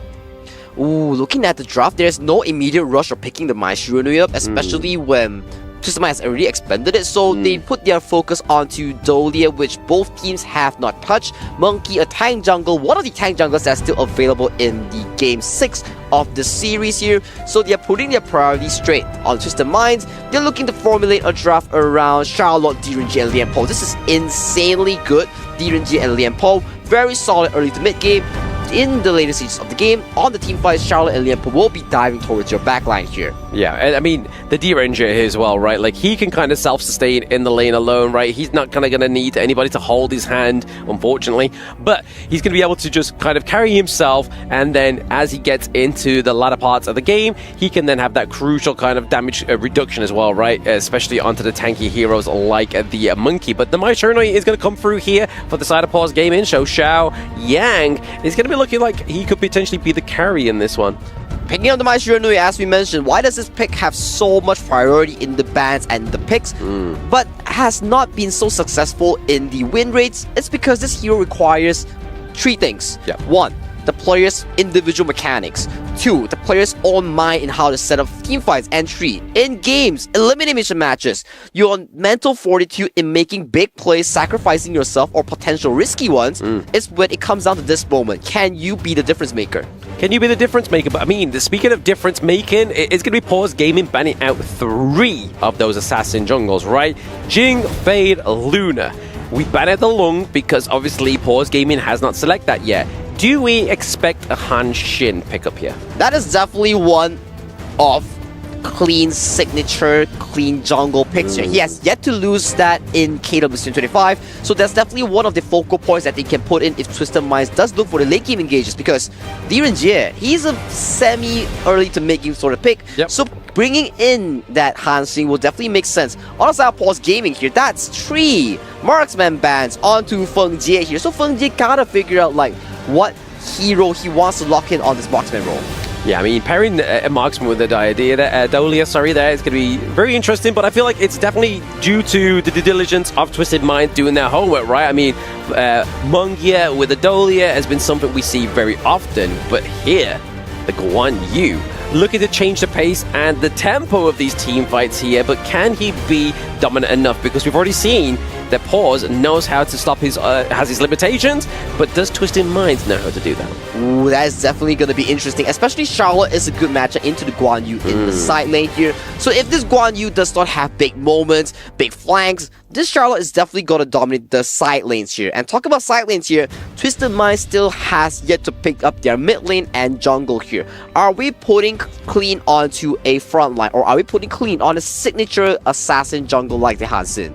We gotta look for it, right? I mean, the Yixing here could come through here for Twisted Minds, right? I mean, that would be another great way to control the battlefield, and obviously not City Boy, Highling likes it, but it's actually going to be the Dion Wei here, so plenty of burst damage coming through for the side of Twisted Minds. And talking about something interesting here, Luban number 7, the best tank shredder in Honor of Kings, has built-in damage based on enemies' health. So that's a very amazing pick here if they want to shred down key targets here. But if you think about it, City Boy's on Lian Po here, and the last time we see him on Lian Po, he was punishing Feng Jie insanely hard during the group stage. Very hard, right? I mean, he plays the Lian Po very sort of like proactive, he's around the gorge, not really kind of sticking into lanes. He's kind of burst ramming into those brushes to get those phase checks as well. But honestly, the Dion Wei, I feel like it's the first time we may have seen him as well within the KWC, so just another result of the best of 7 format is the fact that you do get new heroes. Obviously, yes, Dion Wei has come through once and has currently at one singular loss, not a single dub on the board, whereas Luban, this is Pause Gaming's moment to shine, right? If they want to give this a 100% win rate, they can do, but this is Twisted Minds rounding out this game, and there is some big picks that we've been seeing in terms of performance for the side of Twisted Minds come through here, but only time will tell if this game number 6 will be the conclusion or the start of something new. The start of something new being the ultimate battle here, but we definitely have to check out this Dian Wei pick here. Yes, we talk about the Luban, insanely good tank shredder, very good early to late game marksman. The only thing bad about him, he has no mobility at all. This Dian Wei here, we look at the bounce house here coming in from Pause Gaming's draft. You have all these purify coming in from all your spells here, coming in from Dian Wei. Every spell you cast, it's a purify here. So both teams, they have sort of their own idea on how they want to orchestrate their team fights and look ways to counter the opposing team composition. Yeah, I mean, they've got it at this point in the game, right? I mean, they can't just kind of draft like willy-nilly and think that they're going to win this game number 6. But right now, obviously, Twisted Minds City Boy is taking a lot of damage there. They do force the flash from him as well, so already having that intel could be huge. Oh, second skill just missing. That missile just flew past right his face there. If that were to hit, it wouldn't have killed him, but it would really damage his recall timers. And look at this strong laming here coming in from the Luban number 7 into the Direnjie. A very standard matchup that we usually see in the KPL in Twisted Farm Lane. So right now, we're sort of see a big win here coming in from Pause Gaming's Farm Lane. Yeah, only time will tell, right? Only time will tell if they are successful in this matchup down to the bot side of the map. But like you were saying in the BP, Luban number 7 for those at home. If your enemy team has a lot of tanks, this is the guy that you want on your team. But positioning is very vital because he has very little mobility. And just look at how much damage did City Boy. That's a level 3 Luban there. No physical damage items, only attack speed. And he took down his health by, like, look at that. 10% per shot, that's a lot of damage here. But as Blam mentioned, please be careful while playing Luban number 7 as he has 0 mobility. Yeah, you'd be pretty much relying on your flash to get out of there, so using your common skill is going to be the MO to escape that one. But Xingling is just taking a lot of these blows on the chin here. He's able to at this point of the game because the damage from the side of Twisted Minds has not quite yet activated. And Xingling is playing really confident here. Knowing it's a game 6 here, he's playing towards his own tempo here. Soaking a lot of damage and giving so much information to Feng Jie to really play this lane to a full here. And if you think about it, Dolia in the river, she gets innate healing from the river.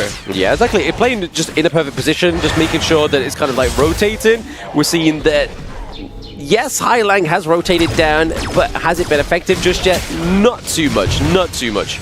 It is indeed not too much, but he's slowly soothing out the pressure that Shanks is having to really tackle here, because if he doesn't come down, that tower is going to be melted down insanely fast thanks to Luban's number 7's passive here. So that's a minimal that Hailang has to do here, and he's sacrificing so much gold towards the pockets of Clean as of this point. I mean, if we look at like team fight potential as well, right? Obviously, over to the side of Pause Gaming, they're heavily reliant on having Monkey within that front line, right? Like, they need that there. That's a lot of soak that can come through from that pick. So, if Miles Soldiers isn't around, I don't think they're going to be taking any team fights. I do have to agree with you. And look at the engage coming in for Hailang. He immediately forces out the flash from Feng Jie, but Feng Jie, his reaction time is kind of clean there. Very clean. I mean, he's able to just get across the border of the board before it locked down and got him into place. So nicely played there by Feng Jie onto the side of Pause Gaming. And again, last time we saw Pause win, they had the early gold lead. And what do they have right now? An early gold lead. An early goal lead indeed here. But that is a very crucial spell here coming in from both Feng Jie and Hailang that has been burned prior to the Tyrant that's going to be spawned right now. Look at this Sherlock from 90 here. He has already rotated towards the mid lane side, wanting to contest for this buff here. Without the flash of the Feng Jie, City Boy will have a much easier time. I mean, like you were saying in the early part of the game, right, Sagi, is the fact that Luban's already doing so much damage to the Liempo, so if they give over a free Tyrant, that's just going to completely just help with the shredding, right? You are exactly right, and looking at the map save coming from Pause Gaming here, they want no business with this Tyrant here, because they know for a fact, if they start off this Tyrant, multiple angles of engage coming in from Twisted Mind will be onto Feng Jie right now, but talking about engager, Qingling gets caught up by the board, and he will eventually die. Yep, the Tremor Smash does come through and connects onto him, but speaking of him, 90 is not him. 90, he's off to sleep with a 15 seconds death timer here. So a handshake trade here coming in from both teams here, but the Tyrant does go over to Twisted Mind here. If we do look at Twisted Mind's team composition, right, they heavily rely 90 to really scale towards the late game here. If they do not have any form of answer towards this Feng Jie's Luban number 7, they're gonna have an insanely tough time to out DPS this Luban. Yeah, exactly. I mean, that's really it, right? I mean, we've seen many a times where Feng Jie is able to just position so nicely within this game. So, honestly, in terms of positioning and questioning the position of the Luban, I feel like it's on the perfect player, right? It's had to be on the perfect play. We saw him play the whole Yi in Game 4 just now, and without the mobility, he had a pretty good game as well here. So we have to see how Feng Jie reacts to all these engages. He has only one mobility spell. That's on a 2-minute cooldown. It's his common spell flash. Exactly. It's currently up, so he's able to kind of just like maybe play a little bit more aggressively whilst he has that common skill. But right now, in terms of sustainability onto the side of Twisted Minds, other than obviously the HP regen from obviously Charlotte, it's looking pretty scarce, right? It's like they have a full-in commit build where they have to just go into a team fight and commit. They have to commit. The board has to be laid down. It has to catch Feng Jie onto this Luban number 7. If he doesn't get caught out, it's going to be self-due. But enough onto Feng Jie. This 1v1 once again. Snow is extremely good at this Guan Yu, and he takes another kill onto this matchup that he's so damn bad with. Yeah, man. 90's not having the greatest time here with Charlotte, but speaking of not having the greatest time, Xiao Yang is able to escape with just a lick of health. Clean, not looking too good here, but able to take in liberties is going to stop the horse in his place. Snow gets taken down. Ooh, Snow, buddy, that's not where you want to be here. Your team bail out on you, and you are the sacrificial lamb of that exchanger. I gotta say, Hailang has had a pretty good game so far. He's always coming in with these flash engages, setting up his team for success here.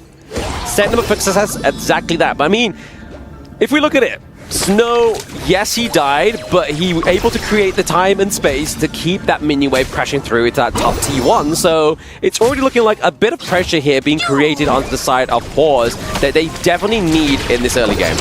And look at the board that has been casted off real quick. The jungle mass soldiers gets locked, and City Boy goes in for the engage. Yeah, City Boy into the back line there, just trying to disrupt the flow of Feng Jie onto the Luban. But unfortunately, no kills for the side of Twisted Minds. They were able to take that first turret, however. And look at Xiao Yang, he's dancing along the knife's edge right now. He's extremely low, but he fends off the tower against the push here. So, Xiao Yang knowing his limits, making sure that his tower is safe here, making the game a stalemate at 8 minutes. Previously, as of this point, one side would have completely exploded and the goalie will have been immense for both teams here, but this is an awfully medium and neutral game so far. I mean, through it all, obviously, Twisted Minds, they've got the T1 into top side, and they got a few kills, but they're still not ahead with their gold, right? The Tremor Smash, is it going to connect? Oh, Bunja! Not only the Leap of Fury, as well as the Tremor Smash, that felt personal, and even more personal, we get the takedown of Jin Lin. City Boy again showing off his Lian Paul's prowess here.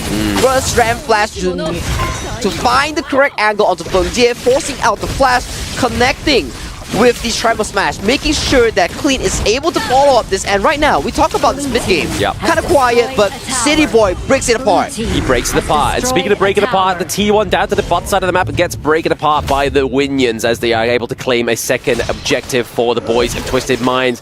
Definitely puts them into a more favorable slot in terms of being ahead with the gold lead, but it's still so slim. It's literally, like you said, Sagi, it's on the knife edge. It is in the knife edge right now, but I really want to see how City Boy orchestrate all these big engages, because one engage like that, he secured himself 2 kills and he's having a field day right now. So far, City Boy has been one of the most impressive Lian Po players so far coming in from the group stage to the stage. Yeah, I think this is why we were waiting for it to come in game number 6, right? This is game point potentially here. Leap of Fury onto the backline. Bungjet not looking too happy. He gets caught inside the box. That is a takedown. That's a lot of damage from the side of Port's Gaming, already been taken off. But Hylang as well gets traded here, but can they get more? Dream Roam comes through defensive. He's looking to charge through. He's not going to quite be able to get it. And then Myosotis gets the kill onto City Boy, but can Snow make a difference here? The takedown of Shanks could be the opening here for Pause. Snow comes in clutch, but he's standing still. You see what is going on with Snow here as he falls down towards Myosotis. A 5-4-3 exchange in favor of Pause Gaming.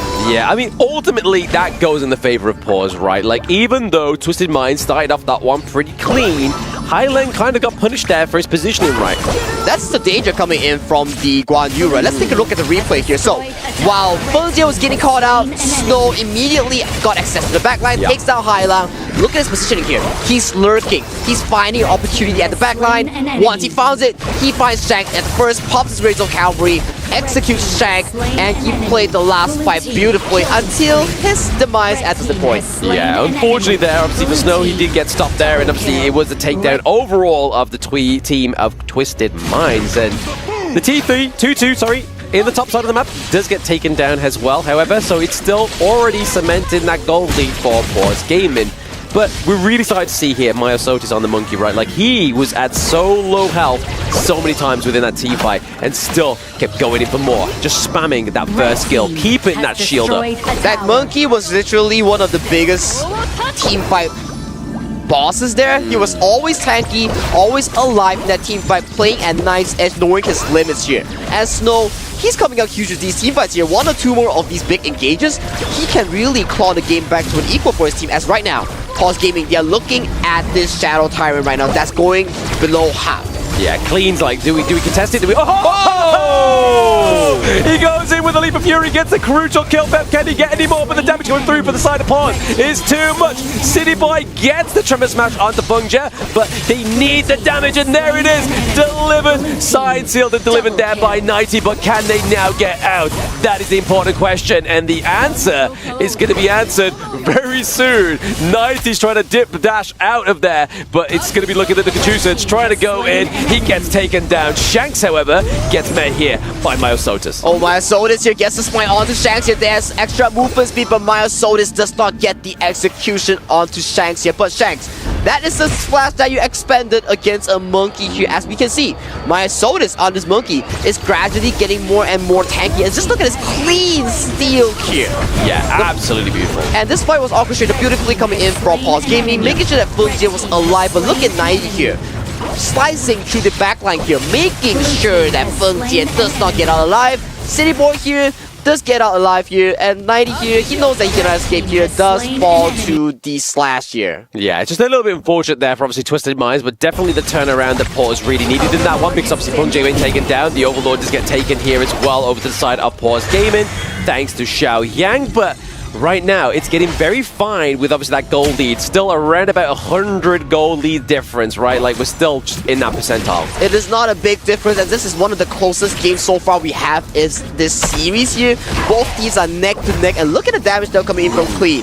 He steals the objective, he does the damage, and look at the board as it is locked onto 4 members of Pause Gaming. 4 members do obviously get locked into the board. Trumpet Smash actually goes onto Feng Jie as well, gets taken down, but here it is, Guan Yu just trying to upset the pace. No, pushing around City Boy, but gets a CC immune thanks to the Magma Slam. But here it is, Clue onto the back line. Clean gets that clean kill here with a Leap of Fury. But right now, we just need to make sure 90 City Boy and Clean get out of this alive, because if they don't, they lose that T1 into mid. Open up a sizable lead here for Pause. Wow, that was under the influence of Shadow Tyrant as well here, and Miles Sotis, as we talked about, who is realistically taking down this monkey because he is a raid boss as of this point. Yeah, absolute raid boss at this point. So much health, so much shield. And honestly, the damage really coming through here is Clean, and Shanks actually not having the best game here on this D-Ranger. Well, you have Snow on this Razor Cavalry Guan Yu that's constantly charging at you. I don't kind of blame him, because if we look at it, Feng Jie, he's sort of like a living bait here. Yeah. Fights engage onto him, but he dies, but immediately Pause Gaming starts winning the team fights. Yeah, I mean, they always kind of position him towards the back part of the team fight, commit a lot of resources to get him, and then at that point, they've already used all the resources to get in there. It's the getting out part that they need fuel for. So the next rotation around the moon, around that team fight, is where we're seeing Twisted Minds really struggle here. And look at both of these marksmen that we're talking about, right? They were not having the best of the present in team fights, but they were slowly and surely going for their final builds right now. 14 minutes on the clock, they're slowly going for their final items right now. But the backline engage is coming in from Pause Gaming, coming from Twisted Mind, is so darn clean here. Very clean. Obviously, access has always been one of these things with both of these teams, right? They have no trouble getting into the backline, but it's like I said, they have trouble getting out. They have trouble getting out, and this is the one thing that they have to take note.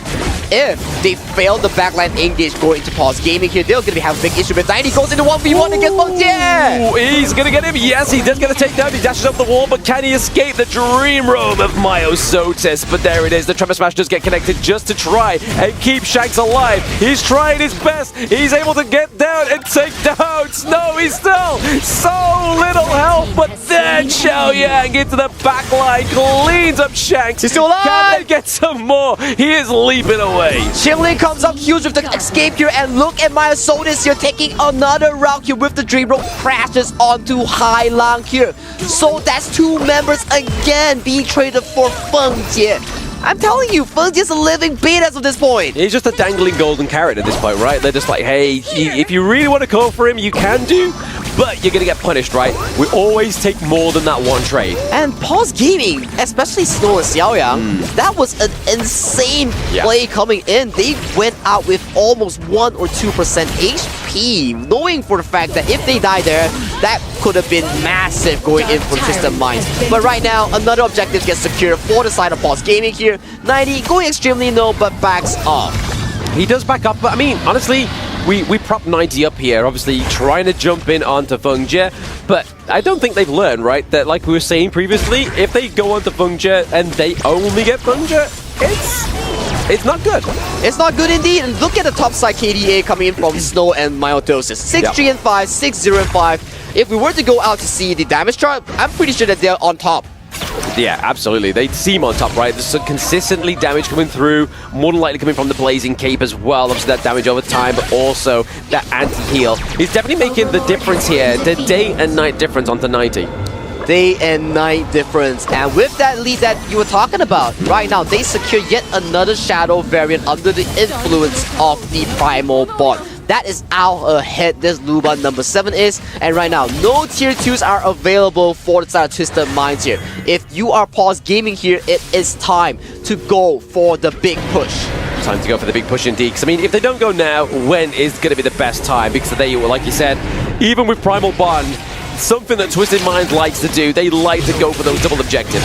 They indeed like to go for double objectives here, and look at Feng Jie here utilizing Luban's number 7 passive to take down the first tier 3 of Twisted Minds base. And look at the board. When will Hailang lay down the board is the question here as the engage goes in. The engage just go in, but the board is small, and into the back line is going to be City Boy. He's stuck into the thick of it here, and Feng Jie is keeping himself alive, but goes down once again to 90. They get Xiao Yang, but they also get Feng Jie. That's a lot of damage being taken off the side of Pause Gaming with Snow down as well.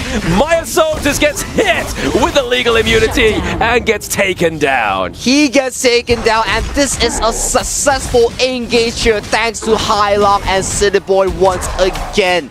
City Boy and 90, they go the backline. They make sure that you are punished for drafting Feng Jie after this Luban number 7. Yeah, I mean, even though Twisted Minds got that clear little win there for themselves, what, a 4-1 trade overall, I don't think they're going to be able to finish it here. At most, get that T3, which could still be a great pony back into this race. I think we're going to get ourselves another Tempest Dragon game for this series here, Blam.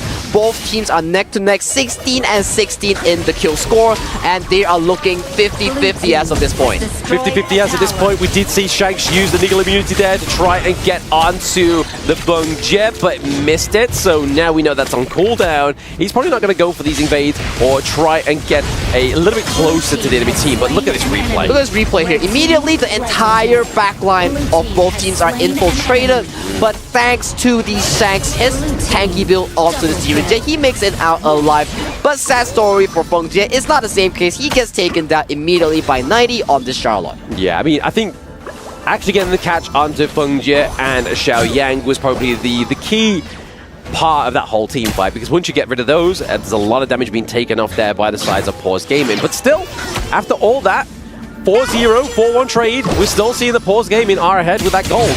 Well, as we mentioned, and Isaac mentioned as well, as of this point, 20 minutes in, gold lead 50-50, it doesn't matter. However, you can still utilize the gold lead to do item swap, Sage Sanctuary to the Splendor, Splendor to the Destiny, to the Blood Rage, so there are still multitudes of itemization that you can go for. Right now, 19 minutes, 25 seconds here. The Tyra will despawn in 3 seconds. And not only that, right, obviously, with the 20-minute mark come around, with that extra little bit of gold lead that you have, you can then upgrade those activation items, right? I mean, that's definitely going to be beneficial going into these team fights, and which you want to be on the receiving end of. Talking about receiving end though, but the mid lane fight goes on as Myotosis gets caught up by the league community, and the backline gets engaged once again. There it is, the Trevor Smash Flash goes in, lands onto Feng Jie as well. That is currently a 2-0 trade for the side of Twisted Minds. They are opening up. Pause for now, but the base, they have to get that intercepted. The minions are there, but it's going to be Snow, it's going to be Xiao Yang that's keeping it alive. Look at the current map state right now. They have no wave to realistically push for the end here. What is the call here, Twisted Minds? Are you guys looking for a game-winning ending push? The location, the position they're taking, it looks like they want to take this game-winning push. I mean, they're going to try. They're going to try and do it here, or what is going to happen is that Maya Sotis comes back up in about 8 seconds. They've got to be careful. I honestly think a retreat to the Tempest Dragon could have been huge here, but it looks like Twisted Minds are looking keen to get this finish off. Okay, the fight might be starting out right now as Maya Sotis and Feng Jie is up on the map right now. The board has been laid down. The minions have not been cleared yet. The minions have been cleared right now. Look at the team fight. Yeah, look at the team fight. The base and the minions have been wiped out here as well, but so has Twisted Minds. Sage Sanctuary dudes come up here, but Xiao Yang is going to be the only casualty here for the side of Pause. They should have gone for the Tempest. They were just a little bit too eager. But look at the base coming in from Twisted Minds here. The minions are ramming towards the crystal. Few more hits going onto the crystal, and it's going insanely low, but the minions have been defended safely, but another wave is crashing down the mid lane right now. This is why patience is a virtue, guys. If you have patience in Honor of Kings, you can just be like, guys, we need to make sure we get the objectives. We can then take that fight there. But right now, City Boy trying to push them away. It's now down left to Shanks with this minion wave coming through. It's going to be Pause coming back with a 3-3 score. We are going to Game 7 Ultimate Battle here, ladies and gentlemen. Our first ever Game 7 in Honor of Kings World Cup 2025, Blam. Yep, are you not entertained at home and at the Amazon Arena? first day of the playoffs and first ultimate battle coming through.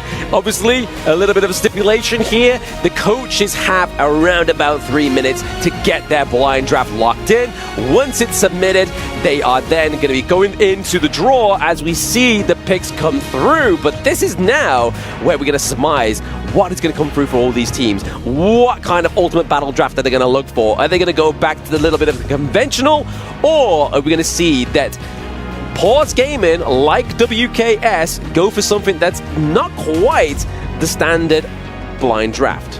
I'm thinking here, Pause Gaming, they love the Fuzi Da Qiao with the Yixing, with the Byron, with the Pei. That's their go-to comfort drop for Game 7. On the side of Twisted Minds though, are you going for the ultimate meta team compositions for the likes of the Arlie, for the likes of the Mai Shiranui? It can be Diade, it can be Zhang Fei. There are so many picks that you can orchestrate your draft with, but man, that game just now was really down to the very last moment. We had no idea who would come out on top. Yeah, literally through the wire, right? Honestly, I feel like if Twisted Minds just kind of just went, you know what, let's not go for the base, let's go for the Tempest, we still would have been in that fight, and I feel like Pause wouldn't have got that second win, so really, they've now got to go into the ultimate battle, just completely disregarding that potential opportunity and outcome that could have happened in that game number 6. This is the power of playing on the stage. It can harm you and it can really assist you. When you have momentum, the crowd cheers and roars onto you, you feel so energetic. But when it comes down to all these key deciding moments, that's when it really affects your mental game. Yeah, and there we go. We do get the indicator that Twisted Minds wants to go into the blue side. So already we can kind of think what they are going to go for within this ultimate battle, right?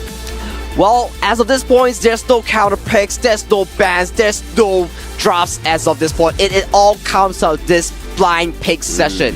We will see similar heroes, or we will see entirely different drops coming in from Pause Gaming on Twisted Mind here, Lam. Yeah, I mean, these are two teams that have had very dominant performance within the KWC, right? They are able to get to this part of the competition pretty much with very little losses as well, right? And now they both are here at the Ultimate Battle. And honestly, I don't think anybody predicted otherwise, right? If they didn't, they kind of played a little bit of a fool's errand, right? That is the beauty of Honor of Kings, right? You have the Ultimate Battle, you have the Global Ban pick here. When we talk about, yes, on a normal basis, if we keep playing the same draft, maybe one of these teams will come out on top. But under the influence of Global Ban pick here, some teams with little hero pools start to get exposed and punished here, and it results into this kind of competitiveness which we all love to watch. We do all love to watch, to be honest. But I mean, if we start to break it down a little bit player by player, so what performance has Shanks had the best performance on within this series? It has to be the Long here, but if we look at the Ultimate Battle here, it definitely is either... Okay, we start from the Clash lane here. Yeah. For the side of Twisted Mind and Pause Gaming, we might see the Dharma. Yeah. We might see the Fatigue as well, but knowing it's Pause Gaming, I'm kind of thinking, are they going for their favorite Da Qiao Fu's team composition? I mean, they might do, right? They might. It worked for them at the WKS. It may work for them at the KWC, but the way that they've been tested by Twisted Minds, I feel like they weren't tested at that point within their competitive region, right? The WKS. This is a completely different Pause game. They've been pushed to the wall, and now their paws are on the desk. They need to make sure they are picking the best draft possible. But like I said, we've got about an extra 2 minutes there to get the countdown for the Ultimate Battle and their drafts. The draft is going to be exceptionally important as of this point. There will be a mental 4D chess battle game between the coaches. There are two ways of doing it. One, you draft your favorite team composition, your most comfort, the meta team composition. Number two, you predict what the enemy will pick and you draft against it. It's a gamble you have to take, but if you land onto it, you will get such a strong competitive edge. It's like you said there, Sagi, it is a gamble, right? Like, this is not kind of like, oh, let's go and look back to last year where blind pick was every game and every team picked the same draft and won with the same draft. It's now like, do we try and get the... Just try and fool them. Try and fool your enemy team to think, right, okay, no, we actually are going to go and pick that, obviously, the Chao, the Futsu, and the Yixing combo. and then they realize that they actually go for something that's a little bit more sort of like back to basics, something that's kind of tried and tested and always works. Try and test it, always work. We're talking about picks like the Dharma, the Pei, Agudo, something like the Mai Shurenui, Arlie, Diadia, Zhangfei, Lian Po. All these picks are the typical picks, right? But it's Paul's Gaming, guys. They're not typical. They're not just your average meta team. They love to play it wild, and I can't wait to see what they have in store for us, because this is our first Ultimate Battle here, Blam. The meta is entirely different compared to what we have 1 month ago. It is completely different, right? It is completely different, and we need to put some respect on Paul's Gaming, right? I mean, somebody said on the analyst desk, this was like, yeah, they're strong, even though they're from the wildcard region. It's like, you can't say that. The wildcard series was definitely like one of the top ones you could look at. I mean, it had obviously Fearless Esports that we had from last year, and it had obviously Paws Gaming as well. And honestly, they are the kind of like the dark horse within this race. Both Twisted Minds and Paws Gaming are. It's kind of like the Grand National of dark horses at this point. I totally have to agree with you. As the matter right now, 2 seconds on the clock until we get to see the ultimate battle draft that has been finalized for both these two teams, as we will be looking at shortly the final draft of the game. I feel like a kid on his birthday, you know? I'm like, I don't know what I'm going to get for my birthday. I don't know what I'm unwrapping, but whatever I do unwrap, I'm going to be grateful for, and I'm going to be excited because both of these teams have definitely fought tooth and nail to get to this point. What an eventful day for this specific series. You started 0-2, and you sold, and Twisted Mind was definitely ahead. But Game 3, Game 4 onwards, the game were clean and fast coming in from Paws Gaming here. 5 and 6, we have a bit of a 50-50 game until Tempest Dragon, and it resulted into this Game 7, which will eventually result into one and only one winner. Only one winner going forward to the semi-finals, obviously to play either against TTG or Team Vitality. Very going to be a different matchup there for either of these two teams, but still, both of these teams are up to the scratch, right? They are definitely going to be down for the brawl within this KWC because they've fought tooth and nail to be here at this point. They're going to fight even harder to get into the next stage and into the next stage because, like Phil was saying, each bracket, that's an extra sports car. That's your extra sports car. Winning this one propels you $70,000 up in terms of the prize money. So definitely, all in onto this series, and you are looking at a brand new sports car. Exactly. I mean, let's look at the support role, right? I mean, this is where we've seen a lot of kind of like differentials within the Ultimate Draft. Like, some people go for the Diadea, some go for the Dolia. But are we really expecting that for City Boy? Or are we going to go for something like the Zhangfei, something like the Lian Po, which obviously wouldn't be the best within an Ultimate Draft, right? But it's like you said, you're looking at comfort picks, you're looking at meta. Well, if you think about it, if they were to draft an engaged roam like the Lian Po or the Zhangfei here, they can always think about the Mai Shurenui or the Dharma in the other lanes. That makes it an insane bounce house that they had success with back in game 6 and 5. Yeah, again, it's going to be really difficult seeing both Hailang and Xiao Yang onto the Mai Shurenui because obviously in that mid lane, that's generally what comes through within an Ultimate Battle, right? Like, we don't really see much kind of like disparage from those two picks. Hailang could go for the I Ching, but is he really going to want to do that knowing that his team could potentially lock in the Mai Shurenui? But all the spectating from the casting has been done. Let's put that pressure to the analyst desk. Take it away. Pressure? What pressure? We live from pressure. We love pressure. And we love Game 7. We're going to move into our ultimate battle. That was an amazing Game 6. A great display of decision-making, a great display of skills, and a great display of whatever that was. Ups and downs and roller coaster life. Isn't it, Phil? Absolutely. And I don't want to say we called it, but we kind of called it, right? Ultimate battle here between Twisted Minds and Paul's here. And we're talking about some stuff they could possibly pick. You know, we're kind of thinking about it still. And we're thinking, like, they did let a lot of picks through that they didn't pick later on. Maybe we're going to see a lot of these now. I'm interested to see, I am really interested to see exactly what is going to happen. Before we move into the Game 7, what about if we talk Game 6? It was a tough one. It was a really tough one. Twisted Minds, they were this close to really just taking the victory home. And then they made a bad call, bad decision, and they sent us to Game 7. All right, they're back to 2 words, okay? life choices and regrets. Okay, at the crucial juncture, Twisted Mind made a choice. I'm gonna wait outside the base and get wiped instead of going for the very crucial Tempest Dragon. Yeah. Okay, I think that's what changed the path of the trajectory of the entire game. If they just stayed a little bit patient and win for the Tempest Dragon, the game could have ended right there. But we wanted, ultimate battle, so there we go. Dave, what about we explain to people at home what we're talking about? Because when they hear like, okay, why couldn't they just push? Like, we need to explain the reason why. There is a logic to this moment, to that decision, that most likely in their minds, they just were so excited about winning that they completely forgot. Do you want to take that? Yeah, absolutely. So, endgame is an art, all right? It actually takes a lot to end the game. And you want to make sure everything is set up, the environment's correct. Most important thing you want to take a look at is the timer, the respawn timer, all right? Yes. Just now, they did not take a look at enemies' respawn timer. Well, at least they were just so confident that they could have won. Yeah, of course. So, and that ended up being like the downfall of the entire game. And I think that's the issue. They jump in, they do not have the wave, and wave management has been the biggest problem for Twisted Minds in these whole 6 games. The wave management has not been there, and they come in, the wave is not ready, they do not have 5 members, and they do not check on the timers. The members from Pulse Gaming respawn, they're wiped out, and then they come back, nothing they could do to clear that crystal.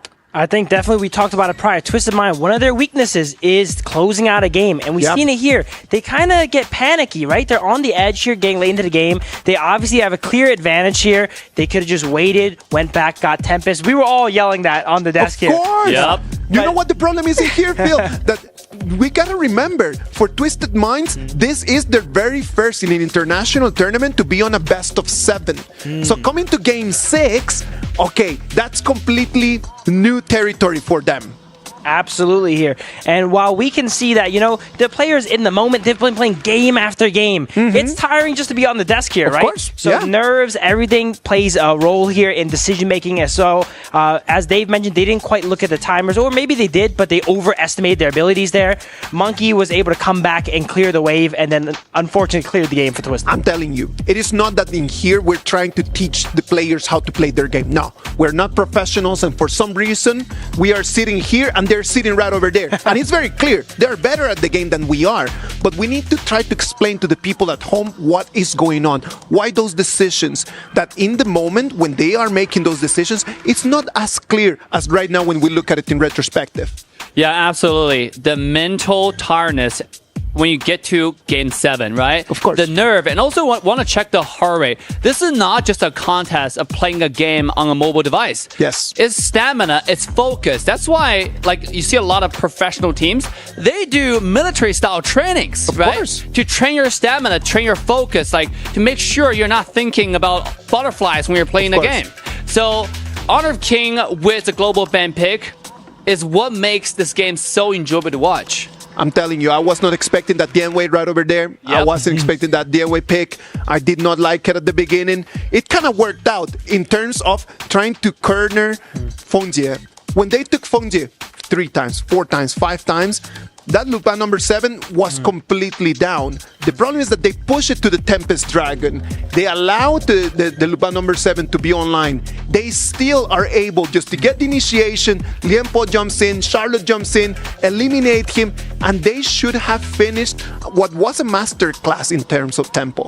I think their composition was fine. I like the Dianwei pick as a tank shredder. Dianwei is a fairly one-dimensional character, but the team he was against allowed him to play one-dimensionally. Monkey just jumps in, and then Dianwei gets to shred him down. And I think the execution was good up until, like we said, at the end there, where one little blunder made it so that pause came back there. I want to give credit to 90 on the Charlotte. Go for it. That was such a good Charlotte. I agree. You know, like, play after play, I think, Isaac, you and I were sitting here just like, oh my god, this Charlotte just keep on going for Luban, and he never misses. Not only does he not miss, he gets away afterwards, right? When 4 people were chasing him. It's just absolutely insane. And by the way, talking about Charlotte, you definitely want to watch a tutorial and start practicing this character, because one of the most fun mobile characters in the entire game. Not to mention, once you're farmed, you cannot stop this monster at all. You cannot. Look at them. The players, they were so into the game, they were insanely focused. They knew that it was going to come down to a little bit of a mistake. Look at Hailong over there. He knew that he had it in his hand and he just let it go. It was so heartbreaking to look at. That's honestly the worst feeling, knowing you're right up to the edge, you're about to go ahead and win, and you let it slip. They got to erase that from their memory, though, because coming up to Ultimate Battle, they need a clean slate of mind. Honestly, whatever happened in the past in this series does not matter anymore. Who wins this next game is what really matters now. Ultimate Battle, Dave. If you were the coach right now, what would be your 5 picks, knowing that everything is on the table and you can get anything you want? Go. You know what? Phil and I were having a bet, right? Whoever gets it right, well, guess wrong. I have to do 20 push-ups off camera, obviously. But for my personal choice, all right, let's go. Clash Lane first. Go, okay, Clash Lane. The Clash Lane has to be the Byron. All right, there's no debate on that. Byron just way too strong. Good. The mid lane is, for me, it has to be mine. Right. Also, not arguable. The CR is way too strong. Obviously, there is a secret pick for Phil, and he will talk about it. And then I like the combo of Ogren and Diadea.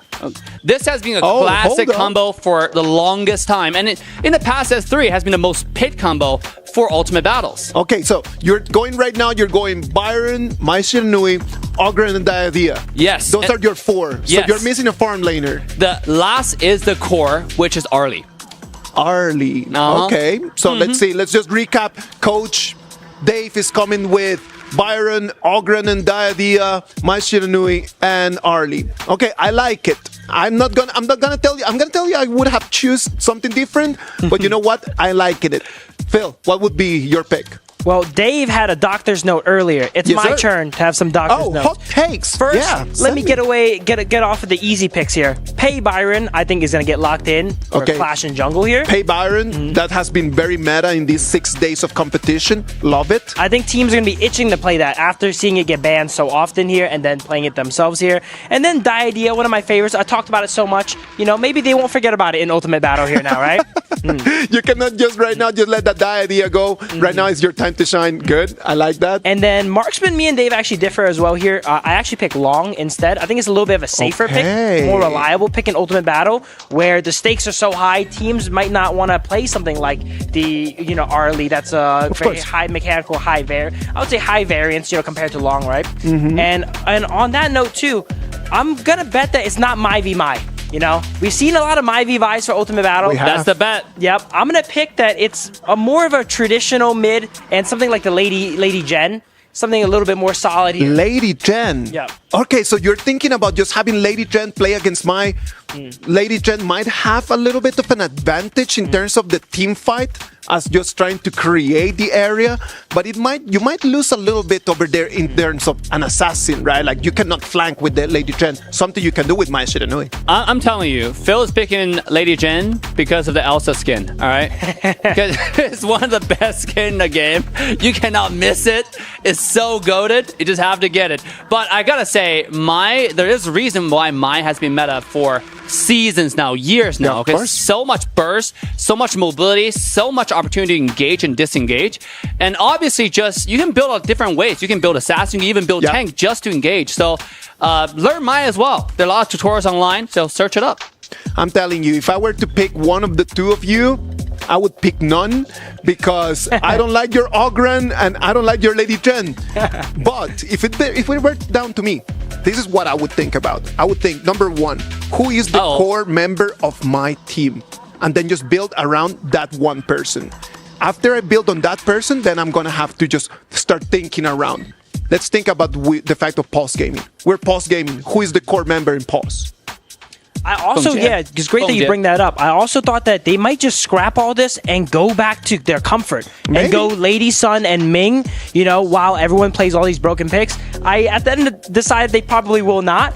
But I think it's possible, though. I know that when you guys were talking about this, you were talking about okay, maybe they're going to come back to the Tatsia Futsu, which, again, I did not like, so I didn't want to jump into that conversation. That was Dave, for the record. That was Dave. Throw him under the bus. That's totally fine. That Tatsia Futsu, it didn't work out right now. Would you really play that gamble there? Not in Ultimate Battle. Right? Okay. Not the ultimate battle, because there's so many different other choices.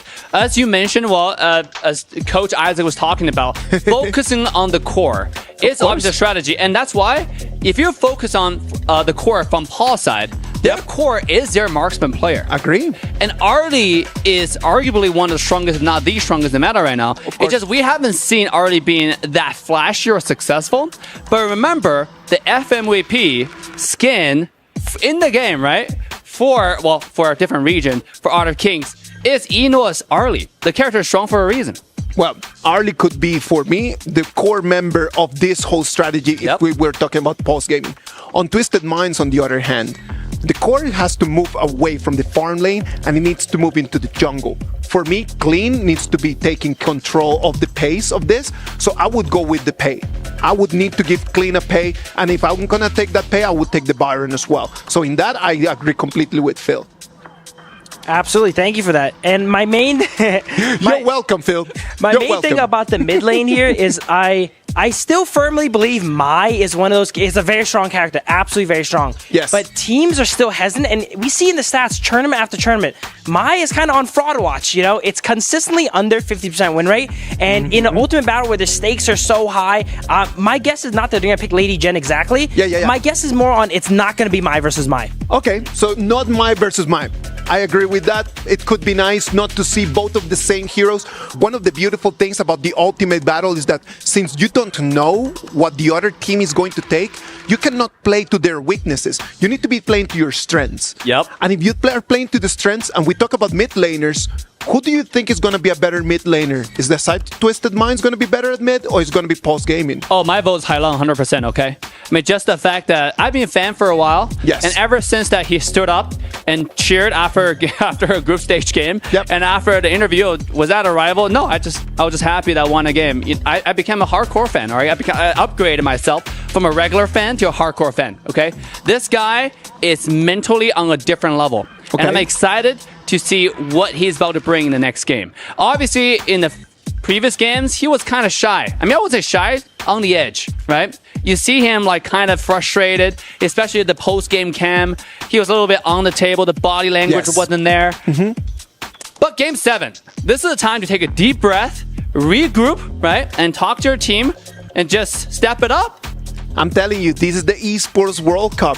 This is the 2025 KWC, man. This is top of the top. This next game is going to come down in history. It's going to send us. If you win, you're going to write your name in the top 4. Top 4. You know how many teams are out there in the world, and you're going to be one of the 4 best teams in the world. You lose this one, and then you're going to have always that regret in the back of your head. Absolutely. Just the regret of thinking if I just did one thing a little bit different, especially for Twisted Mind, as we see how they played that game there. They're going to be thinking about that one for a while here. But going back to your last point about the mid laners and which ones are stronger, I think they both have different strengths. But one thing I would like to mention here is while we are projected, I did a bit of a hot take that it's not going to be Mai versus Mai. I think Mai versus Mai is probably what's projected. And if it is Mai versus Mai, I would say Paul's mid laner has the edge because Hailang's not really known for his Mai. I agree with that. Xiaoyang is actually a lot more well-known than Hailang in terms of Mai Shiranui. Is that something that Twisted Minds is going to have to keep in mind and maybe not take that Mai Shiranui for Hailang? And you know what? We're talking about it. Do you think Milady is in the play? I don't think Milady is in the play, Dave. I'm sorry that I'm going to shut that one down. Milady is not in the play, my guy. Yeah, but they're in rank. If you want to try it, it's one of the characters that actually do really well, right? Against Mai, actually, yeah. You can block the fence, you can steal the tower. The thing about Mai is Mai rely on hyper rotation because it's so good at clearing the wave and then just rotate and gank. And while you're ganking, well, guess what Milady is going to do, right? Throw some mechanic robots under a tower and throw an ultimate, that tower is gone, right? I'm going to do it rinse and repeat until every tower is gone. So it's like a counter rotation strategy. You move, I don't move, and I win. Well, I am loving this discussion, and I know that everyone at home is loving it as well. If you are liking this, or if you're not, it's totally fine. Send us your hot takes. You can send them over there in the chat. We're always looking forward to understand what the players want, what the people at home want as well, right? Like, we talk to the players so every single time that we have a chance, and we try to get like what is going on in their heads when they're thinking about choosing heroes. Dave, when you are practicing your own heroes, what are you thinking about? Are you thinking about just the timing of the skills? Is it something important for you? Or are you thinking about different builds that would allow you different versatility in the games? You know, this conversation has been brought up, I think, 3 times now in this entire series. And my only advice, I would say the most important advice, has always been practice. You gotta play a lot, right? Until you forget about mechanics. Honor of King heroes are all very, very unique in a sense where you, in the beginning, in your head, you're thinking about the combos, right? Yeah. You're practicing, especially when you play Yao. Of course. In the previous game, Yao is very, very flashy, especially with the new skin, the flawless skin. Oh my it's beautiful. goodness. Yeah, you want to play the hero just because the skin alone. It's such a cool hero. And then when you first start playing, and by the way, a tutorial just dropped, so make sure you watch that. So when you first start watching that tutorial and start playing that character, you're going to start thinking about the combos. But then once you play a lot, it becomes something like muscle memory for you, right? Intuitive. Then you think about rotation. Then you think about, okay, should I engage here or should I focus more on farm? Because we brought up how important gold is, economy is in this game. And you definitely want to focus on that. So I think a step-by-step progression. And that's also why Honor of King is so fun and attractive to a lot of high-end players. I'm telling you, a lot of the people at home are going to be taking your words to heart, and they're going to go and start practicing every single hero that they know, because everyone has that dream. Everybody would love to become a professional player. And what a best way to know what professional players are thinking about than going with Eruption right now and talking to Nighty from Twisted Minds. Let's see what Nighty wanted to say. All right, we are backstage with the one and only Clash laner, Nighty of Twisted Minds. So, Nighty, how do you feel being here? It is playoff mode. Yeah. How do you feel? Today, I think we are very excited because it's the first time that we play on the main stage, and it's Esport World Cup, a very big tournament. So that's why we are excited. I love it. I love it. I love the enthusiasm because it is true. You need to ignite everything in your body and your minds to be able to come off through to this playoffs. Okay. Your opponent right now, it is Paul's Gaming. What are your tactics going into that game? It's a secret. I think you guys can find it in the game. So you got to watch the game, guys, to be able to find out their tactics. They don't want to reveal it. So, do you have a message for them, for Paul's Gaming? Be ready to be destroyed. All right. What's that? 4-0. 4-0, guys. Nighty, thank you very much for your time. And congratulations in advance. Anyway, back to you guys. Well, so that interview aged well. They expected a 4-0 victory right over there. Sadly for them, it was not a 4-0. Right now it's 3-3, and we're waiting for the arena to be all set so we can move into our ultimate battle. It's going to be our game 7. I just love the way that Nighty just mentioned it for us, right? Like, if you actually want to know what is going to happen, you need to be looking at the game. They're never going to give you a little bit of an advantage. How important do you think is going to be that? Just those little secrets that the players can keep from their opponents. Well, look at this series here. It's 3-3. It's so close. Some of the games, the first game we see today, double Tempest Dragon. These tiny little mistakes and advantages from each side really add up. I was talking to Dave about how easy it was to steal the boars. It's only like 60 gold, but throughout the set of a series, how many camps you steal, right? It adds up to being a lot. By the way, and that's why you want to watch a top players play, like character like Pei. Yeah. Someone who's easy to invade with, right? Because if you watch like Zhongyi, or aka AGL Zoe, in this tournament, he played Pei a very unique way. He will not buy jungle item, which is something that most jungler would never think of. Because once you buy the jungle item, you have the punishment to clear the minion wave. So he will go to mid, clear the wave without any items, and then he will buy the jungle item, and then he will either invade the board, depending on how you defend it or not, or he will just go straight to your buff, which is like really creative. So you want to really learn the little minute details that start accumulating and it become a huge snowball. Those minute details are very important as we're going to move into the game 7, right? Because how the junglers decide just to make those decisions. Those decisions that the junglers make decide the tempo of the game. We're always calling the supports just to be the shot callers. that they're telling when to go, when not to, since they're able to literally just receive a lot more information. But the tempo of the game is decided by the junglers in most of the compositions that we have right now. Would you agree, Phil? I would absolutely agree. And how well the junglers play with those supports and roams when they come in and gank together or invade together is going to be what separates these teams. No, one thing I want to bring to the table of discussion here is discipline. I mean, you've seen so many little mistakes, and in Honor of King competitive, tiny mistake is very, very punishing, right? You make it once, you saw the Tempest Dragon push, you don't go for Tempest Dragon, you go for the base, it's game over, of right? Course. Sometimes, if you overstay your welcome in the base, if you don't go for the formation, the 4-1 formation, push a high ground tower, guess what? You won't be able to push a tower, and you will lose some players. And once you lose some players, you might lose a Tempest Dragon, that snowball into a Shadow Overlord. So that will go to the next objective after next, which is kind of crazy to think about, but the comeback potential in this game is so insane. And that's why discipline is so important to not make those mistakes once you have the advantage. All right, boys, you know what? When we talk about discipline, we're thinking about like, okay, how do we all are able to understand how to move forward in the game, how to just get the ball going, how to continue. Dave, you play professionally now. You need to tell us exactly how the coaches are telling you how to build that discipline. Bro, that is actually such a hard topic. But to be honest, there are many different foes to it. Number one is communication. Because each player on the team will keep each other in check. If you talk a lot with your team, that's why I was thinking Hailan was so fundamental, crucial to the team, right? Because he communicates a lot and he's excited, he's talking, he's always shouting.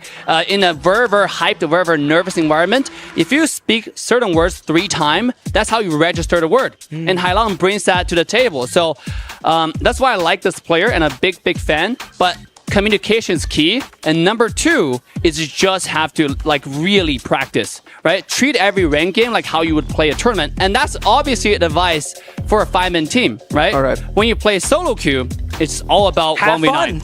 Yeah, have fun. Boys, I'm really sorry just to cut the conversation right over there. I just received information on our Game 7.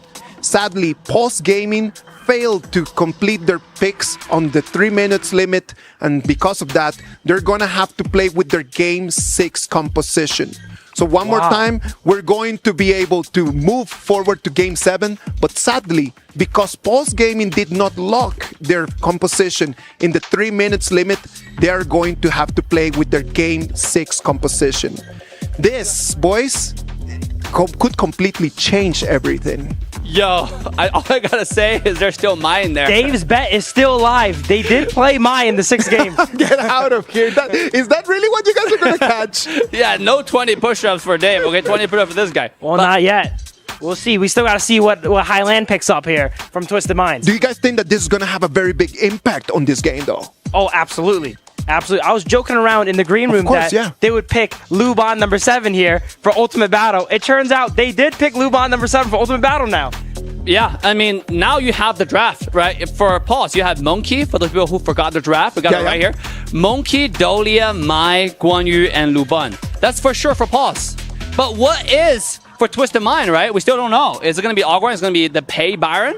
I'm telling you, and this is just so interesting to understand because Fengjie did not have a great performance on that Luban number 7, and then he's going to be given a second opportunity to try to redeem himself and be able to be the carry that his team needs. This could be a great story. So I am loving the fact that this is happening. I'm really sorry for Pulse Gaming because you know what? Everybody wanted to see their Game 7 composition. Everybody wanted to see their Ultimate Battle composition, but the rules are the rules. We got a 3 minutes limit, and sadly for them, they were unable to lock in their picks in that time ban.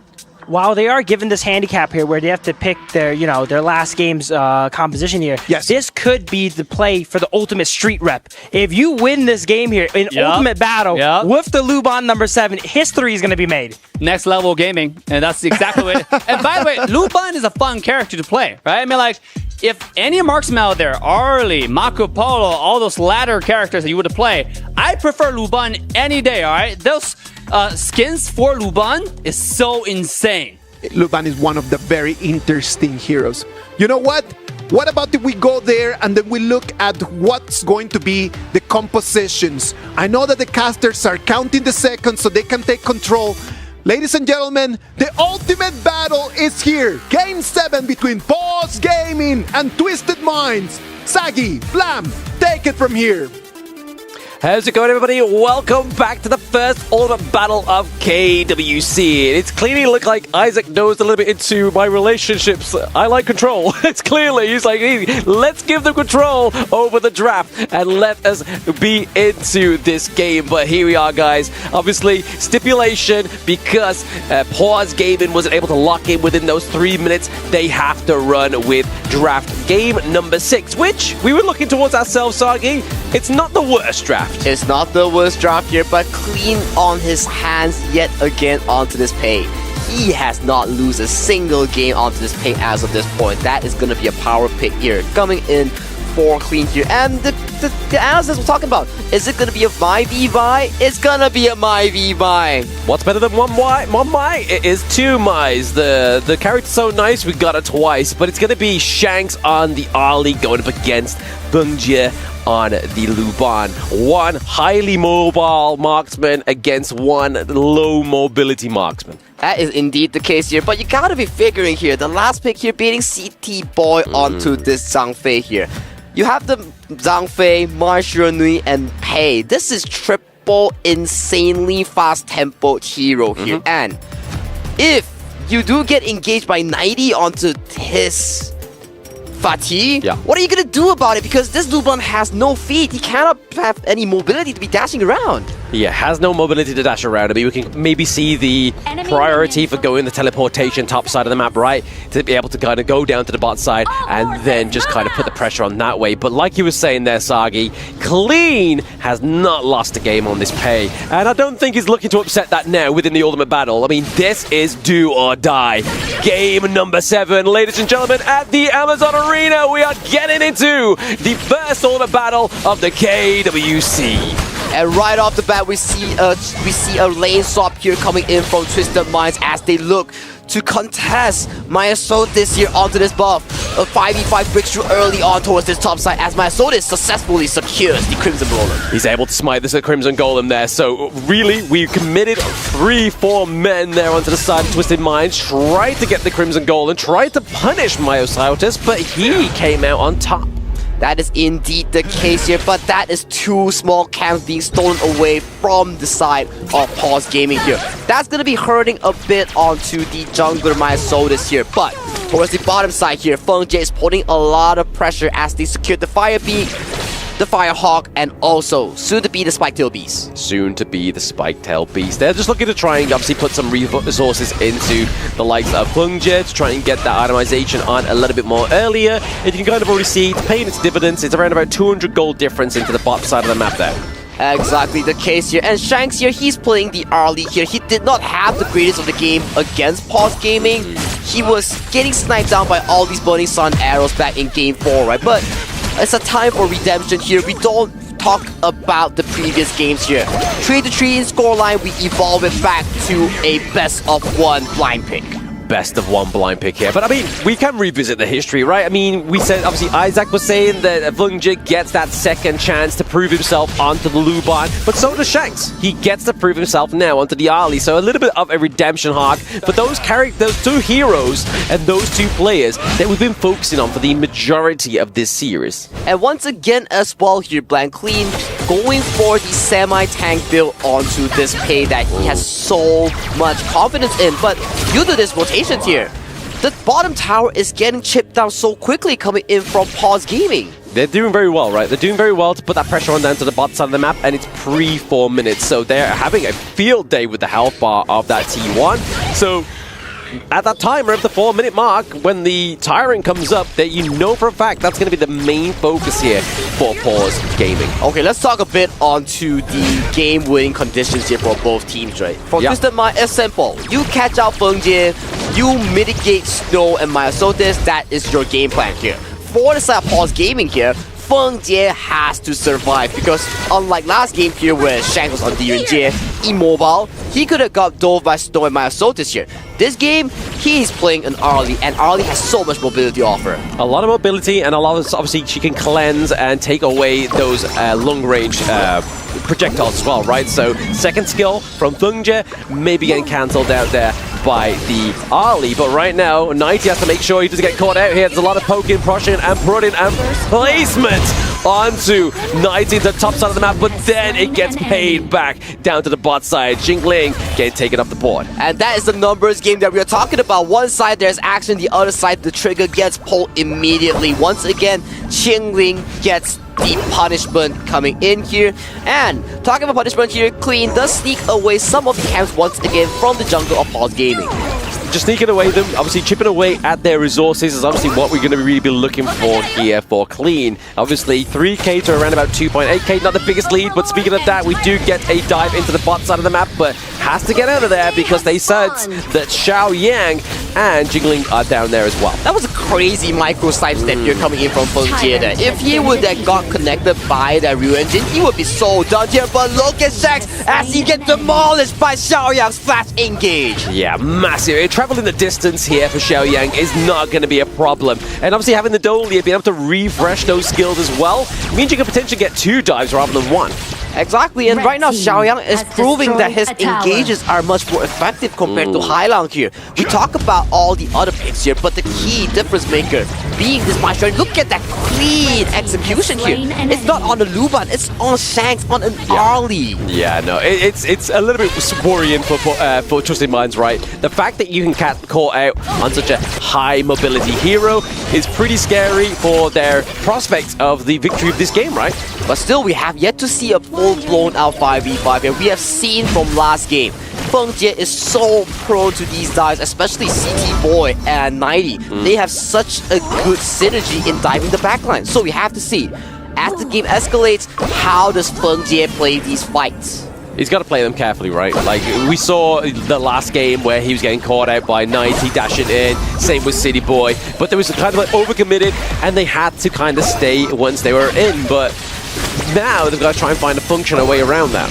Exactly, and right now we see rotations coming in from both teams here. A small 1,000 gold lead does fall over to the hands of Pulse Gaming here. That 1,000 gold lead is the difference between Xiao Yang and Hailang currently in the mid lane. I'm going to say it once and I'm saying it again. I mean, Pause Gaming, every time they get that early game gold lead, they win the game. They did it last game. They're doing it right now. So Twisted Minds better not be looking at that as a bad omen. Man, but that Flam, that last game though, would you really call that as a victory? Because that was Twisted Mind fumbling the bag here. So, man, we gotta see how this game 7 really escalates, because right now it's looking pretty good for Pulse Gaming in terms of the goal lead. I mean, it was a victory. They got a point on the board. They got to the game number 7. So even if it was a fumble, it doesn't matter how you got there. It's the destination, right? You got there towards the end, and you got the point overall. But like you were saying, so far it is looking like a good fight, a good ultimate battle here for Pause Gaming. But we know that in terms of those team fights, this is where Twisted Mind likes to thrive. That is exactly the case. I do have to agree with you as well, but I want to put focus on our clash laners here, 90 and Snow. I feel like these two will be the key difference makers. Aside from the Mai versus Mai matchup, they will be the one to really find these backline engages. If you can't find Shanks, you can always find Clean on the Guan Yu engage. But exactly, Snow has such a phenomenal game last game that I feel that bringing that tempo from his Guan Yu performance to this game will be pivotal. Exactly, yeah, he has the momentum. He's kind of had a warm-up match with it as well, so it kind of works out, right? We see obviously the support spell being used there by City Boy to try and slow the side of Pause Gaming to keep them within that means, but someone's missing from this team fight, right? It's Snow. Snow is putting the pressure onto the top side of the map. And that is a lot of pressure for one Guan Yu alone. He has the Frigid Charge already, so even if he accesses the backline onto Shanks, he gets the stun in, he will send Shanks flying into the arms of Pause Gaming. So right now, both teams are playing exceptionally safe from any form of engages, but look at City Boy. He's finding an angle, he's looking for the unbridled outburst, but Pause Gaming, they're not giving you a chance at all. that's the thing as well, right? Like, Unbridled Outburst, it's great when it hits onto 4, onto 3, but if you miss completely, it's going to be a devastating blow for the side of Twisted Mind's team fight potential, right? Like, if you miss that Unbridled Outburst and then you take a team fight, it's going to look worse for wear. And that's exactly the case here. So that is a very key spell there. If you miss it, you're gonna be talking about like a 30 to 40 second timer where you have to stack, given if there's a jungle camp here. And look at the positioning right now. Feng Jie is at a very safe spot, but we have to see the angle coming in from 90 and Hyla.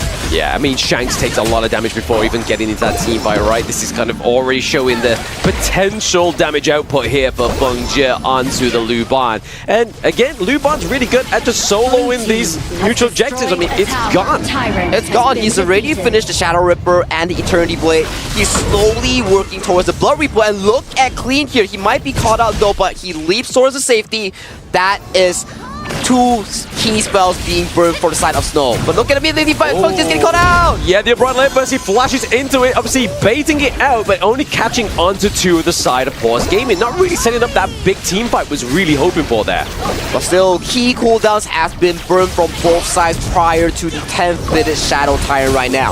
A contest between this buff has been concluded, Clean does get it, and he leaps out to safety. He leaps out to safety, the Dream Roll comes through just so that Miles Sotis can get with his boys, right? Rather than traveling in singular pack, they are going together and looking to try and get this T1 into the mid lane is what Pause Gaming really are hoping for here, to try and give over the enemy jungle. And positioning does come up clutch coming in from Pause Gaming as well, but keep in mind guys, Feng Jie does not have flash for this 10-minute objective here. And look at the Mai Shiranui coming in from Xiaoyang here.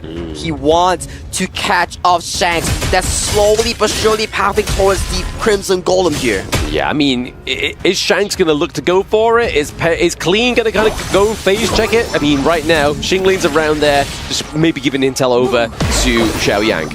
And the difference between the two Maestros, we're looking at Hailang, he's more towards the utility side, and Xiaoyang, he's wanting to farm out all this gold, be the side lane, and make sure that he has the one-shot potential. And for the side of Clean here, he's going for a semi-tank build. He's slowly building towards the Hunter's Grip, but look at Xiaoyang, don't might be caught out. Oh, careful though, you don't want to lose the Mai Shiranui. Oh, Clean with the takedown. Are they going to be able to get down Feng Jie? The Unbridled Outburst, it does not Xingling into the wall, but it's not enough to keep it in space, but the damage for the side of Twisted Minds is coming through.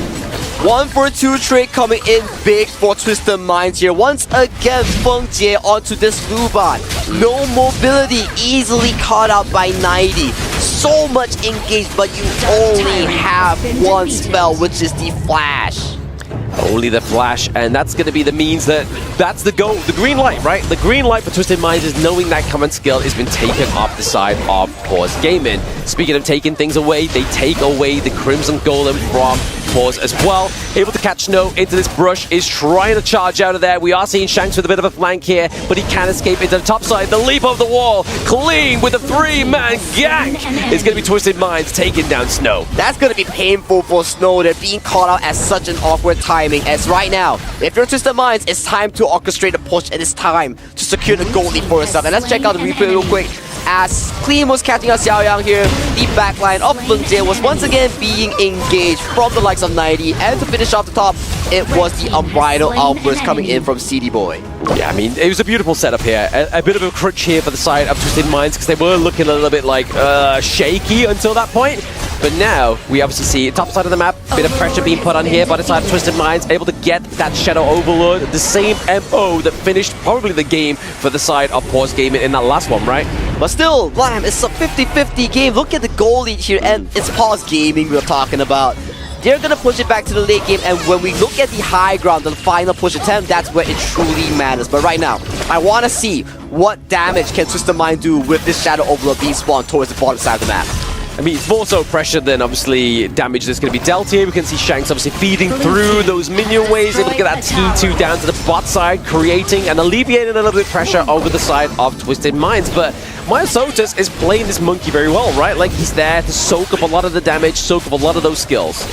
That, I have to agree, but imagine without any form of backline damage, how much can Myosotis really do? Because if Bungjie keeps dying at the start of team fight, you have realistically no backline damage to assist from him. Exactly that, right? They've got to make sure they're protecting Bungjie if that's going to be the case, right? Obviously, just look at that damage. The Kachusen's coming through. The dash in on top of Bungjie means that we are going to get the takedown out to Xiaoyang, as well as Bungjie. Xingling goes down as well. We're seeing Twisted Minds really open up paws here. Snow trying to get in onto that backline, trying to deter them away from this T2. No minions just yet, but they do have the Vanguards crashing through into the top side of the map. It's a 4-for-1 scenario coming in from Twisted Mind. Can Snow really defend this? Because that is the Overlord and another one crashing down. Right now, he needs to be the savior of his team. He takes down Hailang. He's not going to be able to do it. This means the Twisted Minds with the Vanguards, they take down the WKS champions. Come through, KMW. They take him down and they progress themselves to a higher prize pool, to a minimum top 4 finish in this tournament. We congratulate Twisted Mind and we thank Pause Gaming for their effort. Pause Gaming, I mean, at the stipulation of the Ultimate Battle, maybe that could have been the problem there, but hey, if they cannot come together and decide what's going on, that has to happen, right? There has to be a consequence, and we just follow the rules. It's not like it was the worst draft. Rules are rules here, so that will be a painful lesson for Pause Gaming and the coaching staff, as the next time they come into this Ultimate Battle, they will be more careful, as they will be more mindful of the timing that they are allowed to. Yeah, I mean, right now, we're seeing that the players, every game that they've won, they haven't been the rah, kind of like stand up, let's take this victory and own it. They're kind of like realizing the gravity of the stage, right? They're like, you know what? We got to keep calm and collective. We got to make sure that we're kind of just allowing that we are here. We are amazing to be here, because I just want to, those in the Amazon Arena may not know this, but Hailang, 90, Shanks, City Boy. Last year, EWC, they were dropped at the first hurdle. They are now in the semi-finals. So crazy, but Mara lead the gorge. Here we are with Hailang. Congratulations. Man, our first best of 7 you took us to game 7. How was that, especially when you guys started with a 2-0? So things have shifted in the middle. How did you stay composed for that potential comeback? Because in the first game we 2-0 them, we are like express ourselves, and then we think that it's easy to win. But I think this next time we won't do like this anymore, and then we will try our best to meet every team, because this time we do a pretty hard game. And then also in the first game, we do very well, but also lots of mistake, and our coach also very angry with us. Is that why you look so stressed? Because when you came here, you were breathing hard, you bent down and took a deep breath. So what's going to go on when you go back to that room? What are you going to tell your teammates?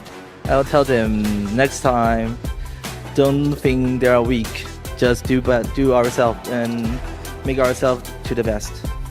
Now, just one last question. In game 7, you found out that your opponent didn't lock in their heroes and they had to use their game 6 heroes. What was the reaction of the entire team? At the first time, we feel shame of them, because this game will be very, because you don't have lots of times to play like BO7 to the full, and I think this is also a mistake for them. And next time we fight with them, and they must remind us. You did well today. It's time to take a deep breath. It's time to rejoice, because you've won today's hard-fought fight. Once again, Hailang, you're so amazing. Congratulations. And now that we've shown you all the action, we're going to hype it up even more, because there's lots of things happening with Honor of Kings. So let's watch this. Hello, Honor of Kings fans in Saudi Arabia and all around the world. I'm James Yang, the Senior Director of Global Esports Center at Level Infinite Tencent Games. Honor of Kings launched in 2025 with a brand new esports ecosystem. This year, we've seen players transform into competitors and competitors into champions from grassroots open series tournaments to regional leagues, all competing in the global spectacle of KWC. We've built an esports ecosystem for players worldwide. Over 160,000 players have created their own esports stories. We see these stories worldwide happening in each player's daily lives. And in the second half of 2025, we'll tell these stories even more fiercely, with more tournaments, low barrier to enter, and more ways for players to make their mark.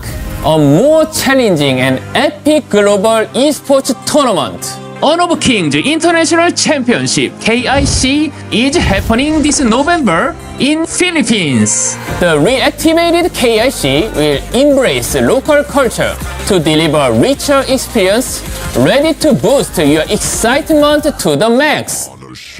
This time, the focus is on global teams, where top teams worldwide will meet to fight for regional pride, battle for championship honor, and split $1 million prize pool. The more thrilling news is the KIC champion will have a dedicated hero skin made for them. Furthermore, they will not only be KIC winner, but also new contenders. The top 3 teams from KIC will carry their regional flags to the Challenger Cup in China this December. Regional professional leagues offer pro teams the direct path to the world stage and international fame. Starting in August, the second season of regional leagues will launch IKL, MKL, PKL, WKS, ChokeBR, KME, KMW. Which team will crown the next regional champion? Which player will emerge as the next league superstar? Stay tuned to witness the regional actions. We are excited to announce that the champions of the IKL, MKL, and PKL will each receive a special team-themed Flowborn outfit. Should they secure their title as the regional pro league champions again, we'll enhance their outfit with a new and exclusive accessories. Legendary players might be among us. Just look at Team Twist Mind. They clawed their way up from Open Series, emerged from Major West League, and earned a place on the KWC stage. They will not be the only ones. Over 160,000 players from 100 plus countries and regions competed in the Open Series Split 3 this year, and 18 teams advanced to regional professional leagues. Their stories show that everyone has a chance to step on the esports world stage. Do you want to be the next grassroots glory miracle? Open Series Split 4 has begun. In the second half of the year, the esports competition will open to every HOK player with low entry barrier requirements and new format for more aggressive battles for advancement. Plus, we welcome everyone to become a content co-creator in the Open Series. Showcase your highlight moves and get cheers from audiences all around the world. HOK Esports isn't just about fighting each other, it's also about playing together. This year, we bring 2 campus-exclusive events, Honor of Kings Campus Series. The inaugural KCS tournament happened in over 500 campuses worldwide and attracted thousands of student participants. According to them, KCS was the closest way they have to the pro-level competition and was also a great chance to meet their fellow gamers. For the second half of 2025, we are ramping it up with more campuses, giving more students a shot at KCS. We'll also host more online and offline events for a chance to meet with students. So students, get ready for KCS because the next campus we visit could be yours. It's time for your dome team to become KCS champions. We believe in everyone having their esports moment in HOK. So, esports players from all around the world, are you ready? Create your own story of honor now!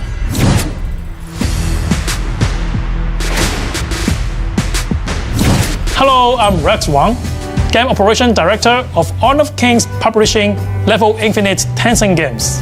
Honor of Kings is committed to delivering higher quality, richer, and more diverse game content to players worldwide. We also aim to build an ecosystem for everyone to play together, win as one. In this ecosystem, other than esports contestants, Honor of Kings content creators are also vital, bringing creativity and tons of fun and rich Honor of Kings content. I myself follow many of those creators to help more creators and their amazing content which passionate Honor of Kings fans worldwide. We have already launched Honor of Kings Studio, and now we are excited to announce that in the second half of this year, Honor of Kings will launch $1 million creator project. This project is designed to discover, support, and reward outstanding Honor of Kings creators around the world. Creators in the $1 million creator project will receive monthly incentive, special bonus, and exclusive content tasks, all designed to encourage consistent and passionate content creation.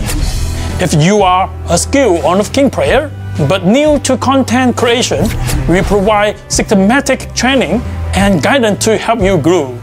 Combined with traffic boost for high quality content, we will help you accelerate your journey as a creator.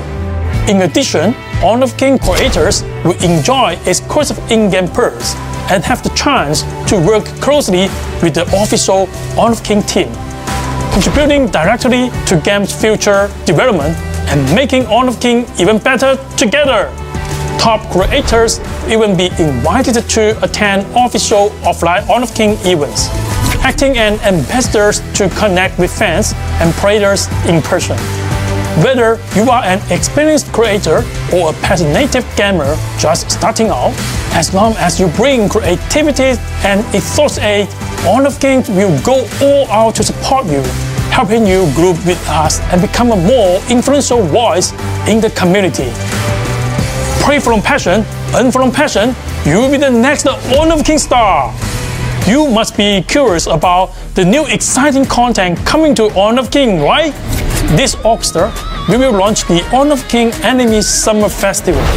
We'll be breaking the dimension to bring you a ton of fun and exciting anime content.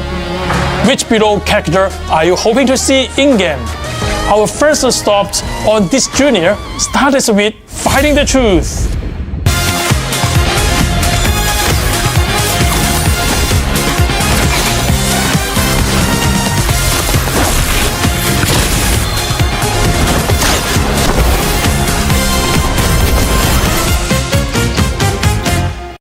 That's right, Honor of Kings will also kick off its collaboration with Detective Conan on August 1st. Don't miss the showdown between Detective and Fatal Thief in Honor of Kings. Coming soon in the second half of this year, whether it is gameplay, esports, or content, Honor of Kings will be with you in every part of your life, offering the best gaming experience and our fondest memory. Let's enjoy together, OKHOK!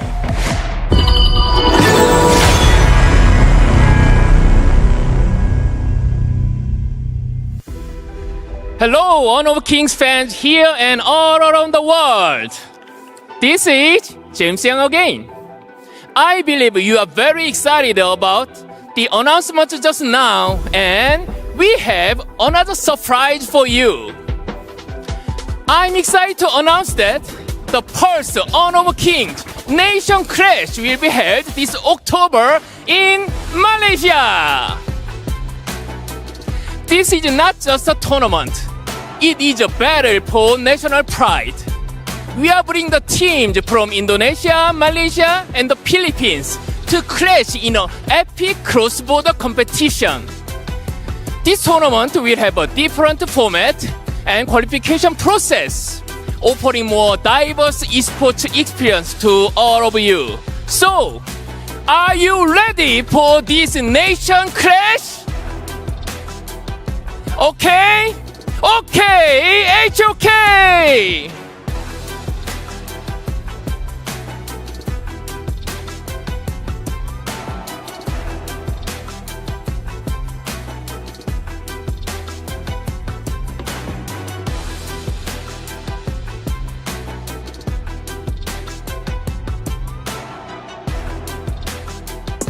It's been amazing just to hear the new opportunities of what is going on in our game. I am super excited just to see the evolution of Honor of Kings, how we are moving forward, creating a bigger ecosystem, creating more opportunities not only for everyone at home, but for us as well. They talked about content creators. I know that both of you create content for our brand, which is amazing, and we're super glad to have you here and to share every opportunity that you have.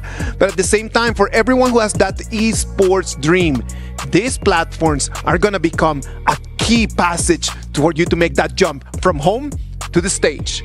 I mean, you got so many events coming up, right? There's KIC, there's new National Clash happening in Malaysia. There are KCS Open Series. They're basically multi-tier tournaments that everybody can join for the HOK ecosystem. This is quite insane. Not to mention that I was in one of the clips. Yeah, we did see you. We did see you, Dave. It was actually really nice because you died. Yeah. That's not important. Let's focus on the most important aspect, which is they have a $1 million content creator support program. And that's absolutely insane, Phil. What do you think? Oh, I'm very excited for that. Hopefully we get a piece of that pie there. Dave just got on. Wouldn't that be nice? Yeah, that would be amazing. Dave just got on there for that, and he was only on there for 1 second, you know? Kind of true. And in that 1 second, he died. Of course. Hey, it's important. It's important just to be on there, all right? Take the wins when you can get them. But when Honor of Kings mentions they have something for everyone, they truly have something for everyone. The esports side, the player side, even if you don't want to do any content creation or all this, having more creators for you to watch and all that is going to be amazing for everyone involved. And everyone who has that content creator dream as well, right? Like, not everyone is just designed just to be an esport professional and just to become an athlete. A lot of people just want to create content, and they love the game and they want to just make their voices be heard. And this new program is going to allow them. If you don't know how to do this, you can always come and we will help you out and just give you a hand. Absolutely. There's so many different angles you can come in to start creating content for Honor of King, ensuring great content series like tutorials, guides, gameplays, or if you're just a pro player who want to share some tips, it's all here ready for you. Not to mention all the prizes you can earn along the way. It's so good. I want to talk about something which is the anime series, bro. The Conan skin for Luban number 7, that's great. I'm telling you, man, like, it is going to be one of those things that when you've got it, you gotta show it. So we're gonna start seeing a lot more of that Luban number 7 over there in the gorge. Absolutely. Honor Kings make some of the best skins, and these collabs are amazing with AAA branded names you guys know, like Detective Conan. I don't actually know the anime, I'm not too familiar, but that Marco Polo skin looks amazing. Weak. How can you not know about Detective Conan? I haven't watched it, but I know what it is. So I'm a little bit closer to Phil. Ladies and gentlemen, thank you very much for being here with us.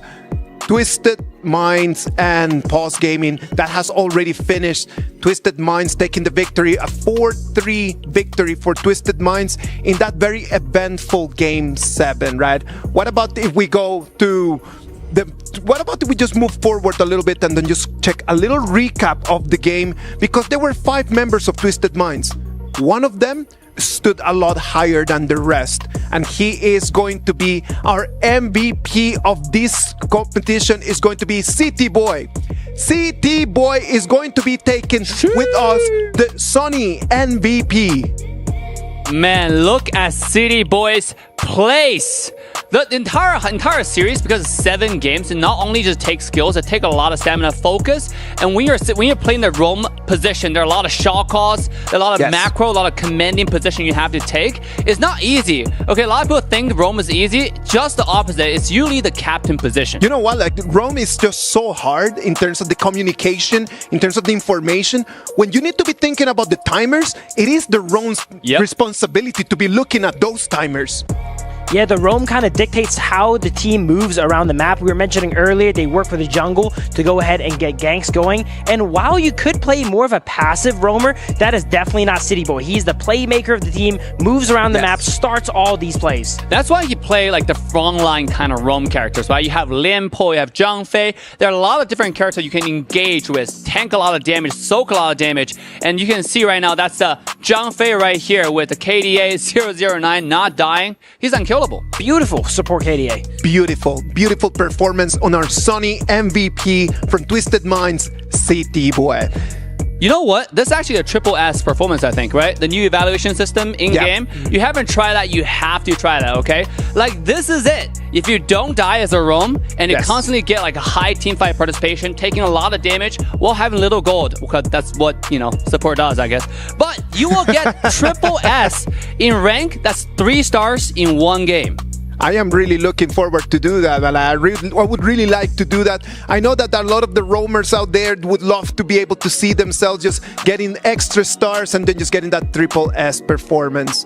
Well, right now, Twisted Minds already with 4-3 victory over Pulse Gaming, and that's going to send them to the top 4. The top 4 of our this year's KWC. One of them is going to be Twisted Minds. They win, and look at that. They're waiting for the winner of tomorrow's competition between AGAL and Alpha 7 Esports.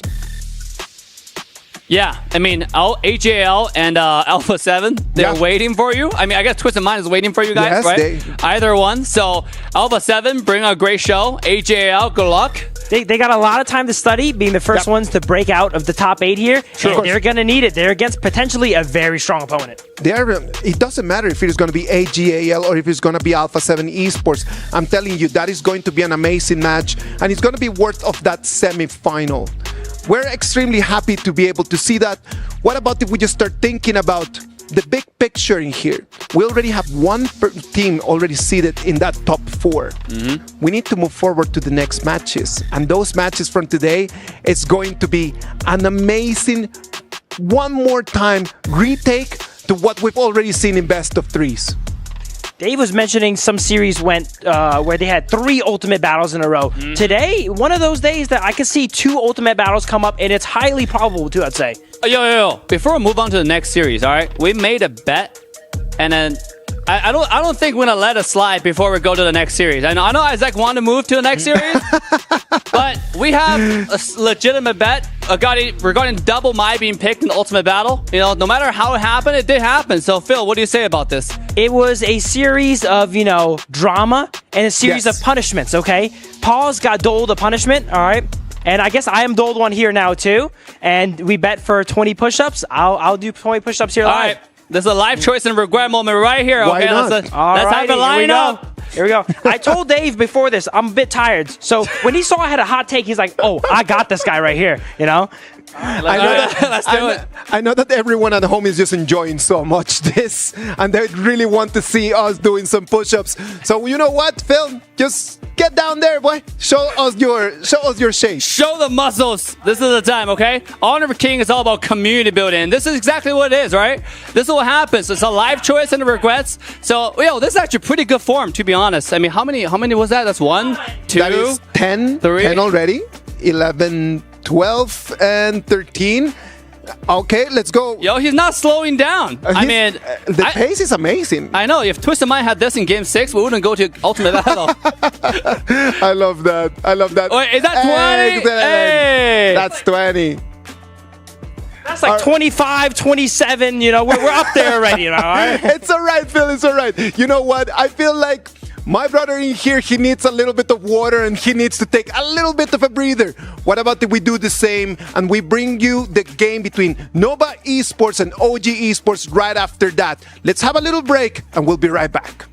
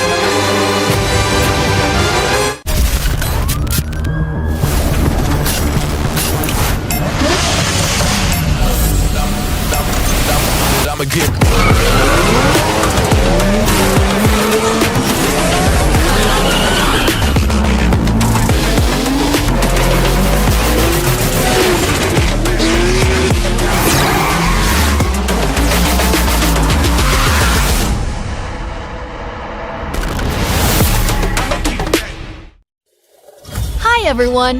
The Honor of Kings Flowborn Outfit Design Contest is officially underway. We've always wanted to make HOK more fun for players. We hope the highly customizable outfit feature of Flowborn becomes a way for players to express themselves. In this contest, we welcome all players to submit their ideas through original outfit designs. Create your own exclusive hero. Outstanding entries will win cash prizes and may even be implemented in-game. The submission period is from July 4th to July 25th, so don't miss out. Before submitting, please make sure to download the official template to keep your submission format correct. After completing your design, follow the steps to submit your work.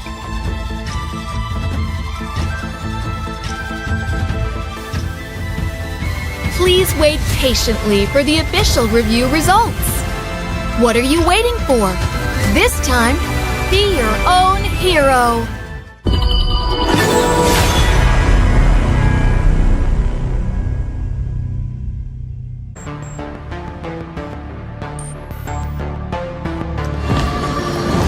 Activating Warp Jump. Destination? The brightest star.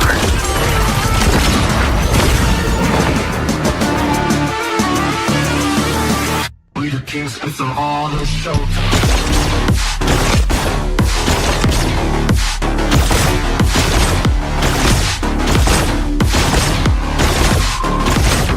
Pulse gun charged! Scope calibrated! It's a quantum party! Ignites the stars! Into the nebula! Cosmic shifts! Supernova pulse! Woo! Right in the core!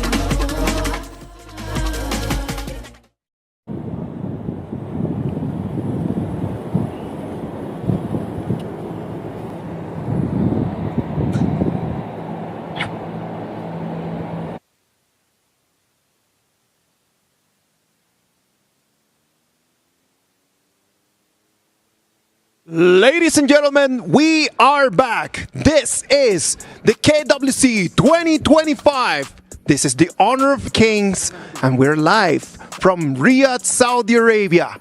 This is going to be our second match of the day. This is going to be electrifying. I'm telling you, if it is going to be at least half of what we already saw from that first match, this is going to be something. You guys are up for a feast. If you just got online and you do not know exactly what just happened in that first half, we had Twisted Minds take a 4-3 victory over Pulse Gaming. That was a very amazing game. I remember that Twisted Minds started with a 2-0 advantage. Then it was Pulse Gaming, the ones that they took the lead, and then you went to 2-2. Then Pulse Gaming, then Twisted Minds took the 3-2, and then Pulse Gaming in the last second snatched the victory in Game 3 to send us to our Game 7. In that Game 7, sadly, we had Pulse Gaming just having to take a little bit of a nerve because they did not submit. They did not submit their picks in the previous 3 minutes, and then after that, Twisted Minds just sealed the deal with one more victory. Moving into Nova Esports against OG Esports. We can see the players already arriving. I know that Nova Esports and OG Esports, they're really looking forward for playing against each other. The two of them, they really are counting the minutes to be able to see exactly what this game is going to be. We had already an OG Esports against Nova Esports match before. And that was already a Nova Esports 2-1 victory against OG Esports in the best of 3. Now, Nova Esports, Mutsi, Waypit, Xuan, CY, and Wendy. These are going to be the 5 men that they're going to be showing us what Nova Esports is going to do. We are always talking about Nova Esports being able to be very close to that S tier.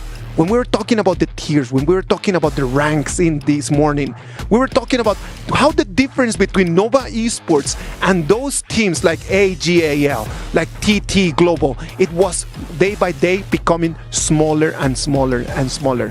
When Nova Esports is really on their toes, like believe me, they can take anyone. And Nova Esports is going to be one of those teams that you're going to have to look forward to.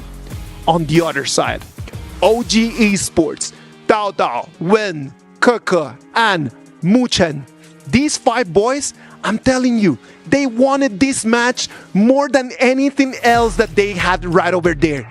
The day of the draw. If you would have been with me right over there in the studio, it would have been amazing vibes, a great environment. When they saw that they got to play against one more time against Nova Esports, I'm telling you, they erupted They were elated because this was going to be an opportunity for them to take revenge. It does not matter if you are a Nova Esports fan or an OG Esports fan.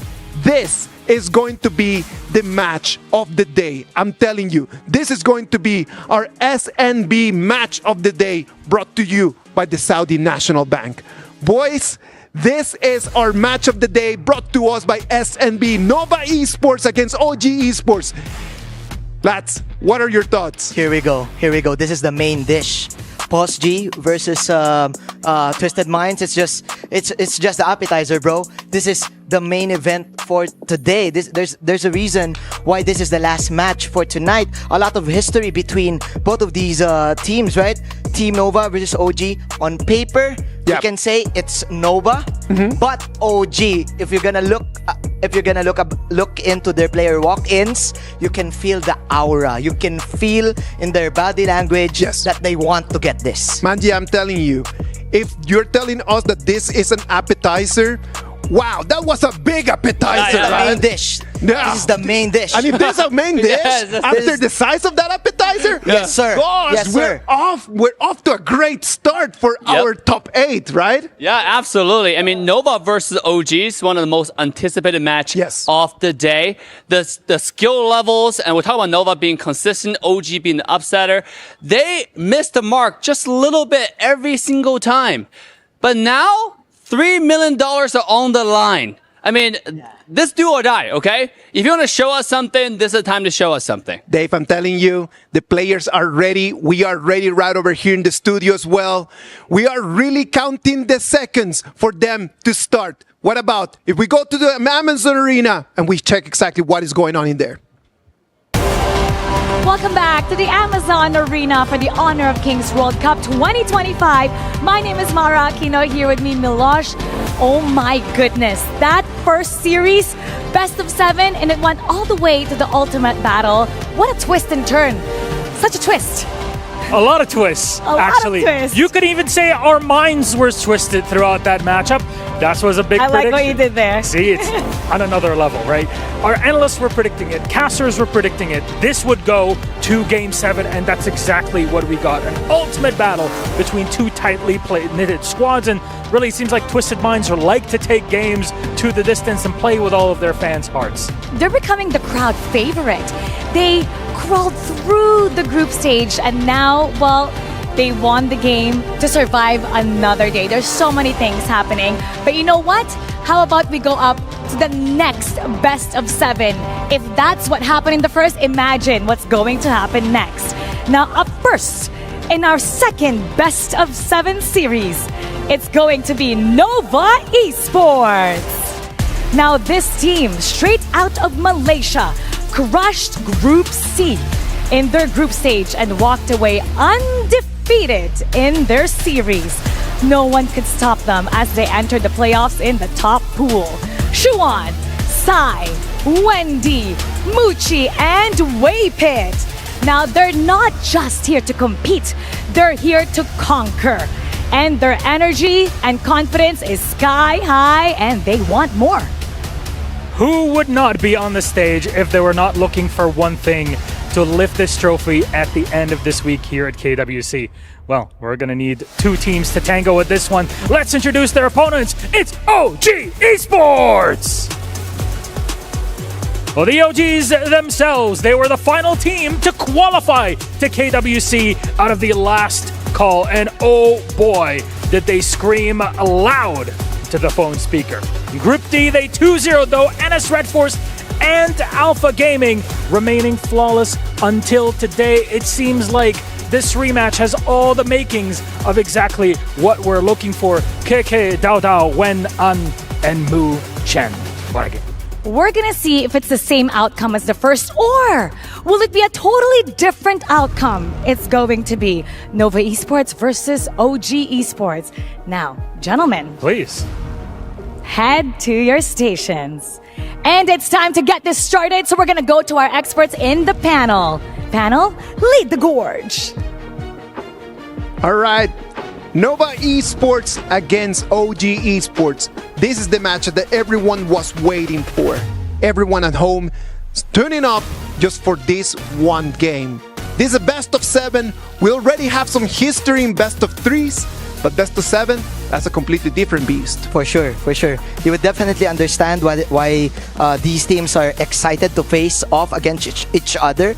It's like, if you're gonna do an analogy in an anime world, it's like Sasuke versus Naruto, right? It's like Goku versus Vegeta, the main event. If you've been watching a lot of HOK ever since it came out, these guys have been there, right? Yo, every single players here are my homies. I mean, these players are the best, all right? They're great on content. They've been really friendly. And guys, you have to come to the arena if you have the chance to, okay? So you can meet these players in person. They are fantastic. They will greet you, collaborate, work with you, take photos. They'll go buy jerseys with you as well, or maybe give you a jersey if you're here and if you're really good looking. So make sure to show up in the venue live. And I gotta say, I have my eyes on Coco and Xuan, right? This is going to be a fight for the Clash lane. And I want because both of them play really aggressive. And I want to see who's going to rotate first, who's going to gain prio in the lane. Clash lane is probably the most impactful in terms of macro rotation in Honor of Kings. And today, we got the two best players to demonstrate that. Yeah, for sure. Last time they met was in the Group Kings. If I'm not mistaken, it was 2-1 in favor of Nova. And there's a lot of contests regarding the Clash lane. You have the Dharma pick, Guan Yu for sure. Mulan was also in the pool back then. So Keke, how do you pronounce it? Keke? Keke and Shuwan for sure. This is gonna be their fight. Great pronunciation, Manji. Keke, you know the vibe. Back then in the Philippines, we call him Keke. Keke. I like that one. From now on, we're running with Keke. I like that. I'm telling you, that Clash lane, as Dave was just mentioning, it has been a critical area. For sure. Why? Because you need to gain advantage. You gain advantage in Clash lane, and then after that, you can start rotating. You can rotate quickly, and then you're creating 2v1s in different lanes. And by the way, last series, we might not see the best Guan Yu play, but in this series, Coco is a master of that hero, okay? If you're trying to learn how to play Guan Yu and why this character is probably the crowd's favorite in so many different regions, of course, this is a series that you want to watch closely and really learn from the best of the best players in the world. And I also got to pay attention to the mid lane. You got Wendy versus Wen. I mean, these two players are also the master of their lane. However, though, when I wouldn't say the weak lane of OG, he does zone out sometimes. Can he stay focused? And I'll give today's matches, I would say a title or like a theme, which is leveling up, right? Can he level up his focus and stay in the game, stay in the zone, and bring out something different that we want to see? I love Wen. I mean, this guy is goated. Yes. But today, can you take it to the next level? It's going to be difficult, right? Like, it's not like they're playing against bots, right? They're actually playing against top-level players. Being able to perform the best, it doesn't depend only on yourself. It needs to depend exactly on what opportunities your opponents are going to give you. And what is interesting for me is that they're kind of playing against their rivals, and this is an elimination game. And if you want to be eliminated, if you want to exit the tournament, you want it to be up against your best opponent, right? Because for the next stage, they're going up against, if I'm not mistaken, AG or maybe Vitality, right? So then again, for these teams, they need to bring their A game. For sure, they reviewed all of the VODs. The winner between Nova Esports and OG Esports is going to be playing against the winner between Team Vitality and TT Global. Oh, TT, well, ladies and gentlemen, our BP is starting, and it is time to send it to the voices that they're going to animate this gorge. Kindofu, Holler, take it from here, boys. Teams played in the Group Kings, and they meet again on day 1 in the playoffs in a best of 7. Loser goes home. My name is Holler, and with me is Kindofu. What's up, everyone? It's your favorite kind of tofu, and of course, this is going to be an exciting day. We've already ran through a best of 7. In fact, the entire best of 7. Let's start off with the game number 1, Nova Esports against OG. Yeah, I mean, the draft is underway, but not to undermine what we just saw in that previous series, Pause Gaming, and of course, Twisted Minds going to the 7th game. I do predict we'll probably see a 7th game in this series as well. I agree. I mean, this is what we've been discussing behind the scenes as well. And I think, with that 2-1 scoreline, I feel like that's not the true representation of power levels between the two teams.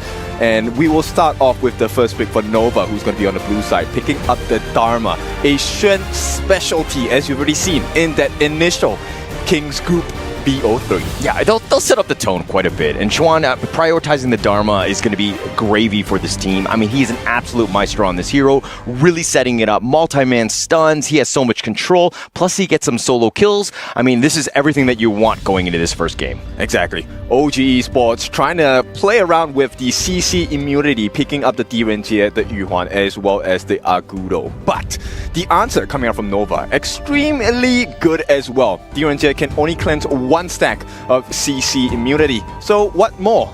You get the Mozi, you get the Lung as well. 3 different kinds of stuns for all the members of OG. Yeah, and going into this one, it feels like the teams are kind of playing more of a, shorter series. Some of these heroes are definitely meta. It seems like they want to really have a good first game and really take the fight to them. I think it's very important to do so, right? We had the question from Isaac earlier talking about, what makes the difference between an S-tier team and an A-tier team. It really comes down to the competence and the consistency. So you want to have that confidence as well, right? And a good game number 1 puts you in that mode for sure. Yeah, but this is, of course, a marathon, not a sprint. I mean, yes, you'll win first game, but you have so many other games that could potentially be there. You need to have that hero pool. Obviously, these two have gone back-to-back in terms of these best of 3 and best of 7 when they last met in Season 3. All of the series went to the final game. That's right. And I think one of the things that we need to really pay attention today is the fact that can you achieve your win condition? In that previous best of 7, as you guys seen, certain decisions are so important, right? Do you go for the kill? Do you go for the turrets? Do you go for the objectives? Many decisions need to be made in a split second. So OG Esports, Nova Esports, this is the difference maker between an S-tier team and a A-tier team. How fast do you make these decisions and how well do you do it? Yeah, I mean, it's all about pace too, right? I mean, one thing that we've kind of saw even in the Twisted Mind series earlier was that they really prioritized pay. They wanted to really take the fight to the enemy early, and that's kind of what we saw. OG tried to do that in the last series they were together, but Nova was kind of up to the task. But we're going to go a different route. It looks like Nova Esports finalizing their draft with Yixing and Luna and letting CY fly high in this first game. It's the 5 C's that you want, right? Most people want a condominium, they want cash, but for this one, it's all about control. 5 members of 5 different control on the side of Nova Esports. It's quite a difficult draft to play against, but OG Esports responds with the Donghuang. What an interesting debut, and what a day to debut it as well. I think this is actually the first pick in the KWC thus far for the Donghuang. This is going to be an interesting one. Walk me through this hero, King. Right, so Donghuang is actually one of my favorite roam heroes to play. He can be played in the Clash as well. His ultimate is called the Forsaken Contract, which, if connected, you will share the damage that you guys take together. So if you hit Donghuang, your teammate gets hit as well. So it's all about, tankiness. And with his ultimate, it is a suppression. So you cannot stop that Forsaken Contract. It's just a lot of control, right? I mean, this is the biggest thing. When you see the CY Luna flying into the back line, you need some way to lock him down, give the rest of your team really a chance. Like the Direnjie, he's going to be able to lock his stun when the stun from Donghuang happens. So it makes it very easy. It makes a lot of sense going into this one, but it really comes back to, again, this Luna pick. How high flying is it going to go? Exactly. I like the way that you pointed this out, because as you have noticed, we have progressed deeper into KWC 2025. The lines are no longer black and white. There is some gray area. Both teams are actually able to take the series. So let's start off with the first question. Muchen here playing this Donghuang. Do you really want to catch the Luna? I mean, you want to, right? I think that's going to be one of the big targets. I mean, Muchi is definitely high on that list, but it's not going to be the easiest to lock down. So if anything, OG, they were looking to kind of have that sort of stun to kind of control these two heroes, which could be an absolute menace on the back line. But here we go. This is, of course, going to be the match of the day. Game 1 in a best of 7. The loser is going to be going home. Yep, going home. That is a situation they do not want to find themselves in. So let's talk about the drop a little bit. Nova, the win conditions are pretty straightforward for them. It's really just layering all those stuns in collaboration together, right? And they have a lot of damage over time. And during that mid stages of the game, this is where Xuan and CY are going to pop off because they're going to hit the level 4s, the level 6s, level 7s, and then OG is not going to have a very fun time. Yeah, not going to have a good time at all. So it really comes back to them in terms of like OG's lineup, probably a little bit more slower paced. They're going to go slow and steady with the sieges, especially with this Agudo up front from Dao Dao. I mean, you have that potential to just be that menace, that death ball, which is going to be tough for Nova to kind of crack into. Yes, and one of the traits of Nova's draft that you will notice here, they are a team fighting comp. They want to get those big fights. And what's the answer to someone that constantly wants to fight? You don't fight. You don't fight back. There's no need to reply. You take the turrets, which is why Dao Dao as well as Ant have taken this duo combination of Agudo and Yiren, because they are the ultimate turret pushers. Yeah, actually, that's like good life advice in just general, right? Somebody wants to fight, you just kind of feng shui them a little bit, you kind of move around. I'm going to sneak into your house. A little too dangerous at that point, but again, look, let's talk about this one, right? Dao Dao has been rotating throughout. I mean, they're going to try to funnel him as much farm as possible, maybe potentially steal away those blue buffs from CY because they need to be aggressive. This Luna without a blue buff, you might have a good time. Exactly. So I think, you know, pacing-wise, CY and Dao Dao are pretty tightly matched because Dao Dao is able to move fast. You also have that insane movement speed, mobility by CY as well. So this 4-minute Tyrant actually going to make a significant difference between the two teams. Yeah, actually, we should have started with this, but which team are you giving an edge to just with draft alone? I actually prefer the Nova draft. I think it makes a little bit more sense. Okay, but on getting a little bit low. Muji get run down, and he's going to give up first blood, but here come the reinforcements. Wapit is there with the Peacebringer, but not able to capitalize and get a revenge kill. Super interesting. No punishment coming out from Nova. This is not very Nova-like. And you know, Nova is a team that we have praised. In fact, on paper, Nova looks a lot better than OG, but it's OG that strike first. Yeah, so this going back to that one, I mean, Nova has always gotten the best of OG in all of the games and all the previous series. Like, it seems like they're the nemesis, right? I mean, going back to the Season 3 championship, or the Season 3 Invitational, excuse me, OG was up 3-1. They had a potential to knock out Nova, and they kind of fumbled the ball as Nova Esports won 3 games in a row. I mean, if you have to make mistakes, because we inevitably do, I would rather you make those mistakes early, right? Yeah. So Season 3 Invitationals, it's a pretty big stage, but right now, it's an even bigger one at KWC. So isn't it the best time to show that you have learned your lesson? Yeah, it looks like Dark Impact was going to be used in the bottom lane, most to zone it away. OG doing a good job. I mean, again, we knew that these two teams were going to be evenly matched. You're seeing that in the net worth. Yes, and you'll see that the gameplay is a little bit more passive, a lot more safer from both teams, right? Because at this point of the competition, it really is, well, hang on, there is going to be a board laid down, forces out the flash from Muchen. This is not ideal because now that aggressiveness is not going to be apparent from OG. Not going to be possible. I mean, the 4-minute Tyrant is about to spawn, so that's something to take note of. I think Nova have a slight edge going into this team fight, especially with Wapit just like throwing out these cannon blasts left and right. Yes, he already has the arcane boots here, so he can have Pierce. Yeah, Dao Dao over the wall. He's going to be back in. And I mean, he's been spotted out. Nova Esports doing a great job of understanding that, hey, the 4-minute timer's about to happen. Let's push the wave.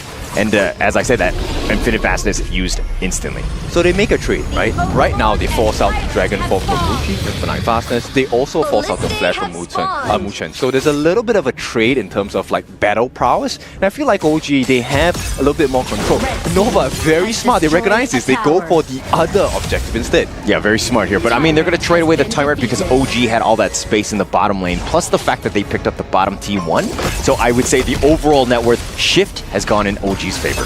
Yep, and very small decisions here coming from Nova, but very smart ones. You will notice that, you know, Muji is actually trying to take away this Crimson Gold because they wanted to stop the steal. But unfortunately, you know, OG, they recognize this. This is one trait of a professional team. They are able to read the situation at all times. Yeah, and being able to take out both the red buffs, especially early, taking it away from CY, huge. Set sail connecting on to 2 on this one, but again, it's all about CY. How is he able to get farm in the early lane? It looks like they've got him with the lockdown. Muchen not getting away from this one, and they're going to feed CY, let him get that kill. I think that was a worthwhile trade for the side, right? Muchen, he gives away his life, but end of the day, they secure the buffs. And unless Dao Dao is taken down here, I don't see much of an advantage for Nova. Yeah, not much at all, but I mean, it's still a shift. Yes, it is just a roamer at the end of the day. It was just Muchen, but I mean, you're feeding into CY. You never really see that if you're an OG. Okay, looks like they're going to go on, find on, and they get the return kill, and CY starting to come online. Yes, 5.5 minutes. This is probably one of the times we want to get that lead. CY opening up OG. Yeah, CY not scared. He's diving back and forth. They're going to find Dao Dao as well with Muchi's damage on top of that, and Nova Esports, you blink, and now they've got a lead. Yes, you don't want to be too careless with Nova at this point, right? We have already seen the results of being careless against Nova Esports, and once again, OG put their foot off the gas, and they're punished pretty heavily at this point. I mean, look, I think it's more of the fact that like OG were fighting, but Nova was like, actually, we're just going to take the driving wheel, steering wheel away from you, and we're going to take control of this game. They went into that playbook on the side of Nova, right? Which is Nova wants to fight. So OG, I think they need to recognize the situation a little bit better. Here's the board. Unending Sour going to be used, but the mid T1 is under siege, taken away by CY, and it looks like Nova, again, with just another lead.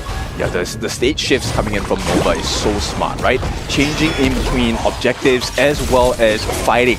It's so important to recognize where your strength lies. Yeah, and CY could potentially jump in. The Cannon Blast, not going to be taken away, but CY with most of the buffs, or excuse me, Muchi has them all. CY has nothing. He's going to back off and take his own.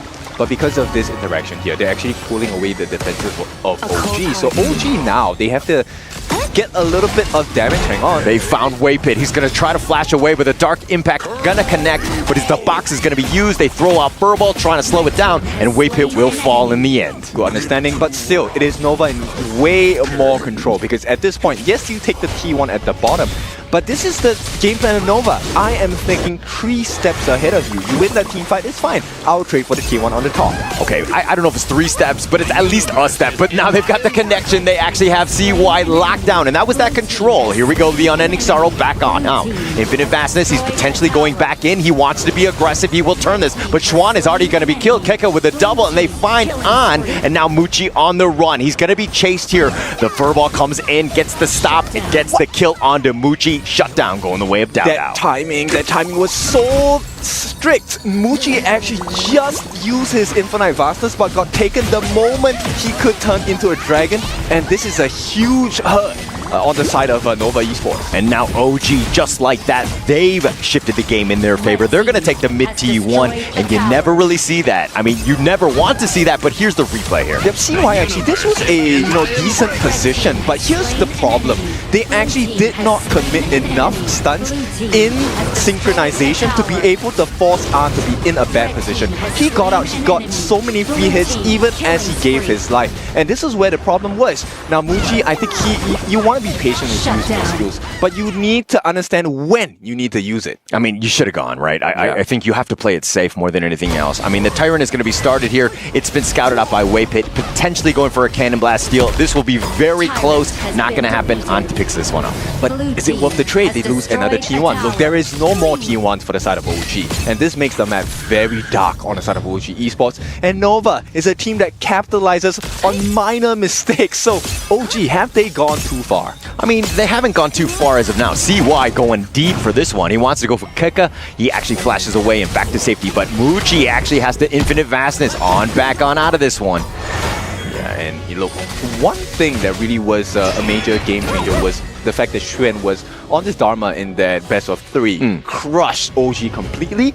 This time, OG gave it to him, and look at how Xuan is performing. They have definitely done their homework on this Dharma. Yeah, I mean, look, the biggest thing about OG was that they were previously grouped up, and they got caught out many a times by Xuan. His jump-ins, his truths were on point. He was just the man of the match in that game 1. But going into this one, yes, they're trying to bait him out, but it seems like OG are like, actually, best of 7, maybe we give him his best heroes and let him kind of dictate the pace, because losing game 1 isn't the end of the world. Exactly, and I think playing a game that makes you more and more fatigued. You want to make sure they burn out the best heroes at the start. And going back to the earlier series, I mean, Ultimate Battles, when they go to a 7th game, it is very tiring. There were some uncharacteristic mistakes from the Twisted Mind side, as well as the Pause Gaming side. It didn't seem like everybody was 100%. Fatigue is definitely an issue. But here's the Dark Impact potentially going in for this one. They have the stun on the Way Pit. They have the lockdown and the control. They get the damage. But it looks like Muchen's going to be traded away. They have the knock up onto this one, and they're going to bounce him around. Juan trying to go for the truth, but not going to be enough. CY is going to be focus fired. He goes down as well. 3 for 1 thus far, and Nova on the run. Baited! OG playing that so well. The fact that they allowed CY and understood that this is exactly where it's going to come from, that save coming in. They baited out Xuan's ultimate as well. Very smart gameplay coming from OG. Very smart, and they were actually able to focus down members of Nova, right? And they didn't actually go for Muchi because they knew that he had that Infinite Dragon, the Infinite Vastus. He can get on out and get back into the fight. If you're going to prioritize someone, you need to ensure that you kill them, and here's the replay. Yeah, so they actually baited out the box as well.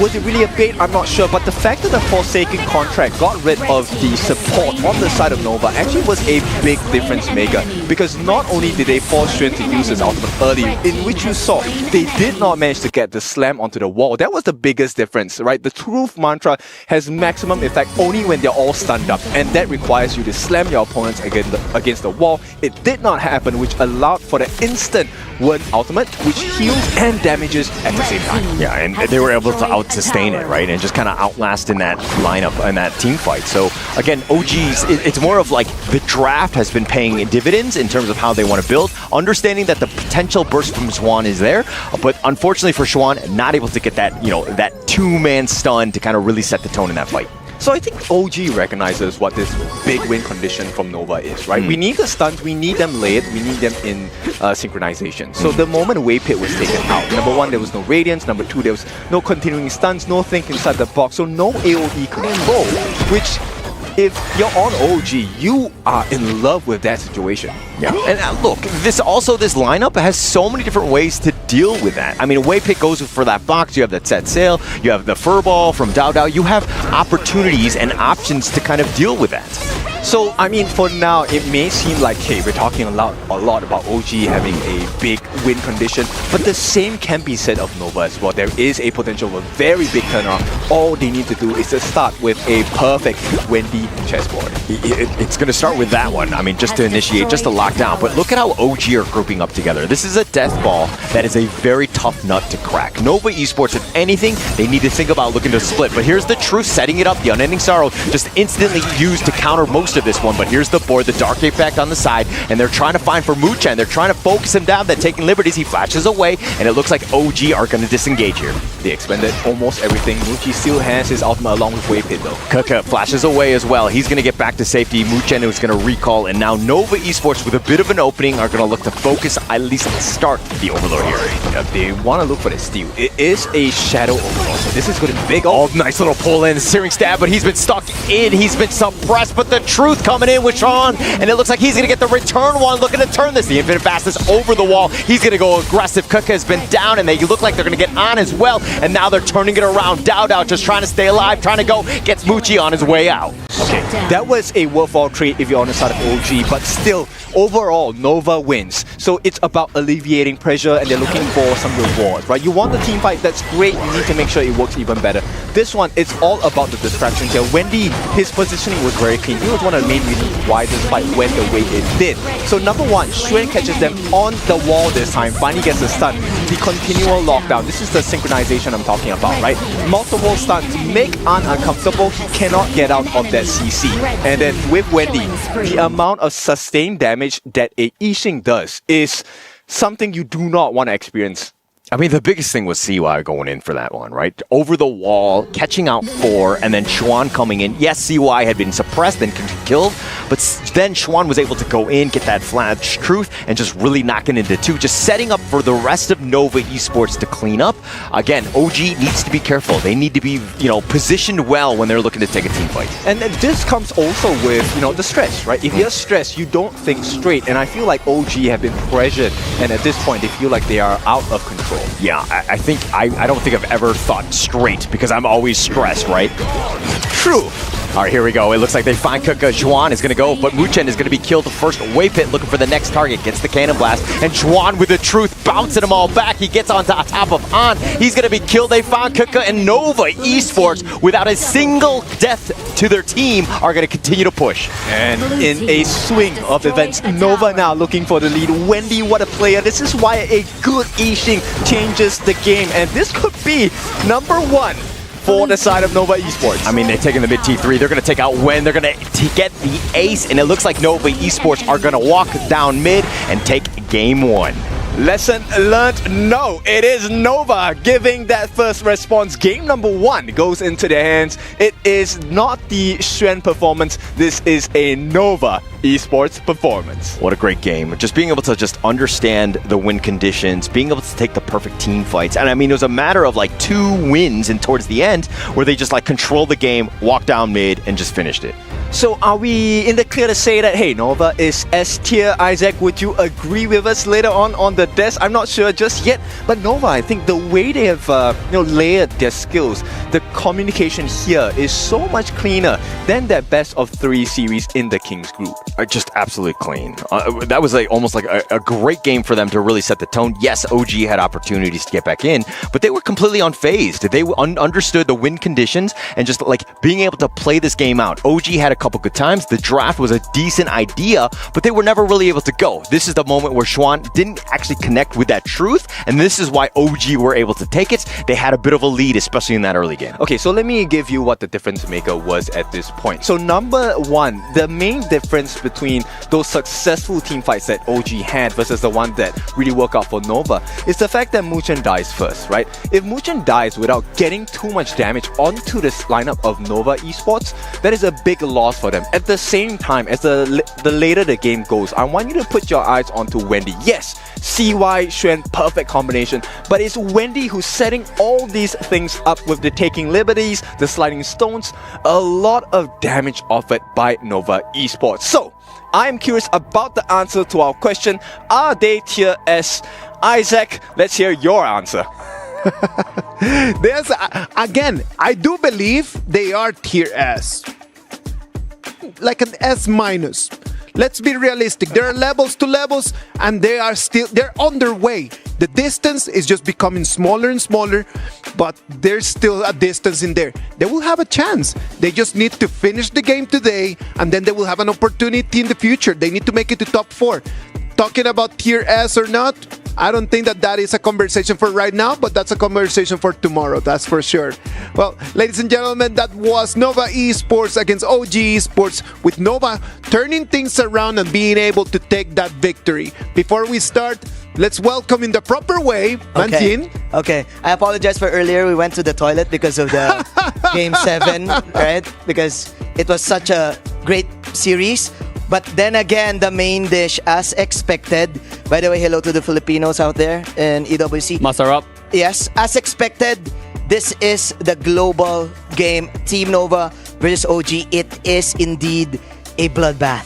We have what? Another 20 plus kills of a game at around what? 14 minutes? These guys are like the best of the best. Hey, they love each other, okay? Yeah, that's why they brawl so much. Yeah. They brawl in game, they brawl in real life. I mean, not in a safe way. But we gotta say though, in that game, we see like a mastery of draft, all right? Yes. Like both teams had outdraft each other. You saw the Dong Huang pick, one of the best. I would say not the only, because there's also Liang there. A lot of CC will counter someone like Luna, but Dong Huang is a great choice. However, the Yixing though, they're able to circle him in, box him in, and get him poked out. The best way to counter someone like Dong Huang is get him poked out before a team fight. Of course, because if we understand Dong Huang can do suppression, right? Yeah. And when you're just under suppression, then the problem is that you're going to be taking your life. Yeah.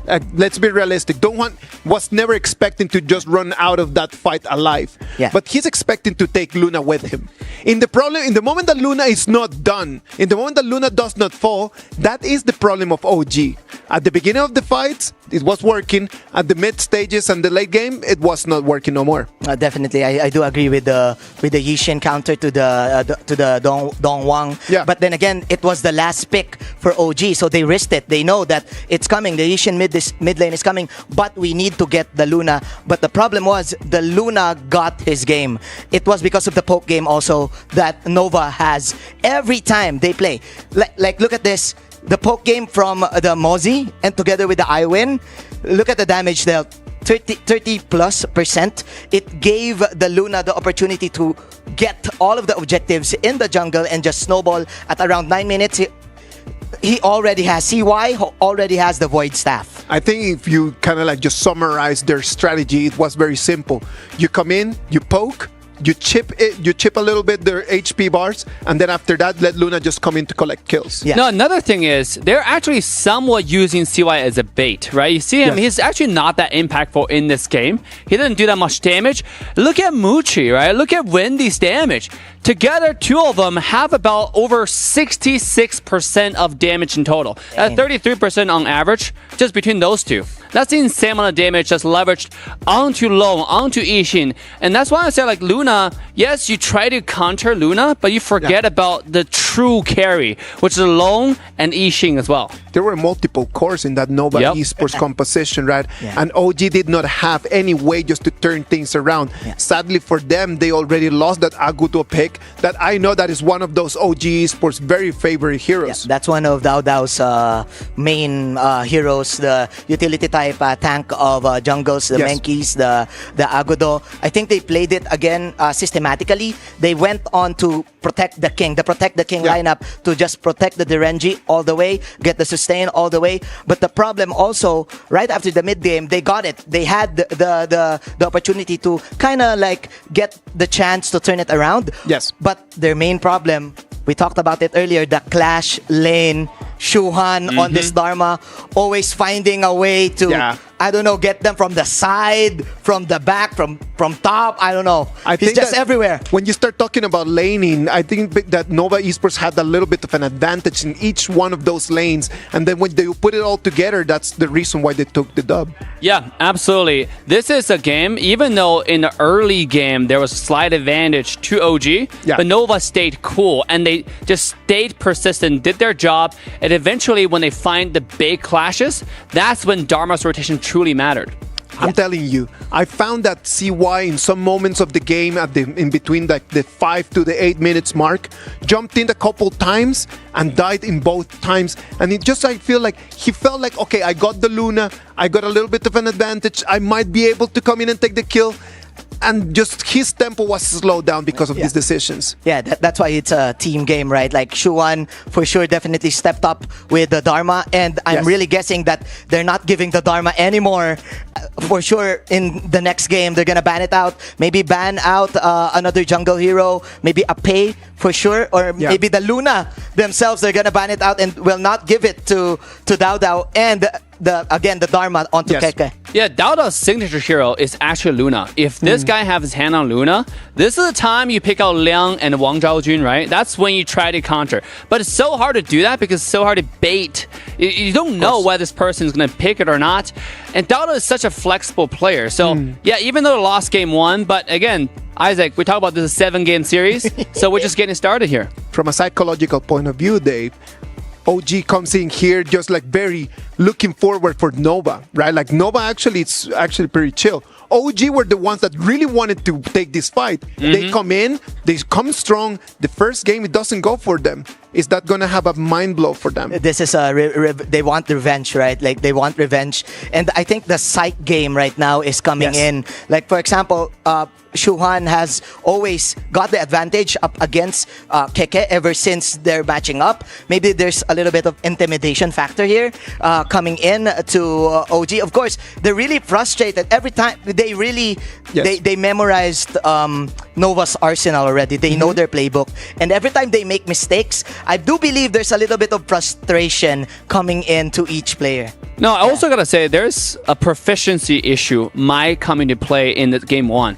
because you don't see Donghwan a lot. You don't practice character a lot, right? And just now, what you saw was Donghwan getting poked out before he can be effective in a lot of the team fights, and that's very, very important. If Donghwan is able to find the crucial picks before he dies or trade the crucial characters, that might be the play for OG, but that's not what happened. Well, in the early game, it was effective, but then it slowly died out as Nova come to more of a grasp. Okay, how do we counter this Donghwan pick? That's why Donghwan is not part of the meta. Let's just be realistic. There are meta picks and there are heroes that just kind of just fall off out of that meta.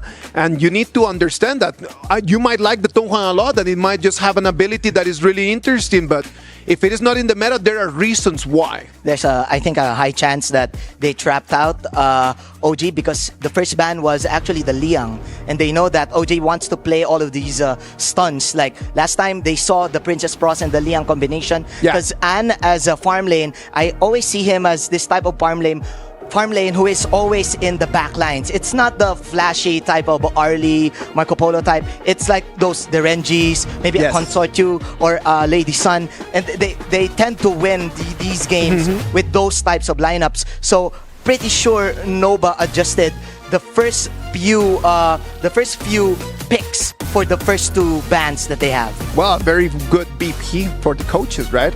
For the Nova Esports coaches, this has to be like a very important BP, and then it's going to give us the result that they wanted. Nova Esports right now a 1-0 advantage on top of OG Esports. What about if we move to the casters right now? The BP is starting. Nova Esports on the blue, OG Esports on the red. Boys, take it from here. Nova Esports struck first, going up 1-0 over OG Esports. It looked like in game 1 that Nova Esports had their number, but your thoughts on that one, Kindofu? I think OG Esports' draft in that first game might have been something we know as a burner, right? If we talk about meta picks, was it really meta? Like you said, Sun Ce with the Donghwan.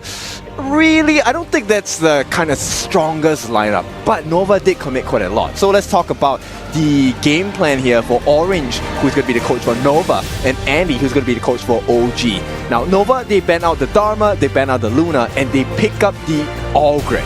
Yeah, this is definitely a meta one. But I mean, to kind of answer yours, obviously there were some questions, but when you kind of saw the Agudo, the Renjie, and the Yuhan, yes, you had the play. Like, the Yuan is like the most picked hero in the KWC. So at least in the groups, coming into this one, it was kind of showcasing that, hey, we're going strong. But then the final 2 picks in the Sun Ce and Donghwan were not really as optimal.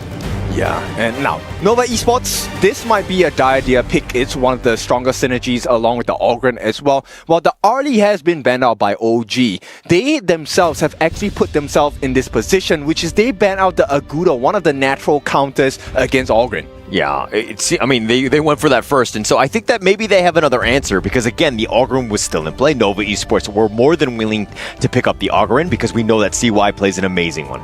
Wow, okay, they want to keep their options open for that roam on the side of Nova Esports. Interesting. They pick up the Chano and they pick up the Fatih as well. So there are a couple of combinations here. And look, they have, once again, a very piercing jungle lineup. The Allgren can just go in the front and opens up the sides and provides a lot more space, once again, for Muchi to really get the damage in.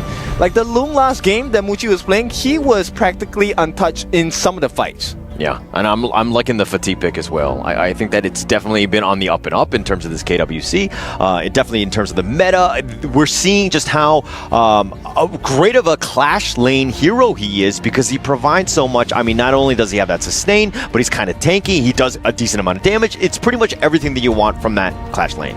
In fact, I would go as far as to say right now, Nova Esports, they've started this first half of the draft really well, because, you know, the Flowborn marksman, yes, he's great if he plays from a distinct range, but Fatih, one of those Clash laners that's able to kind of close that gap really quickly, and he has 3 chances to do it with his first skill. So I'm a little bit scared, because whenever I see Flowborn, obviously it's not the tank, so I would have given up on this game. But I mean, this is, yes, you saw one victory with that, but the marksman here definitely, it seems like it hasn't had the greatest success rate thus far. I mean, it's what, 2 and 5 with a 28% win rate. It hasn't been the highest, but it's still one of those heroes that is kind of finding its footing in the KWC. True. I mean, it's almost double of the Flowborn tank thanks to that first series today. But of course, with that being said, OG Esports, they're actually taking out all the burst mages. They want to make sure that in this mid lane, Wen has a good time. And I want to bring you back to what Dave was talking about. I think, yeah, he hasn't really been showing up today. And Nova Esports, like I said, is a team, if you give them a chance, they will slap you in the face.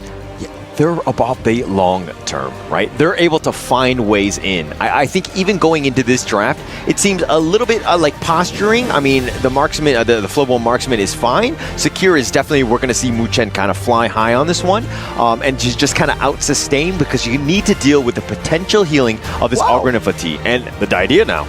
Okay, not only that, Nova Esports, they pick up the Milady in the mid lane. A debut pick for Nova Esports, also for the entirety of KWC. So are we gonna see a awesome map control play, macro play coming out from Nova? They also have fighting prowess. They definitely have fighting prowess. And I mean, if they're able to just kind of stand up in front, you have the Ogren there as the initial one, Fati is the secondary, and then you win a team fight, and then My Lady is gonna just roll down towers.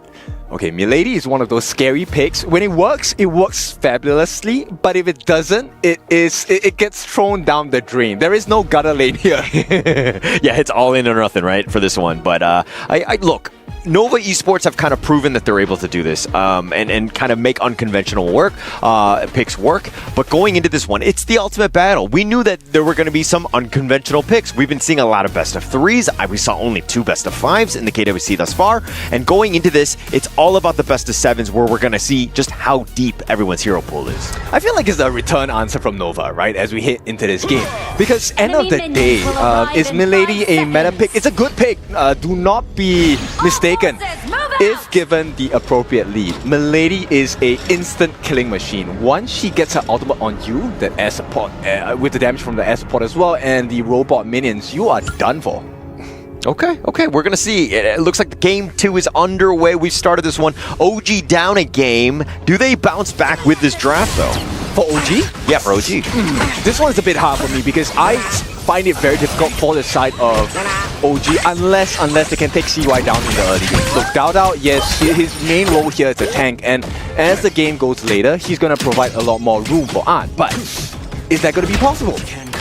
It's going to come back to that, right? I mean, just being able to kind of suppress and kind of restrict what CY can get in terms of that farming. Because if they slow him down, they're going to have a great time. But Dao, it looks like he's going to be contested here. CY smiting it and walking away, essentially, and Nova Esports with a Grand Theft Auto.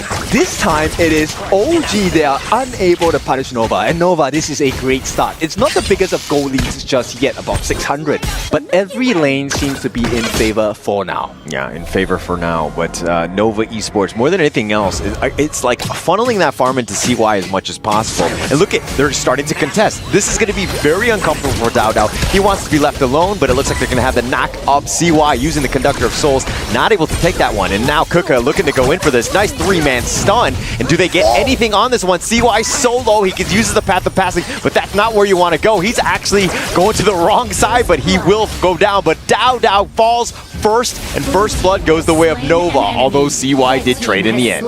It's a decent trade, but it's still Nova in control because they took down Dao, they took down Wen, but they only traded CY for that. They also got rid of that Crimson buff. It's in the hands of Wendy at this point. Yeah, and he'll definitely be using that to kind of help push, but Kuka in a bad spot, fighting 1 versus 2. Oh, they've already taken him down. Muchen is there. He's just trying to whittle him down as much as possible, but these bots are on top of him, and Muchen has to fly high away from the base. They're riding the wind. It's a very important skill, right, for the side of Muchen, but you can be interrupted during that skill. So he was lucky that Wei Pit did not get his second skill to lock him down in mid-flight. Now, let's talk about Nova. They have a very commanding lead. 2.5 minutes, they're about close to 1,500 gold ahead. Yeah, this is actually huge for them. And Wen taking a lot of damage from Wei Pit, just being very cheeky at this point, but to sustain with that Mulberry power, negating most of this one.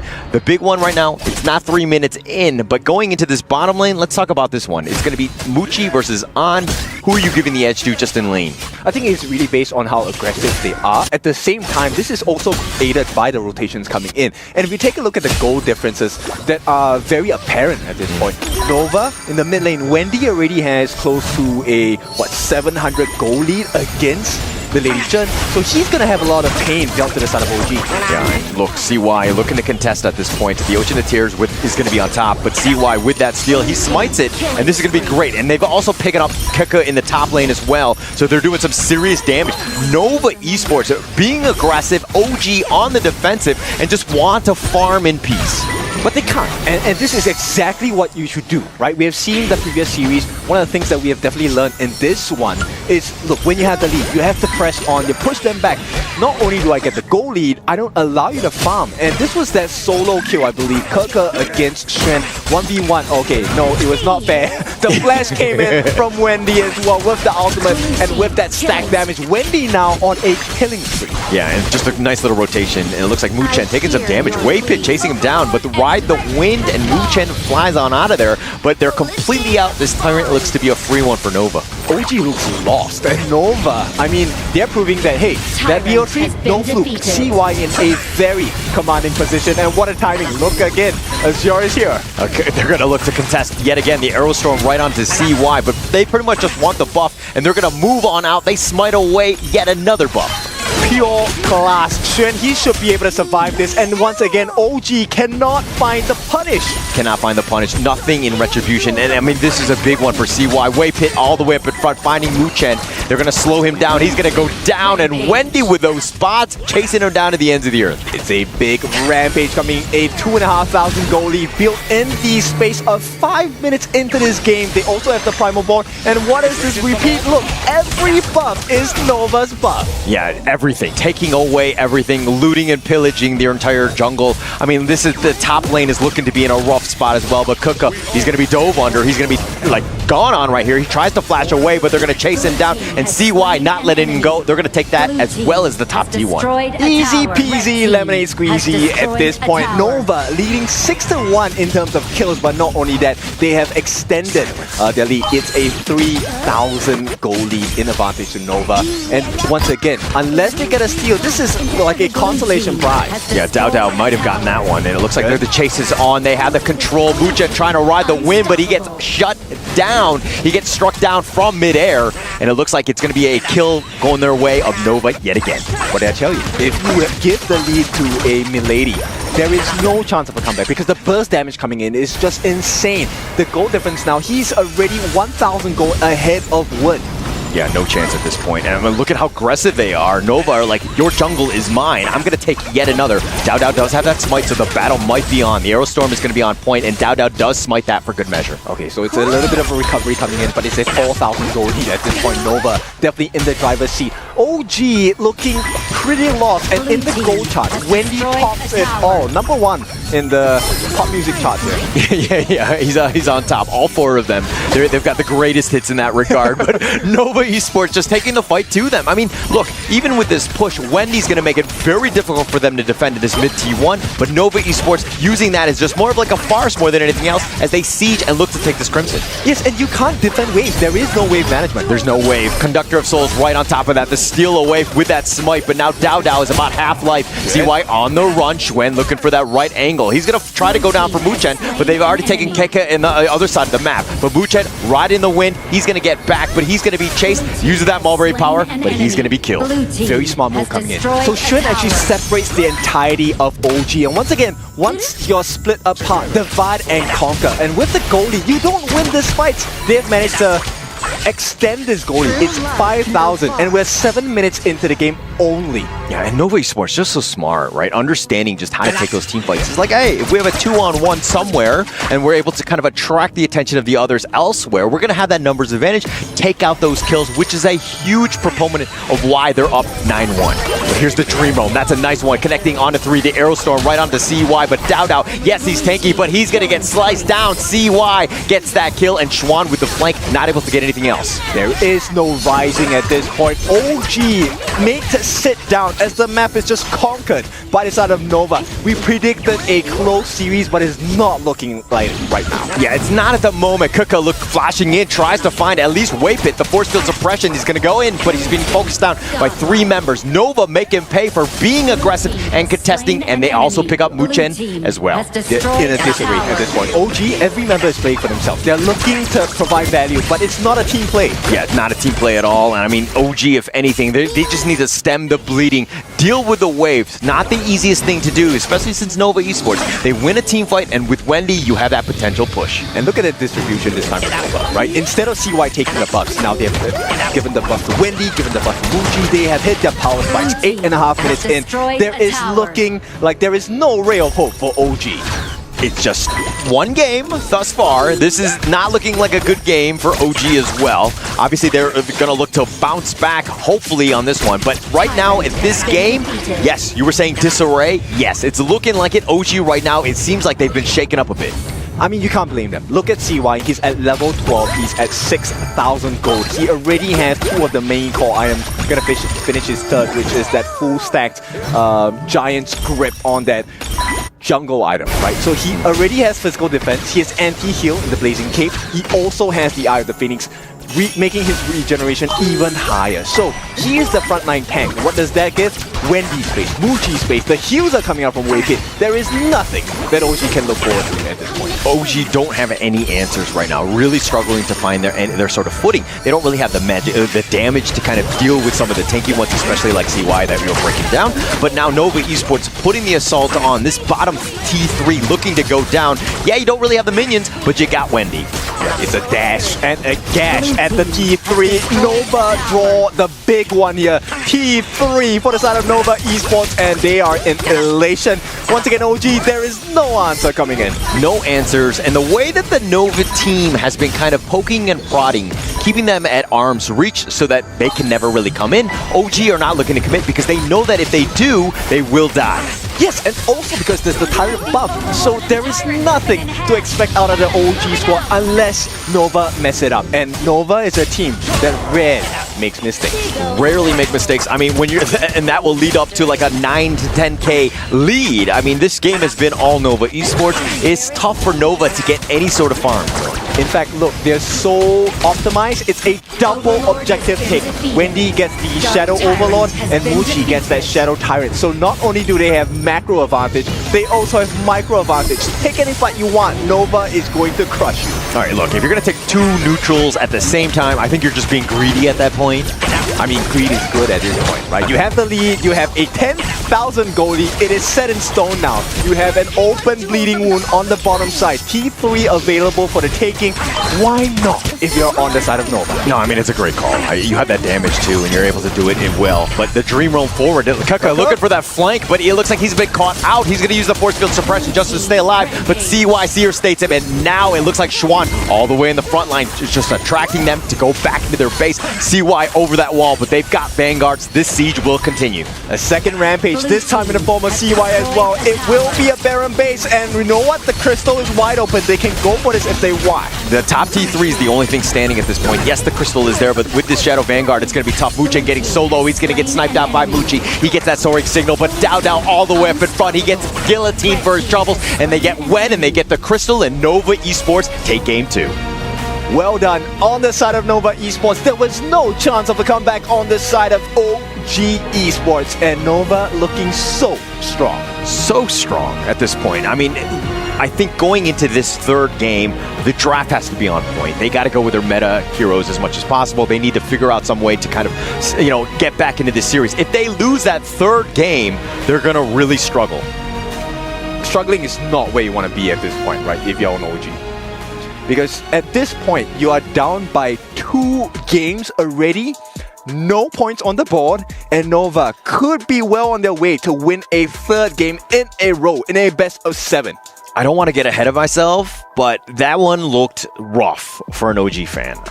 Going into this, we thought that it was going to be that 7th game right now, and the potential is definitely there. But OG right now, the biggest thing for them is they need to kind of draft a little bit better, find something that works, because it seemed like this draft was nowhere near able to kind of deal with what Nova was throwing at them. I think the draft is one issue, but then it's the constant questions posted by Nova, right? At every single opportunity, every 80 seconds, Nova's at your buff, and there was no response, no answers. No answers whatsoever. And it kind of, I hate to be like, oh yeah, Flowborn, not great, but it didn't do well yet again. But let's see what the panel had to think about Game 2 here. You can see it from Wen's expression, man. Like, it's not going well for OG.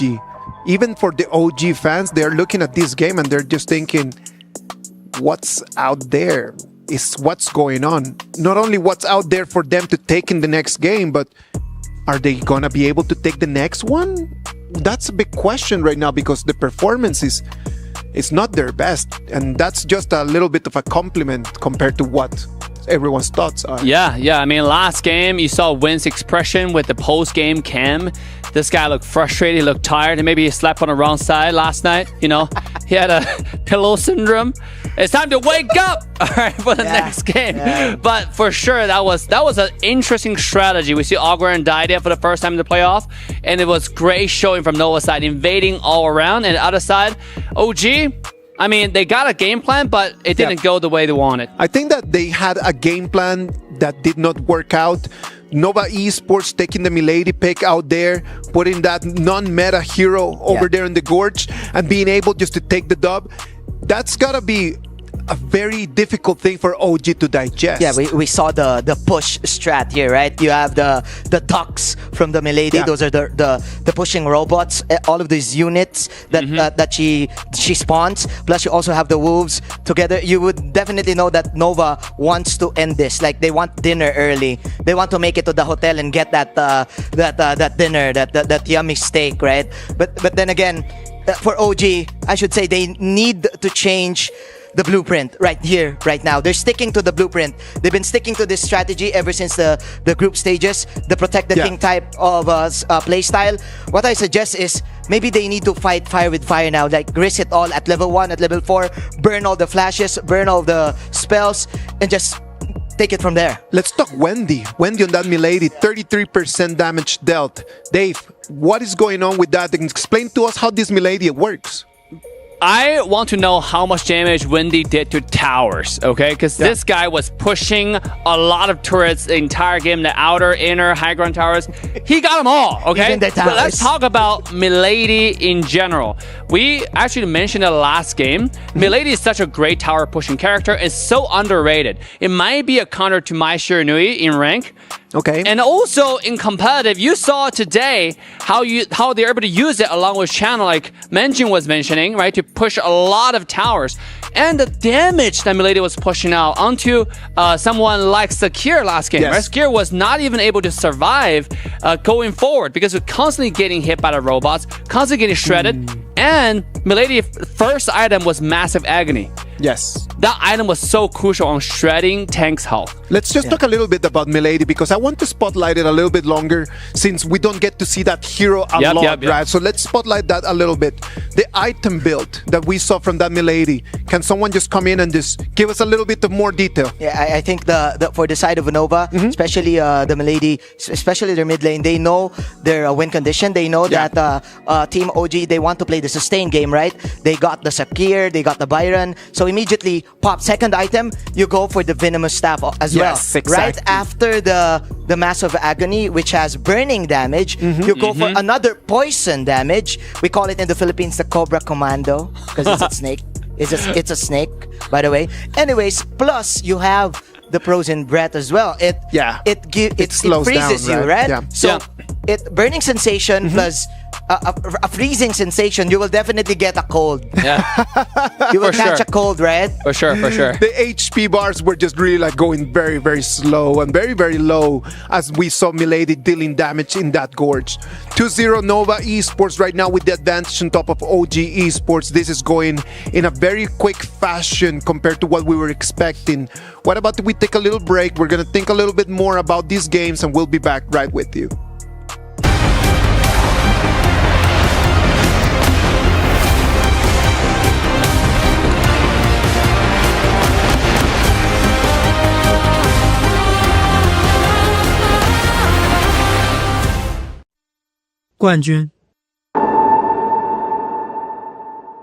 Eu tenho um sonho, estar onde as lendas estão. Ini adalah jalan untuk membuktikan bahwa kami layak berada di puncak. Gunung di hati kami, suatu hari nanti pasti kami daki. 站在世界之巅，才配称为冠军。 Nos chamam de azarões tantas vezes, sempre presentes, nunca temidos, mas isso vai mudar agora. Quero provar que o Brasil pode estar lado a lado com os melhores. Cada derrota me ensinou o quão longe estamos do topo, mas também o quanto já subimos. Estamos escalando. E sei que um dia alcançaremos o cume e enfrentaremos jogadores como Yuno em nível de igualdade.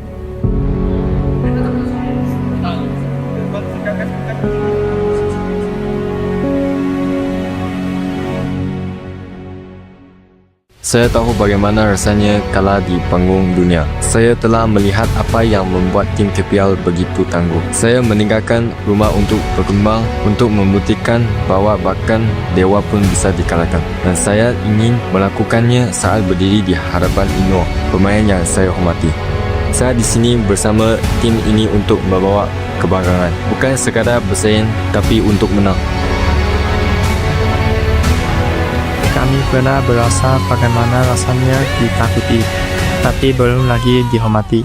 Untuk benar-benar dihormati, kami perlu kalahkan yang terbaik. Dan itu adalah Ino, lawan yang paling kami hormati, dan gunung yang perlu kami daki. Perjalanan ke puncak bermula dengannya. Gunung di hati kami, suatu hari nanti pasti kami daki. 去年的职业生涯让我经历了太多，身边的队友都各奔东西，唯有我坚守此地。如今我们已臻于完美之境，铸就属于 AG 的王朝。金色的雨已为我们的荣耀而落下，但我们的梦想还没结束。我将带领 AG 建立属于我们的王朝。当别人提到王者荣耀，你会立刻想到一诺这个名字。无懈可击，这就是我。准备好再次向我发起挑战了吗？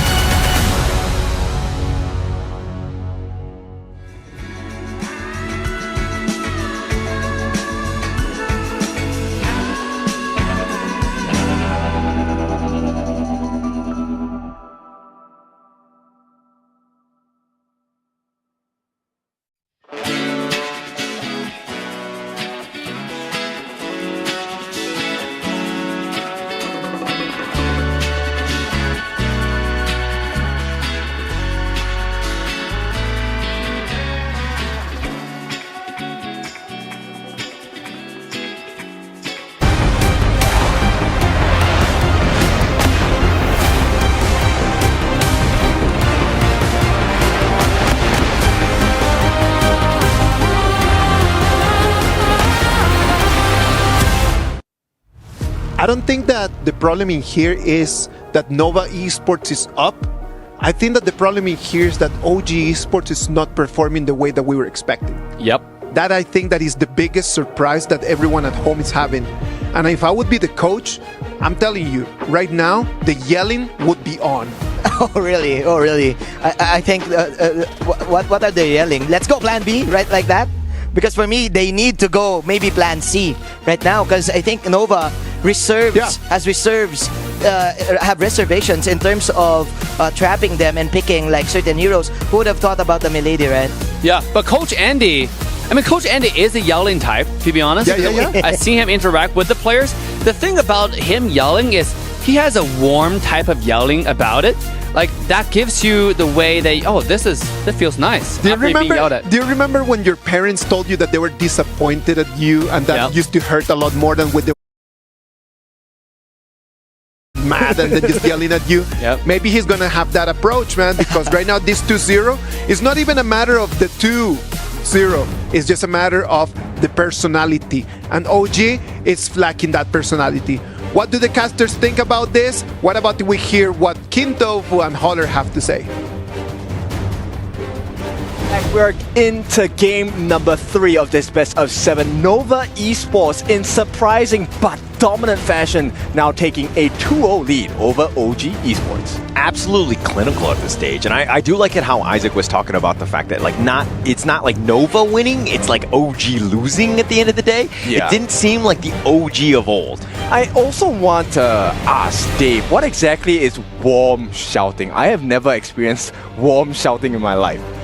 I want to be like, there's some middle ground in terms of like where you're not as angry, because usually when you're going into this one, but Zhang Fei is going to be picked up first. That one's not a warm shout. Yeah, definitely not a warm shout. Yeah, I mean, with the umbrella outburst, definitely be so loud yelling, but we're going to have to find out. We're going to talk to Dave offline about that one. For sure. You know what? His shout is probably going to sound like game number 3. That's the one. And Nova Esports, once again, they go back to stock standard bans. So the Dharma and the Luna, this is, 2 of the comfort picks coming out from Dao Dao as well as Keke. And today, their lives have been made super uncomfortable. Yeah, uncomfortable for sure. And Dao Dao, I think, was like, hey, let me shine. Let me play my high-flying assassin style jungler and Jing, picking it up. Also, the counter to that one, also a great support just overall. It's the guy with, dare I say, a punchable face with these glasses, the Liang here. Yes, I agree with you, but once again, Nova Esports, they have brought their cheat sheet here,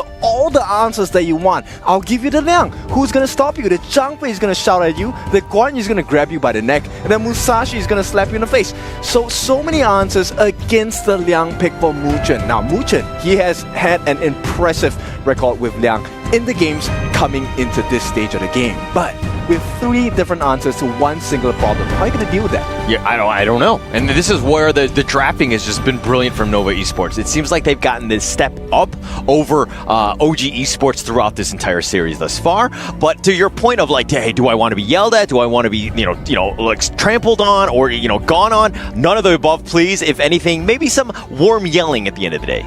Maybe warm chocolate. I think I would like a hot beverage from you. Thank you. I know I'm not doing too well. But of course, with that being said, you don't get all the things that you want in life just by asking for it. You have to fight for it. And OG Esports, tournament life not exactly on the line yet, but they're so close to dropping out of this competition. It's where you see the cliff. You know it's there, it's definitely within your sights, and you don't want to step closer to it because that would be your peril, right? The doom that would potentially happen here. But that could also be the leap of faith, spreading your wings and taking the series back.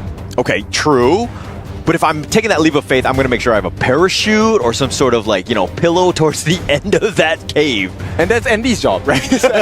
he gives you the equipment and then you do your best with whatever you can. And now OG coming up with another debut pick, the Angela coming in for the side of OG Esports. A great answer. Number 1, tank shredder. For those of you that don't know, Angela melts tanks like a hot knife through butter. At the same time, also anti-CC when she uses her ultimate. So she cannot be controlled until the ultimate shield that she's been given has been depleted. Yeah, great mid lane pick here. But if you see it, Angela, though, who are you looking to kind of, counter pick that, especially in the mid lane here?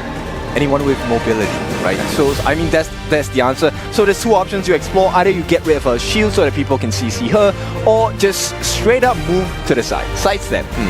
Okay. Which is not going to be easy, but I do think that we need to see a little bit more from Wen, especially in that mid lane. I mean, look, everyone from OG, with how things have gone in the first 2 games, everyone needs to step up. But here, last 2 picks from Nova. Okay, Yuan and Consort Yu. Now, this is a smart pick coming out from Nova Esports. Let me present to you the problem that OG is going to face. Once again, it's the same situation as game number 1, right? With the Donghuang. Now, as a Liang, you have suppression, you're able to get the catch. But who are you supposed to catch on the side of Nova? Everyone on the side of Nova, once again, has a disruption skill. They're able to get the CC on you. Can they actually get the full lockdown onto this Lung, which is going to be piloted on the side of An? Not really. But what do you do in a 1v5 situation, especially as a Lung, when you've expended your infinite vastness, which is that dragon form? Going into this one, game 3, we know the draft, we know the players on them. Like, look, is this draft gonna be enough for OG Esports to take a game and get back in the series over Nova? I think it's possible because look, here's the reality of the situation.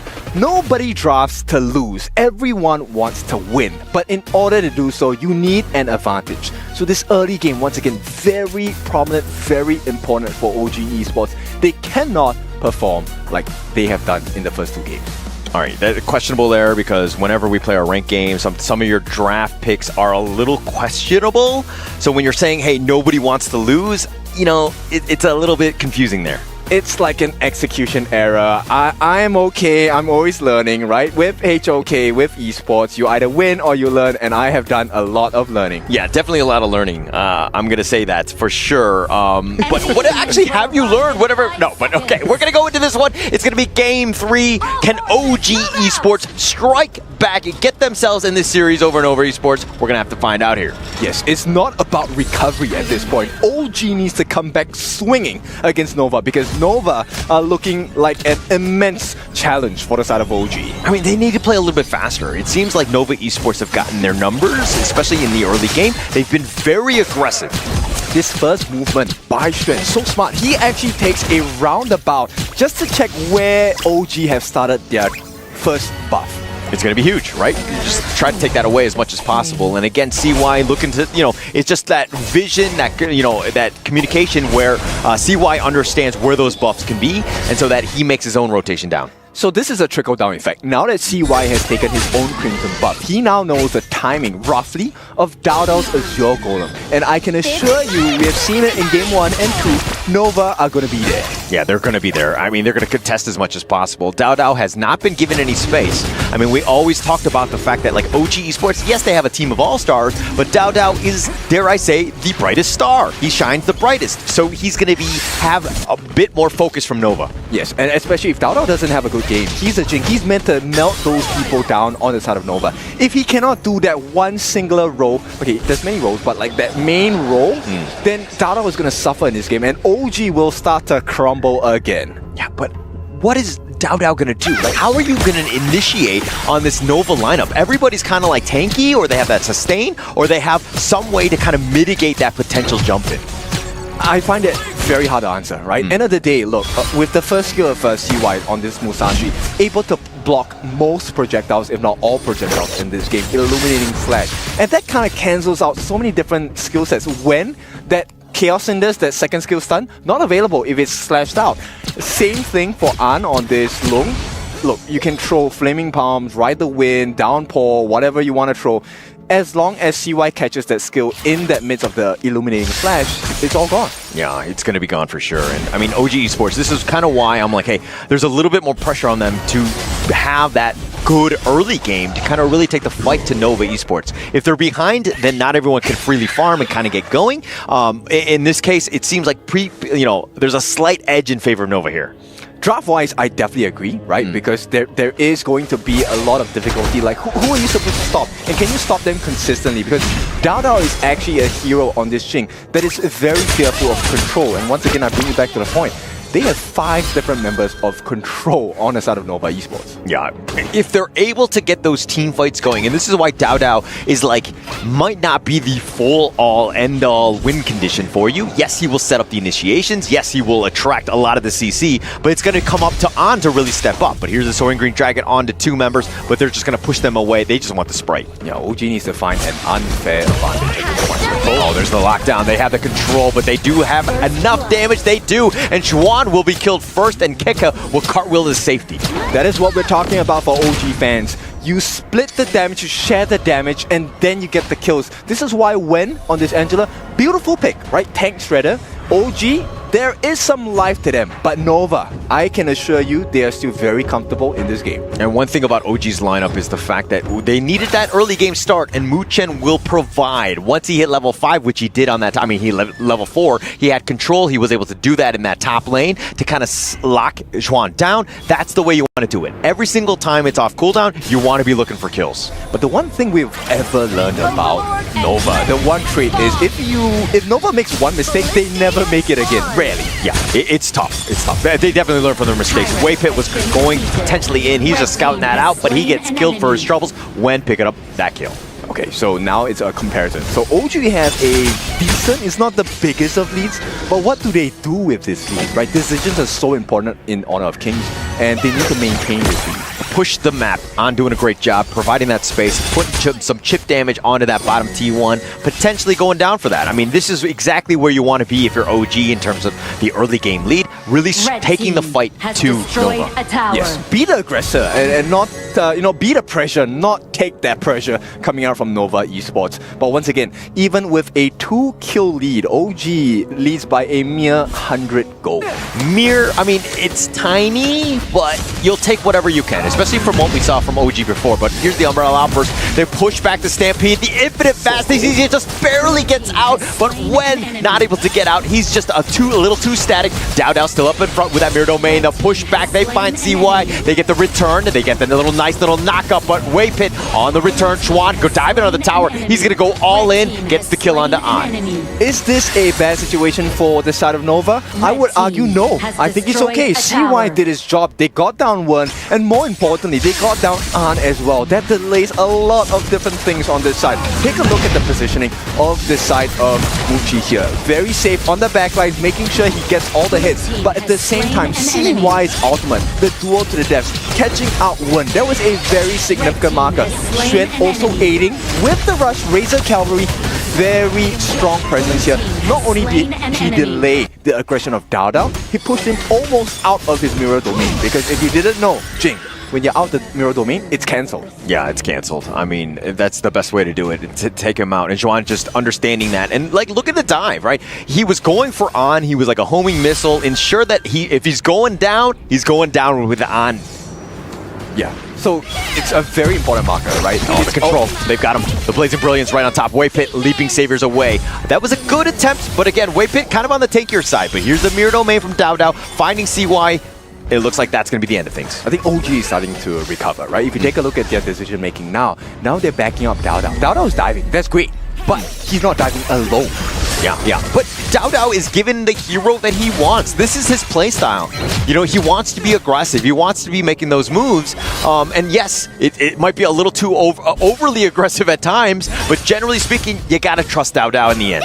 So for all the newer players in HOK, you're wondering why are teams fighting? It's actually to get that map control, right? If you time your fights right, the opposing team won't be able to clear the waves, which, funnily enough, is what Nova is doing right now, right? There is a bit of pressure on the T1, and Nova looking for the Umbrella Outburst, but the flash away, and it looks like Mu Chen will get to safety. Just kind of sensing things were astray, but here's the return. They find Waypit, they do the damage, and they find CY. They get the pick off, but Kuka is down. Xuan with that Soaring Green Dragon under the tower. Here's the mirror domain with Dowdow, and it looks like An looking to make a play, goes for the Flaming Palm, not able to kill Muchi. He gets it on his dragon. He's on out of there. If they get this Crimson Golem, it's a big win for the side of OG, and they do. Dowdow steals it away like a thief in the night, and with that objective taken, with the Vanguards flying down as well, OG restoring the lead. Now it is a extensive one, 2,000 ahead. Yeah, they're going to be very happy with just how things turned around, right? And the fact that they were able to take down CY, trading for Kuka,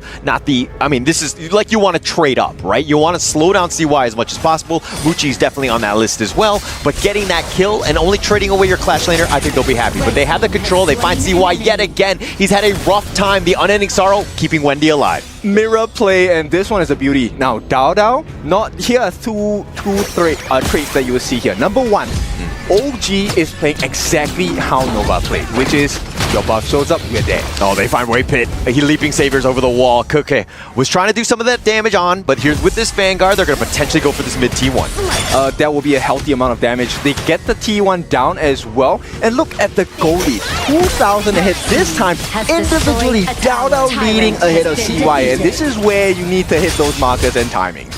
Did you not believe that Dao was going to bounce back in a must-win game? This is the guy that's going to set things up. He wanted the Jing, and you could tell when they first phase picked it.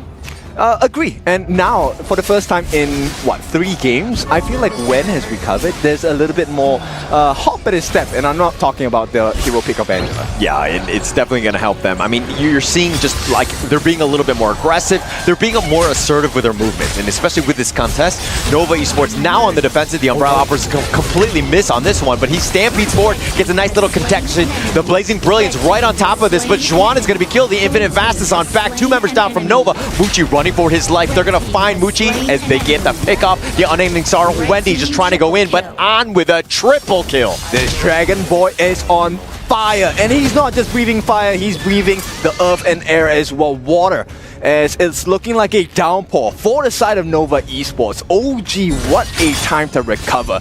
10-4 in terms of the kill score, and we're about 20 seconds away from the 10-minute mark. 10-4, roger that. We're going into this one, but just what a great play there. I mean, the Umbrella Operas a little off the mark here, but they get the Stampede on point, but that Blazing Brilliance right in that alleyway. Plus, you're adding the extra damage from Dao, and then on cleanup duty, literally clean up house. So, you know, that distraction play by Kirker at the start was really what was very important, right? Because, okay, yes, Wave Pit did miss that unbridled outburst, but it was Kirker that pulled 3 different members on the side of Nova away from the backline. So actually, CY was on his own when he was trying to go on to win. Yeah, look at, you see what OG had done? They know they have such a huge lead. They're going to look to take both of the objectives at the same time. Dao was just taking the Tyrant very slowly, ensuring that the rest of them could catch up on that Overlord, taking both, being very greedy, and again, kind of sticking it to Nova Esports, who did that to them last game. This is exactly what they need to do, right? Look, it doesn't matter how you start the series, you just need to fight back. We want a back and forth, and this is what OG is delivering at this point. Now, Nova, is the game over for them? Definitely not. You never count out Nova. Never count out Nova, never count out OG. I think that's the biggest thing we've learned. Yes, Nova Esports with 2 very quick games really stuck it to OG Esports, and there were some questions of like, oh man, is OG like ready for this? Are they able to kind of contest? And it looks like the answer is to that, yes. And Xuan now, as well as CY, they have those upgraded items as well. And well, that's a lot of damage on the Wendy. You're right, a lot. I mean, Dao just going in, just kind of threatening more than anything else. He could potentially just burst in, but he needs to be careful. There's a decent amount of CC on the Nova side. Yes, in fact, like I said, 5 different members, a lot of CC. But that's exactly what OG is doing. They're so spread out, and it's so hard, right? As Nova, yes, you have 5 different forms of crowd control, but you need to synchronize them together, and OG, based on their positioning, they're not allowing that. And Kirker, he's doing a good job. He's giving them information. Yeah, it's all about that vision, right? And I mean, going into this, I mean, Dao using his mobility to the extreme. He's not trying to take an extended fight, not looking to group up and kind of get caught out. His thing is that he's doing like hit and run as much as possible and making it very uncomfortable because like you might bait out some serious spells from Nova. Exactly. And the main difference here is Nova's strength is in control, but OG's strength is in suppression. This is where Mu Chen, look, I have been impressed with his Liang, but today if they can really close the series, I think OG Mu Chen, a lot more respect for this boy this time. Yeah, that would be huge for him. I mean, Mu Chen has been making some serious plays in the KWC thus far. He hasn't had the greatest time. I mean, yes, they're in the lead. He's been able to knock down the right one, but it looks like they're going to go for this one. The Umbrella Outburst pushing on back. Here's the Duel of Death, finding a nice little target. They find Wendy, though. He's going to be the first to fall, but they trade away with Wen. Mu Chen down for the count as well. And now CY on the run. Kaka makes a beeline for him, gets the pick off, but it looks like that's going to be a 2 for 2. And they have not been able to kill out Dao. Okay, they just finished the job. But once again, this is why you don't count out Nova. They survive. OG get the T3 at the top. It is a big win for them, but it's not the end game just yet. Nova will come back. They'll come back. I mean, it's slowly and steadily, right? But they're down about 6K. That was a great win for them. They had to trade up. That's exactly what you wanted. But here, DJ Kin, break that one down. All right, so that big unbridled outburst coming up from Waypit was what really changed the fight. And in collaboration, teamwork makes the dream work. Xuan actually catching out the backlines as well, pushing them out. CY, unfortunately, he had to give his life, but his job was done. They opened up the door to push Arn away from the fight, and with that distraction as well, Dao, he had to do a 1v1 against Xuan, and Dao was very low. There was no chance. Yeah, no chance at that point. And he was trying to get away, but Xuan is just too fast on that horse, not letting him go, and he just got the better of him. Xuan, again, he's been doing a great job, like saying, hey, we're losing, but I'm going to continue to play to the bitter end with this 5-3-2. So at this point, look, 12.7k, he's 6 slotted, and that's Dao I'm talking about, right? This Jing is fully at max strength in terms of power spikes. It's really about the item swaps. But 14 minutes in, the T3 at the bottom, open for the taking, and OG, they have a good advantage. Yeah, they're going to take the Shadow Tyrant here, and OG looking for more, trying to get the knock-up onto Waypit, who Leaping Saviors away. And with that Oak Bolt, I think they're not going to go for too much. The Razor Cavalry, they find On in a bad spot, nowhere to get on, and he's not able to get out on that Dragon, and now Nova Esports on the chase. What was he doing there? He had no flash, he had no business being there. On might have made the biggest blunder in this game. I mean, got caught out here, but the minions were potentially looking to end the game. If anything, it might have been just kind of like a bit of a bait in that sense of just slowing or trying to go for that cheeky win. Nova Esports are up to it. Now they're going to focus on this Overlord. Okay, this is a difficult situation for OG. They do not have the control. They have the nice little damage. The Blazing Brilliance, and Waypit is going to be down. He got stuck out. The Unending Sorrow on 4. They find Kuka in return, but now CY just going to step out of that pit. Wendy's been killed as well. It's a 2 for 2. Okay, so at this point, Waypit and Wendy, they did have to tank Wen. Unfortunately, it was Wendy who was standing in the front. Oh, he's going to go Golden Xuan under the tower, though. They haven't even taken the top T1, so they need to take that. But it looks like the Overlord will be picked up for Nova Esports here. Okay, that's some breathing space for the side of Nova, right? Because look, it's 2 bleeding wounds on the top and the bottom, and with Dao, oh, what's the call? Oh, looks like they want to go for Xuan. He's the Mirror Domain, but he's going to step on out of this one. But Xuan gets picked off. Dao with just too much damage at this stage. And Muchen, he is the hunter now. He does have his ultimate, so he's looking for that opening. Have they spotted out CY? I think. Oh, I don't with think so. The shadows, the fog of war. Oh, the fog of war is too much. They're looking for him, but the search party, and it looks like CY in the perfect spot, the pocket. He's not able to be seen, and CY gets out of there. Right beside each other. I mean, it's like they had their backs facing each other. And if they had gotten a kill onto CY at this point, it would have been super problematic for Nova. Yeah, I don't know if they could have come back from that one. If CY goes down in that situation, right, getting that pick off with that numbers advantage, and then OG would be able to continue on. I mean, they already have the lanes like pushing throughout. Yeah, like, and he's not exactly the rich guy you're looking for. He's 9,500. He is not 6 slotted. Yes, he does have the blood rage, but against suppression, what does that do? Yeah, not really too much at this point, right? But he does need to stay. He just needs a little bit more time, and this is why Nova Esports. Yes, you have the mid T3. You don't have a lot of opportunities to make any more mistakes from this point on, but Nova Esports, again, just looking for a single pickoff to kind of start this comeback. Which is why Waypit as well as Xuan have very important roles here, right? CY is trying to find that opening as well. Right now, I think he dive for the They're going to go the Umbrella Outburst, the pushback. Xuan finds Dao. He's not going to look to dive for that tower, but Kuka in a bad spot, looking to get serious on this one, but he might have been caught out, tries to go all in for Muji, and Muji outdashes him. Just too much at this point. The Infinite Fast is on back, Wen with the Blazing Brilliance right on top, but he's going to go golden, just stay alive at least a little bit longer. But Nova Esports have gotten that pick off, and they have a power play. How is Nova doing this? They are behind, but they are putting pressure onto OG. And once again, the TP back, they know that they just have to manage these waves coming in at the bottom. And once again, they are maintaining the defense through offense, right? Their buffs are left untouched. OG now has to deal with the Shadow Overlord, and the map is still, after a while, in favor of OG, but it's the pressure that's coming from Nova that is unbelievable. Unbelievable. The S3 and MKL champions, there's a reason why this team are the champions, because they're so resilient. They're able to find ways to come back into games and to just pull them out from under you. It rarely feels like Nova is at a disadvantage. That's true. The Umbrella Outburst is going to be on, but Dao gets that steal. His Sage's Sanctuary, he might be going out for this one. It looks like he will be killed, but he trades his life away for that Shadow Tyrant. I'm not sure if that was worth it, but I think OG makes a very conscious decision not to stick with him, right? Do not bring Death's Door to us. Waypit Yeah, he's going to get back to safety. And yeah, you're right in the sense that like nobody else wanted to die with Dao Dao. It was a suicide mission. He was successful, but now they find Juan in a... Oh, sorry, they're going to do a little bit of damage. And Keka trades his life away, finds Wendy. But now Muchi's a little bit low, and it looks like he wants to go. He's going to go immune, at least for now, but An gets the pick off. And it looks like OG finding opportunities, but they're on the run.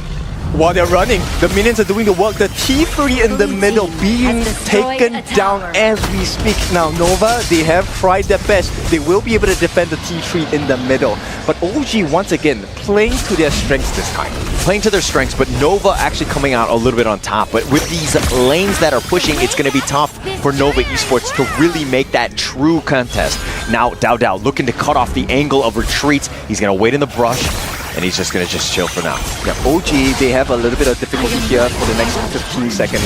But it's the Azure Golem that is more important for them, right? Right now, it's about, hey, can we delay this growth on the side of Nova? They cannot be allowed to take this Shadow Overlord because the next big objective, final showdown, Tempest Dragon. Tempest Dragon definitely within that.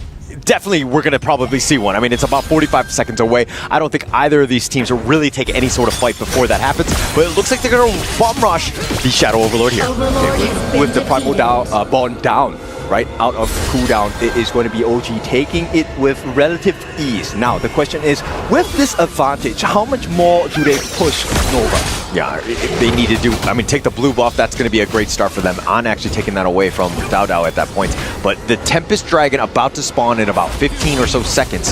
OG, if anything, they need to kind of push some pressure down. That Vanguard is still there in the bottom lane. Exactly, and it's 80 seconds of Primal Bond for them, right? They cannot allow Nova to take it. Nova has an advantage to take the Tempest Dragon if OG makes a mistake. Yeah, but nobody's actually rotating. CY was potentially going for that recall. The Vanguard is still there in the bottom lane, but OG using that space to potentially go. Here's the dual death, finding Muchen. He's going to go golden, at least for now. The Blazing Brilliance is pushing them back. Dao Dao not able to really find the target. They go on to Waypit, who's taking most of this. Nice little stampede on to 4. The Infinite Fastness on back, and Keck has been picked off. Muchen's going to be next on that list. They found Dao Dao as well, and 3 members down from OG and Nova Esports looking to dive deep into the mid T3 here. One blunder, the save comes in from Xuan to save the base as well. Nova, this is a time, and look, there's 3 members down. An and 1, can they actually do it? There are no minions at this point, and here's Sage's Sanctuary onto An. They've already gotten Wen, and Nova Esports, they get the ace, and Nova Esports looking to close this game and this series. You thought they were out. Nova Esports are like, not just yet. 10 seconds, and the base will be wrecked at this point. OG, they cannot do it. It's Nova. They take game number 3, and we are at match point. Never count out the champions, right? I think that's the biggest thing that we've learned, is that even when OG, everything was going right, everything in terms of heroes, playstyle, execution, early game, but Nova Esports finding ways. It's those tiny little gaps, and they're able to always bounce back. And this was the hardest game out of the series for the first 3 games, right? Look, OG was looking pretty strong. It felt like they had some life in their step as well, but it was consistently broken down. And look, there wasn't too many mistakes made by OG in this game.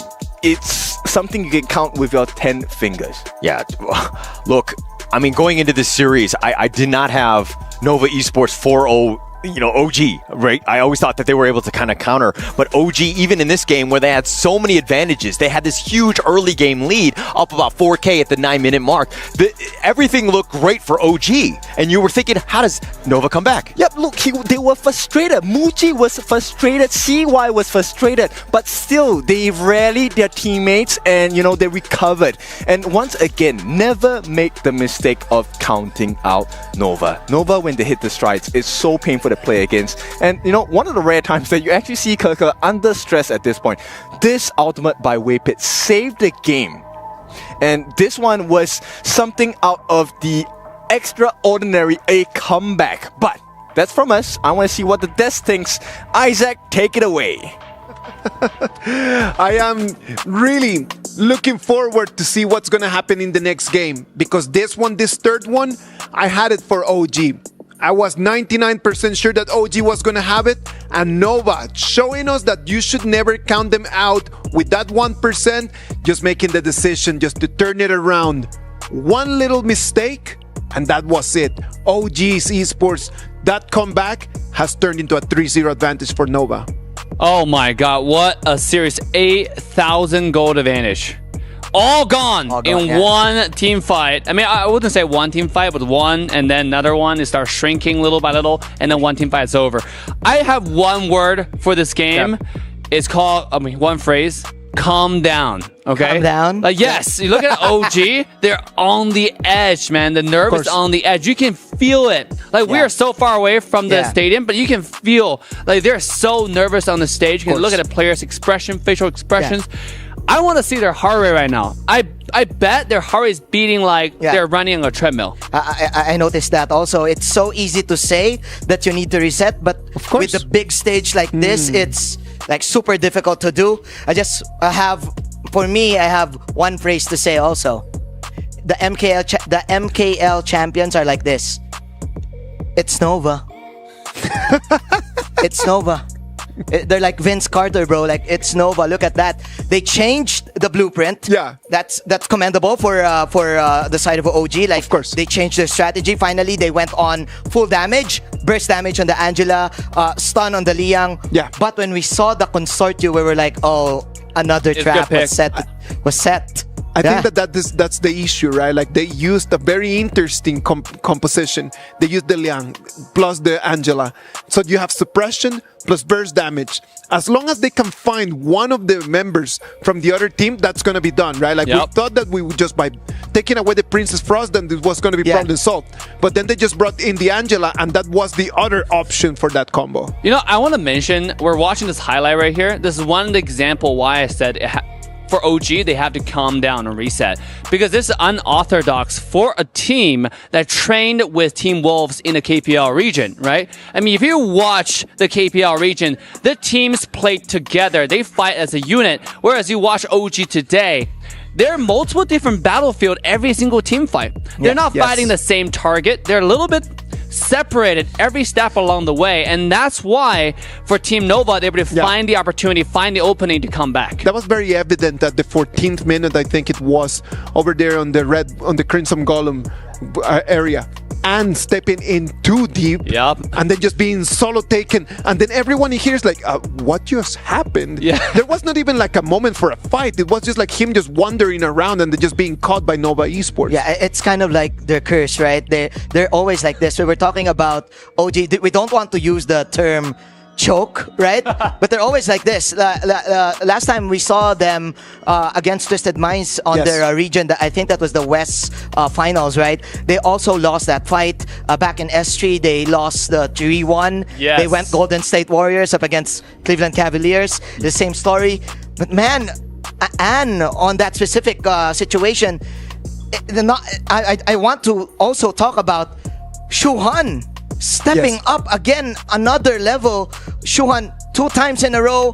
The first flank was with the outbursts. I think that was around 12 minutes. And then for another minute, he managed to pick off Anne, who was alone. Yeah, exactly. That was so vital in this game. Those are the little openings, right? Like, they find those little openings and they just push it through. The Angela pick, I like it a lot. I'm telling you, a lot of people thought that Princess Frost was out, so the Liang combo was not going to happen. That Angela right over there, a great option, because that still keeps open the Princess Frost option for OG. You know what? I want to actually take it further with Angela pick, because there's also Scepter that was picking his first item compared to previous series when we have Milady, another unorthodox pick, unusual pick, where you have Massive Agony as first item. The difference is when you play a burst mage like Angela, you want to have one-shot burst, one-shot damage. And that's what Angela offers. Scepter just boosts that effect to another level. So when you're playing at home, try to copy this build, and have a great game. That first item gotta be the Scepter of Reverberation, right? And if you're actually looking for a different other mages like Milady, then that item is gonna be Mask of Agony, right? Yeah, because the plan was whoever is in front, just burst down. Angela ultimate, you have the Jing Mirror Dimension. Also, you can definitely spend all of those. But the only thing that Nova needs to do is to survive the burst. If they manage to like get a little bit of HP, they can definitely do the comeback. But the thing about this is that it was working for OG Esports, right? Like the whole game, it was working all the way until minute 19. They were in control. They had the bangers coming in, taking on the crystal. In that last fight, Guan Yu was not even close to it because he was back in the high ground cleaning wave. And then they take in this fight, they lose it, they're just completely vanished, and they allow Nova just to, without actually deserving it, because Nova did not deserve it, just come in and take the victory. You're absolutely right there, Isaac, because it was working. Win's position was perfect. You saw the ultimate hitting multiple targets in a line, and they were winning those team fight. That's why I said they have to calm down. I mean, not just towards the late game, you have Un going in, doing very odd, interesting moves. You also have Cook, who was a one team fight. When everyone was retreating, he went in 1 versus 5. Almost traded. I mean, like, I was just shocked. I was like, yo, is there communicated? Is not communicated? What happened there? There is no reason for any of this to be happening.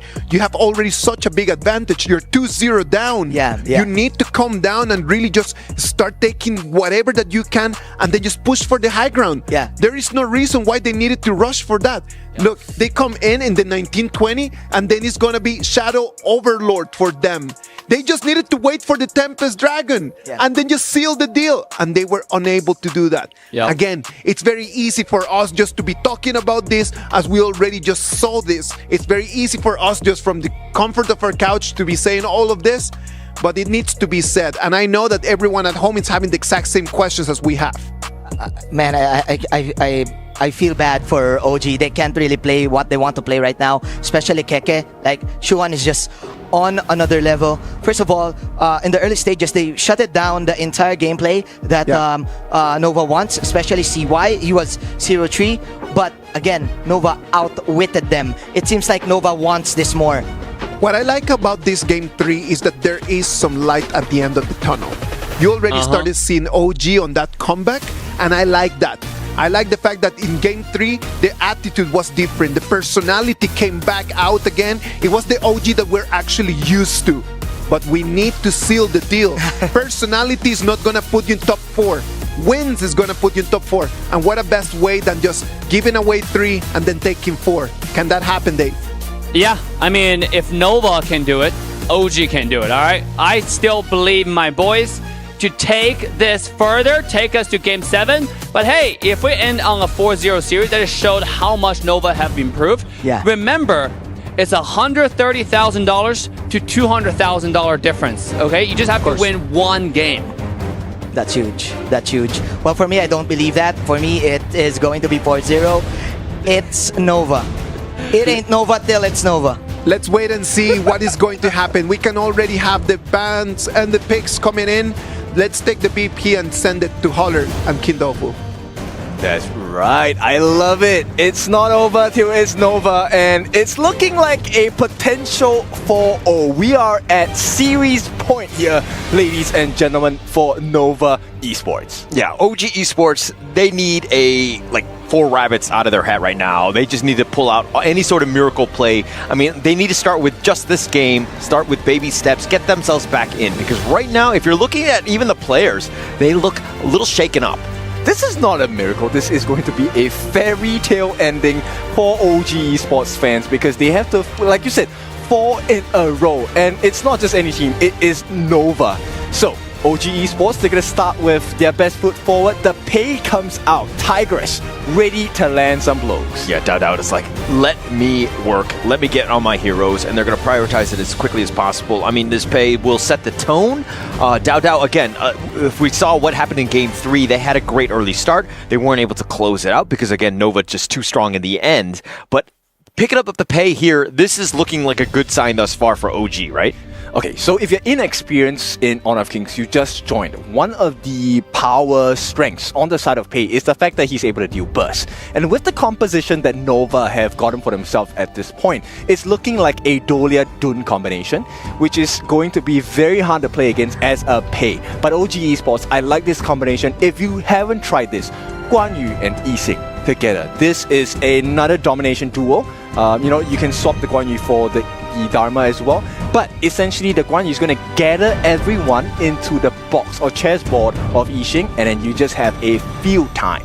Yeah, I mean, just a lot of control. I mean, that's going to be the biggest thing for both of these lineups. We just kind of helping support the Dao Pei really do that damage with all of the control and CC that you provide. It's going to really come back to, again, how does Keke and Wen really just help support Dao in the end? But it's a double-edged sword. It goes back and forth. Because if you take a look at the strength of a Dune and Dolia combination, the Unruly Blade, that's the name of the ultimate for Dune, he is actually going to be able to maneuver in and out of situations with relative ease, which means number one, it's hard for the Guan Yu to catch you. It's also hard for Yixing to get in a perfect board because you're all over the place. And with that confusion, who's going to benefit? It's going to be Muji. D-Rens here, golden token, minus 25% on your physical and magical defense. You are going to be taken down. Yeah, but I just kind of feel like Dune has largely not been the same Dune of old, right?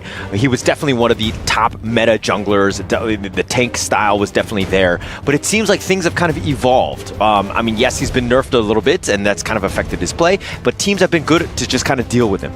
You know what? I think you will see the reason, and you will see why this Dune is good. Well, of course, because it's run by, of course, CY, right? Yeah, so, I mean, a little different. I just think that throughout the KWC, we haven't really seen him really strive. It's a good hero overall, but you really need the rest of the team to help support, have the damage in mind, because he's not the greatest damage dealer. He's like a tanky boy with the stuns. That's true, and this is why Sun Tzu has picked up as well, right? Because there's an immense amount of control. At the same time, your rotational speed is pretty fast because of your set sail. That's your ultimate for Sun Tzu. You also have a knock-up on your first skill.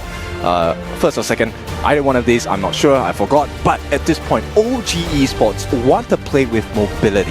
Lianpo and Aaron. Now, Aaron, you guys that are not new, they are new to Honor of Kings. Aaron is a farm laner. They can play magic damage or physical damage as well.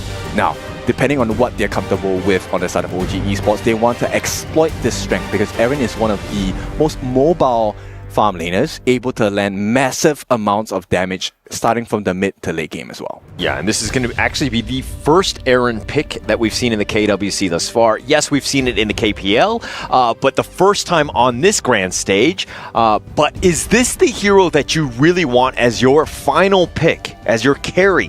Everything on the line, this is the hero you want. I understand the concept of it, right? If she gets to her power spike levels, yes, Erin's very hard to deal with. She can actually get out of a lot of sticky situations, namely Dun diving on her, Sun Tzu diving on her, no problem. But this final pick, the Kong Ming, is a Wendy special. Now, if you are unfamiliar with Wendy, Wendy is one of the best mid laners in the entire KWC. And if you want to, fact check me, take a look at this guy's performance. Not just this series so far, but just across the board. Nova, this to me is a very strong lineup.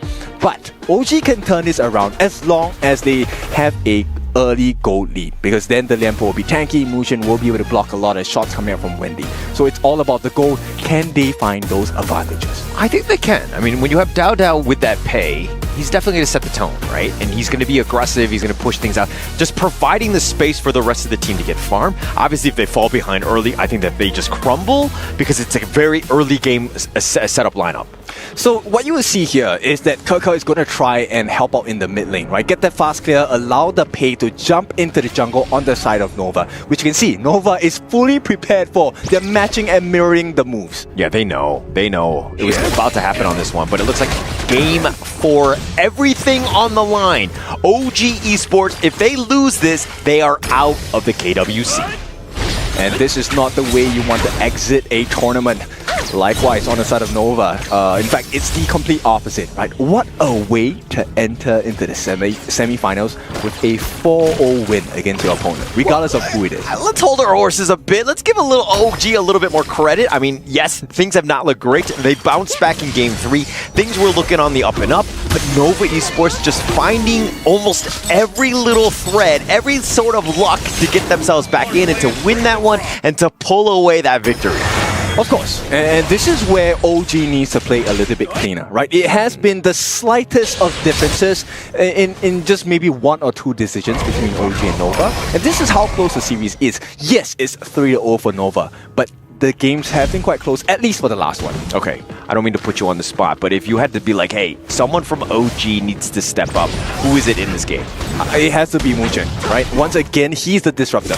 We'll see. Okay, it looks like they've got 4 members. The Burst Ram, they're fighting Muchen. They're doing a decent amount. He flashes away. Kuka looking for that revenge with that Soaring Green Dragon, but now Nova on the run. Xuan taking a lot of damage in that sense. He's a little on the lower end, but OG not able to find the kills. Both teams wanted to push the advantage, right? So both teams are also very lucky that, look, the mid laners are not 4 yet, and this one really was a confidence test for both sides, right? Yeah. Do you want to burn out your common spell? Yeah, I mean, you're going to have to, just to avoid a first blood. I mean, Muchen was aggressive. He had a decent amount of stuns to kind of to slow down the assault of Nova Esports. It could have been worse. Thank you for answering that, because this puts Nova in a great position, right? Muchen is now flashless for the next few seconds, and we are approaching the time where Nova members will hit number 4. Level 4, Wendy's 4. Winning strategy, this could be a big turnaround. Yeah, that just sounds weird. The dude is flashless. But I get you. It is a huge common spell. I mean, it is a bit early in that sense. And I mean, it's not the end of the world. He just needs to be a little bit more careful. He does have Burst Ram if he wants to get to safety. He should be fine in that regard. But let's focus a little bit on this Kongmin mid pick by Wendy here. Yes. Obviously, it's got a lot of burst. It really adds to that value. I was talking about how Dune was not the greatest damage dealer, but he kind of like helps out in that department of the damage dealing. Yes, and Muchi, he doesn't know that Wen and Ana are here, and he might regret. Oh, he knows. Oh, he knows. The taking liberties, and I mean, at some point you got to go back to your lane. You got to make that assault. But Muchi, like the spider senses were tingling. Yes, and I want to point you at CY's itemization. So clear to know that, hey, Wen is going to be doing a lot of damage. So he prioritizes that Long Night Guardian top item first. Oh, the unruly blade, CY. It looks like they want to go for On. They're looking for that first blood. Wind Slash on top of them, and it like gets the snipe out. Wendy gets first blood. The beauty of this is that they funnel it into Wendy. Nobody touched the Aaron. On was not. Set sail. They actually looking for more, though. Tremor Smash away, keeping Muchen alive, but they've been pushed back. Now it looks like the assault from Kuka looking for that flank. Xuano's a little on the lower end, needs to be careful, but here comes CY like a superhero. Misses the Wind Slash, though, and Nova Esports scare them away, but I think that's going to be the end of this fight. CY literally saved the day. He's at level 7, so he is an immense threat to not just one, but the rest of the team, with the exception of Dao Dao here. And with this reset, now both junglers will be looking to take their buffs instead. The Tyrant's not the prio right now. Yeah.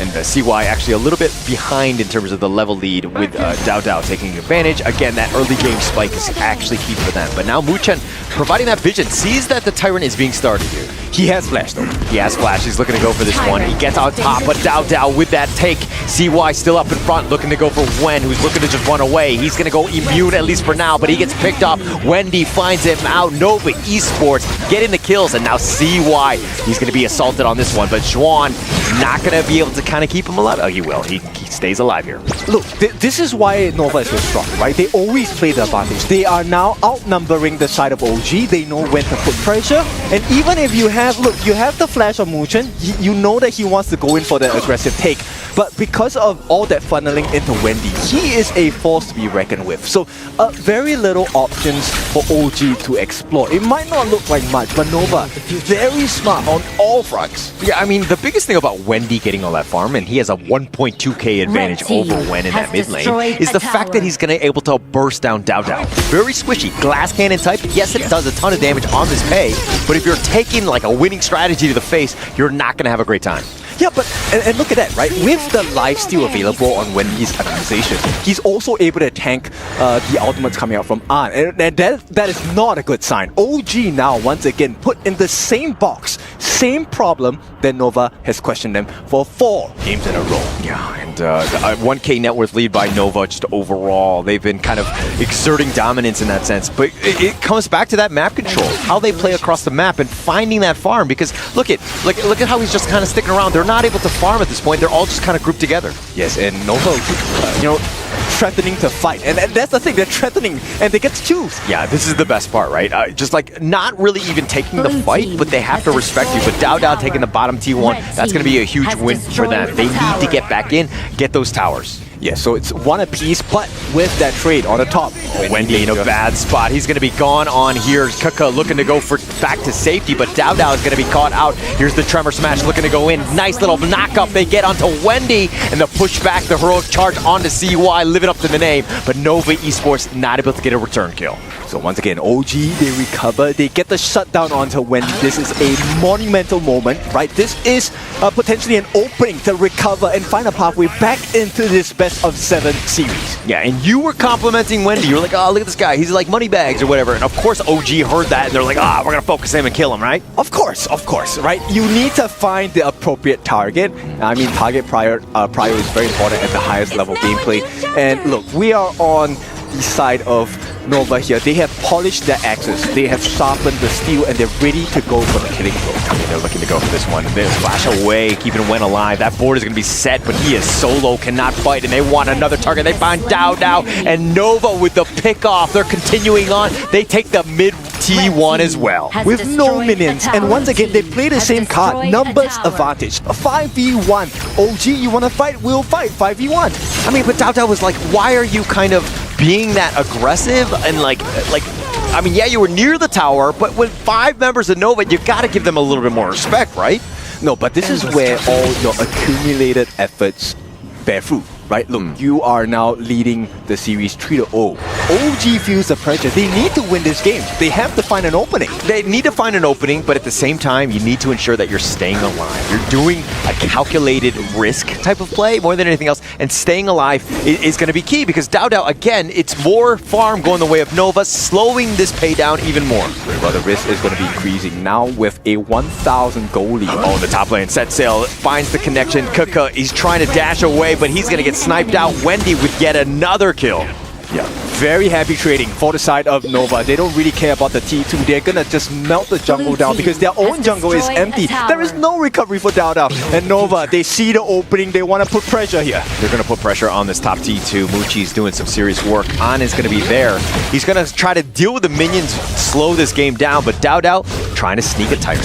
It's a consolation prize if there's any. At this point, both the Azure Golems are in the hands of Nova. One in CY, which he needs, the other in Wendy. There is going to be a lot of cooldown reduction for this guy.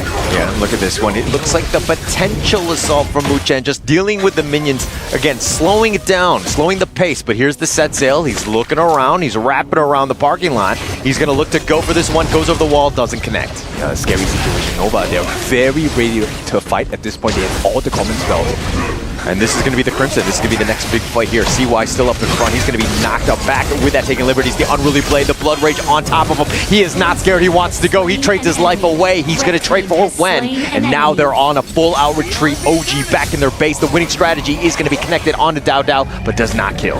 The only safety net for the side of OG now is the fact that there is only one wave of minions marching down in the mid. This T2 will be under pressure. They should be able to take it before any defense comes through. Yeah, nothing really OG could do, especially after that last assault. They had to retreat, regroup, heal back up to get back in this one, but they couldn't protect that mid T2. And again, Nova Esports in control of this game. Yes, and you know, the saying is honor and power is never given, it is taken. And Nova have taken full control of this game. Okay, what is that quote from? Actually, I don't even know. One of the books I've read. Okay, all right. I'm surprised you read a book. But okay, here we think of the knockup of the Set Sail right onto Kuka. There, he's trying to go for this one, but he's dashing away. He does get away. He has that speed. He is going to be fine. But this is an opening for the Tyrant yet again for Nova Esports here. But what a play! They can't do anything. So they not only they force a fight. OG are not in fighting shape. They have to give up the Tyrant, and once again, Nova reestablishes control. And there is no more opening. OG cannot take the Overlord. Can't take anything at this point. I mean, Nova Esports, great movement, right? Just understanding that the Overlord was going to be the next thing. Yes, they have the Primal Bond on them, but they don't care. Nova Esports are so far up right now that they're willing to risk it here. And funnily, I know Dao is at the top of the gold chart, but you know what? Nova's answer? Numbers. You can be the top of the farm, but it's just you alone. Yeah, you alone at this point. There's nothing really that OG can do. They're pretty much just watching at this point. I mean, if anything, maybe you look to push the bottom lane, create a little bit more space, but at this point, at some point, you need to be overly aggressive split pushing. I mean, if I'm on the side of OG, the opening now has to come from Wen and Keke. This combination needs to work. Assisting with the Radiant from Moochen is definitely going to be helpful, but they need the flank, which is why Xuan's positioning this game so clean. He has eyes on Keke. It's like a spy cam. Yeah, actually, that's kind of scary. I don't think they actually have CCTV. I mean, he does see them across playing, but yeah, I know, understand what you're saying. His game sense is unreal, right? Understanding where he needs to be. I mean, yes, he's kind of in the back right now, but he's off the map, and so OG know that if they're ever able to just kind of, initiate, Xuan might be coming in with that boat at a moment's notice and could just like shake up everything in that team fight. Yes, and very smart decision. Nova put the Overlord on the bottom. They have a buff in that lane as well. And because they have the advantage, they are willing to fight at this lane. Yeah, and they're going to take this bottom T2. Nova Esports just complete control. The map control has been on point. With these Vanguards, OG really don't have any space to breathe. Yeah, perfect foundations, perfect form from Nova. They're looking for that opening. They're looking for the opening here, but with that Vanguard, they're putting a little bit of pressure. Here's the boat. It goes over the wall, connecting onto 3. They want to go for this one, and they find him. The flash away. Wen trying to stay alive, but they've taken the bottom T3. They haven't gotten a kill thus far, but they've been throttled back. They're in their fountain, and they need to heal up. But Nova Esports taking the mid T3. They make move to the top. Big wins all across the map. Right now, as long as they don't die, it's fine. Nova take another big win. It's not about getting the kills, it's wrecking the base. And OG have no answers. I mean, Xuan was down for the count. That was like the biggest thing, but his boat was on points. That winning strategy onto Keke, he's going to be taking that one. But again, they've taken everything what they want, which is the mid and the bottom T3. And yes, they traded away Xuan's life, but that is a trade he will take any day of the week. So Nova, once again, this is not a lesson. This is a curriculum, a course that OG cannot pass. Yeah, cannot pass at this point. It's not looking good at this stage. Nova Esports, they're so close. One team fight away from making it into the top 4. Probably so. CY now already has the Blood Rage. He was tough to kill before. He's practically impossible to kill at this point. And this provides so much room because Muji, Wendy, they're all having the time of their lives. And that pick, we didn't talk about this in the early part of the game, but Waypit, the double Wendy refresh on that winning strategy seems to be the answer that OG just cannot solve. It's just too much burst. I mean, OG, like, you can't really survive that, and that's kind of why, the rest of OG aren't able to take a really good team fight, and they go the winning strategy right onto Moochen, who's trying to just get back to safety. He does stay alive, but they've been pushed away. Here's the secondary one. Ana's going to have to go golden for that, but Xuan gets the catch, gets the boat, finds Dao Dao, but now here comes Keke looking for the save. Pushes him away, but it looks like he's going to be going in. He's going to use the Razor Cavalry to push them back, but now Keke on the run. He's going to be chased. Nova Esports are like, actually, we're just going to take this top T3. Yep, he wants to buy time, but there is no time. OG now a barren base. The players have the heal. Keke is so low.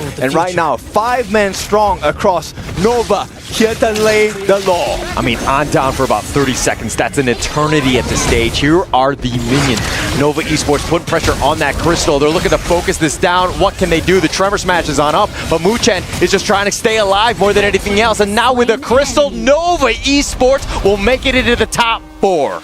4-0 to move into the top 4. Nova Esports fans, what more can you ask for? What more can you ask for indeed? I mean, this is the team. I mean, they were the S3 champions, MKL champions, and now they've made it to the top 4. This was the global team that everyone had their eyes on. Right now, across the global stage, right? If there's any team that has a chance to put up a strong performance against the giants that are coming from KPL, that dream is gonna come from Team Nova Esports. I mean, look, they look ready, they look poised, they look well coordinated. This is a team that's really finding their stride. They've been very difficult to beat. Any team has been able to try to find a single win. I think they've lost 1 game thus far in the Group Kings to OG, but that is pretty much it. Yep. Almost a clean record with no blemishes, right?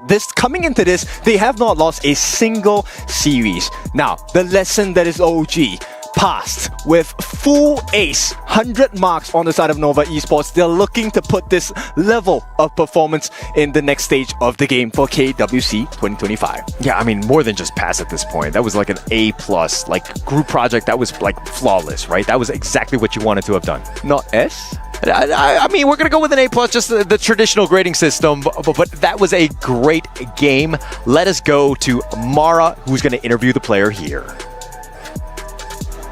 Here we are with Xuan. Congratulations, another win for you. Now I'm going to remind you, and I want to ask you about it. During the playoffs bracket draw, when OG got you, everybody started cheering out loud and they were hugging each other. They were happy to get you, but now you defeated them. Did that add extra fuel to today's motivation? Did you take that personally? Is that why you're so strong today? 这个是那个问题啊。Kita nak kasih orang tahu kami bukan victim. What he said is we need to let everybody knows we are not the weak team. You are not easy to win us. Yeah, so that's why this motivate us so we can get 4-0 today. You are still undefeated. What is the key to your winning mentality and how do you guys stay composed? Because in game 3, we kind of got scared there with a 5K gold deficit, but you're still winning all throughout, staying composed. What is the secret? 在第3局的时候，就是我们是经济差很多嘛，然后是落后嘛，大比分落后嘛。那什么原因，然后可以让你稳住你的心性，然后可以来一个就是翻盘？中文吗？我觉得是我们互相心态都很好吧，然后会在局内怎么说呢？就是不会就是不急吧，然后一直死命的找机会，结果对面还真的给我们机会了。So we will calm down ourselves, and then we will not brand each other. We will believe in our teammate, and we will find the opportunity, find a chance to come back. And I hope you keep believing in your teammates because you've done amazing. And we're going to see you in the next round once again. Congratulations. And now we're going to be talking about that a little bit more. So we're going to head back to our panel. Lead the Gorge. Thank you very much, Mara. Thank you very much, Xuan. And thank you very much to Nova Esports on a masterclass on how to play fast-paced best of sevens. They came in, they took 4 games, they took 4 dubs, they sent OG Esports back home, and they just sealed the ticket to the top 4 of our KWC 2025. Impressions of that last game? Again, guys, 2 words. It's Nova. Right after game number 2, I think it was definitely over. Team Nova, they tilted OG. Look at the key. There you go. That is the moment that people don't like seeing. Man. The moment where the dreams of OG Esports are being crushed, the same as that key right over there. The dream gone. Key gone. Path to victory gone in one moment. It's OG's Nova nightmare. Look at that. Wow. Look at that. And I'm telling sealed you, the deal. Yeah. OG Esports, they were really happy when they picked Nova. And I imagine that they were not expecting this result. They were expecting a completely different story, but the story today was a horror story for them. It's a horror show, really. You're absolutely right, because I think that the point of the game is they were too nervous for OG on stage, and it never got to the point where they were to reverse. Even when they're 8,000 gold ahead in Game 3, somehow they threw it all away. So this is not the end, though, for OG. In fact, this is just the beginning. You saw the announcement video. We all watched the announcement video. Yeah. There's more tournaments than ever before. So this is a good opportunity for them to step it up. You know what I think, Dave? I think this is my theory. I think that OG Esports came into Game 1 very confident. They really thought that they had this. They came with a clear strategy. And that first game is just the same as in boxing. You come into the ring and then the first hit that you receive, it just completely makes your knees just go weak. Yeah. And then your legs are not the same for the whole fight. Yeah. And I feel like OG Esports wasn't unable to recover from that. Yeah, I think in a best of 7 setup, like game 1, you need to like kind of warm up. But for game number 2, it's very important because that's kind of like the statement game that Nova wants to give OG. It is Nova outwitting them, always 2 steps ahead in every move, even picking up I think this Kong Ming. Yep. If I'm not mistaken, this is the last pick. Yes, This is how confident Nova is. It's such a big. It showed that Nova is such a big stage team, right? This team has demonstrated over and over again they're able to keep cool and then play to their win condition, execute the game plan flawlessly, and they actually really leveled up into this gameplay. They're showing that they're ready for a KPL level competition. And look at that 100% on the team fight rate for Wendy on this Kong Ming. At around the middle stages of the game, he was like 50% he's dealing almost all of the damage. Wow. Of their team. A lot of people thought that it was going to be a Dolia Duen kind of composition, but it was actually a Dolia Kong Ming composition. Kong Ming just like on that unending ultimate. That was too much for OG. Now, we gotta talk about Kong Ming as a character. If you have not played it, this is one of the most OG character in Honor of Kings. Yeah, true. It's so popular all across the world and so fun and so easy to use. Yeah. If you're still trying to find a character to pick up in Honor of Kings, this is it. Because people underestimate, people thought Kong Ming is just assassin. You have to get up close to get the passive. But actually, once you're farmed, you can poke so good. And I have to highlight the player who played this character, Wendy. Yeah. Even last game when he was on Yu Huan and when the team was behind, somehow Wendy was ahead on gold. He is probably the richest mid lane in the entire KWC so far. I would love to go and check on that data because the truth is that Wendy, today's 4 performances have been top level, and I would love to go and compare them to the group stage, right? Because Wendy, I cannot remember right now like one game where Wendy was like, oh yeah, he played badly. No, every single game, the lowest is just like, okay, that was an average normal presentation. But every single game, he's just coming and just kind of like racing the bar right over there. Yeah, and what's interesting is that we've been talking about the Kong Ming pick. It was not the hero back in S3, even in our region like PKL. It was not really picked, but right now here in EWC, KWC, it's probably the flavor, a special flavor in the mid lane.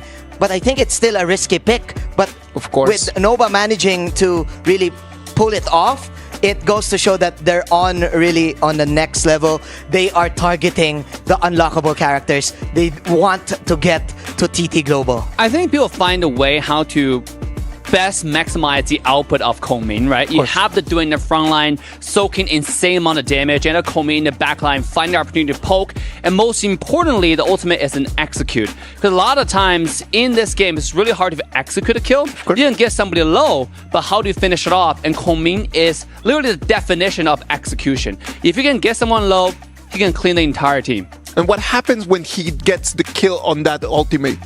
It refreshes. Yeah, it refreshes 3 seconds cooldown. But if it doesn't get the kill, you have the Dolia reset also. And that's the thing. And that's the composition that we did not know up until that last minute that Kong Ming came out. And that was what OG Esports just couldn't resolve. They were expecting the Dolian Duen, but it was a Dolian and Kong Ming, and it was just ultimate after ultimate after ultimate. And since they didn't have the gold advantage, they did not have the items to really create that magical shield that they needed in order to survive. For sure. I do feel that for this game, especially game number 4, OG is not up against Nova anymore. They're up against themselves. It's really hard to reset right after that game number 3. It's unlike the Group Kings stage that they had, I think the game 2 comeback. Almost the same situation where we go to 20 minutes, but right now it's a big no-no. It's just Nova putting the nail on the coffin. That was it. Nothing else to do, right? But then again, I would love to give props to OG. Getting here is not an easy feat to do. Of course. For sure. Right? They lost the West qualifiers, but they won the East. So still huge props to Dao Dao. I'm a huge fan when they visited the Philippines. But yeah, GG's to OG. I am really looking forward to hear what Coco has to say about this whole game. I know that Eruption had an opportunity to talk to him, so what about if we check on that? Ladies and gentlemen, we're here backstage with one other Kuka of OG Esports. And I know it's a tough loss, but my question for you right now is, I know it's hard to explain and comprehend the things that are going through your mind, but what is the hardest thing going against a team like Nova Esports? I know that we've played them in the past, and it's always the same result. What is the hardest thing that is going against a team like Nova Esports? Che quello che ti ha chiesto è praticamente quello più difficile di giocare contro Nova Team. Quello è questa cosa più difficile di fare contro di loro. Lui sa che a questo momento sulla testa tua ci stanno tanti pensieri, però vuoi sapere almeno una cosa che tu dici, questo sempre è difficile da farlo contro di loro. Per me a noi manca la pazienza e un po' di coraggio contro di loro. Posto? Forse serve un po' di tempo per allenare. Okay. He says that the most difficult thing to achieve is the patience to win the matches, and maybe some skills, but he also thinks that the patience is the most difficult thing to achieve. No, definitely, because patience wins everything, right? And also comes with timing. My last question is, what is your game plan, or now coming offered a defeat, but for the next tournaments, what is the blueprint there, or how are we going to bounce back from this? L'ultima domanda che ti ha chiesto è cosa ti piacerebbe da fare o come raggiungerebbe per il prossimo campionato, il prossimo tournament, per essere al livello di loro, cosa volete cambiare?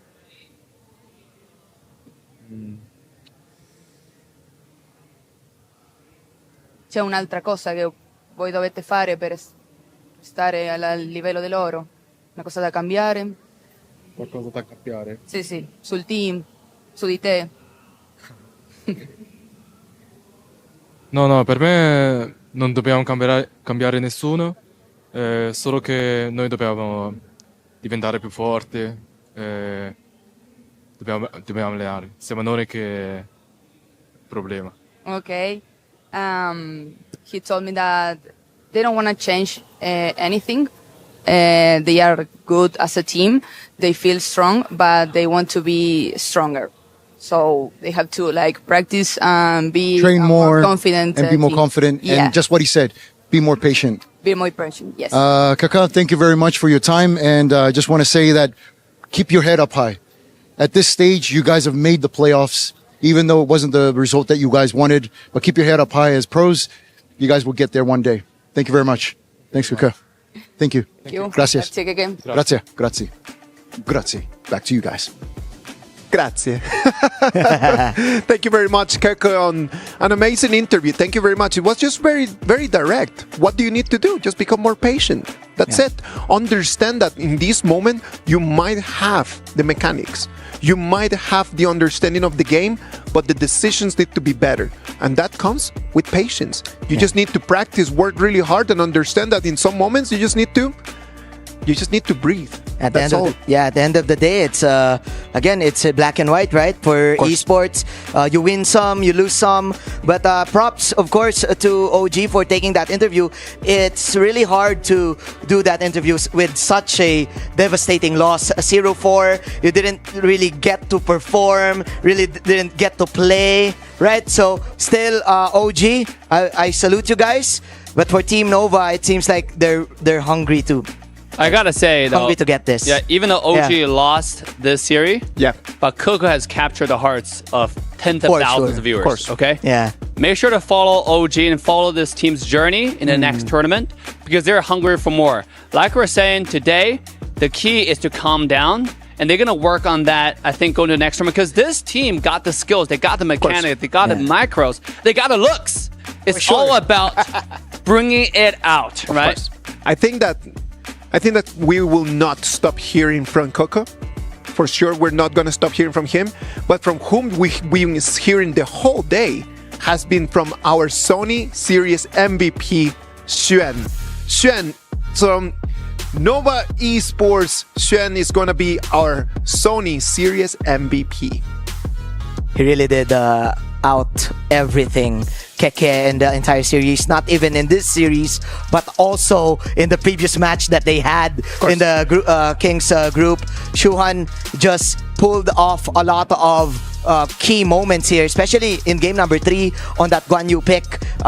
There you go. That's it. Yep. He definitely gave the opportunity to Nova to do the comeback that they want. You got to remember that Guan Yu in that moment was really behind in gold. Yes. And he was still able just to come in clutch moment. And also, this player is so versatile. He can play so many different characters. And because he understands all the heroes in such a deep level, he's able to know how to counter them. So in the 3rd game, I believe, when he played Sun Ce, or the 4th game, he had a stun, I think the 4th game. Correct. And he was able to counter the Guan Yu from Kuka, right? When Kuka find everybody low, he's about to come in, he popped the stun at the right moment to cancel, and then did it again with another CC. This guy is so goated, and I think I'm looking forward to their performance in the next step. Yeah.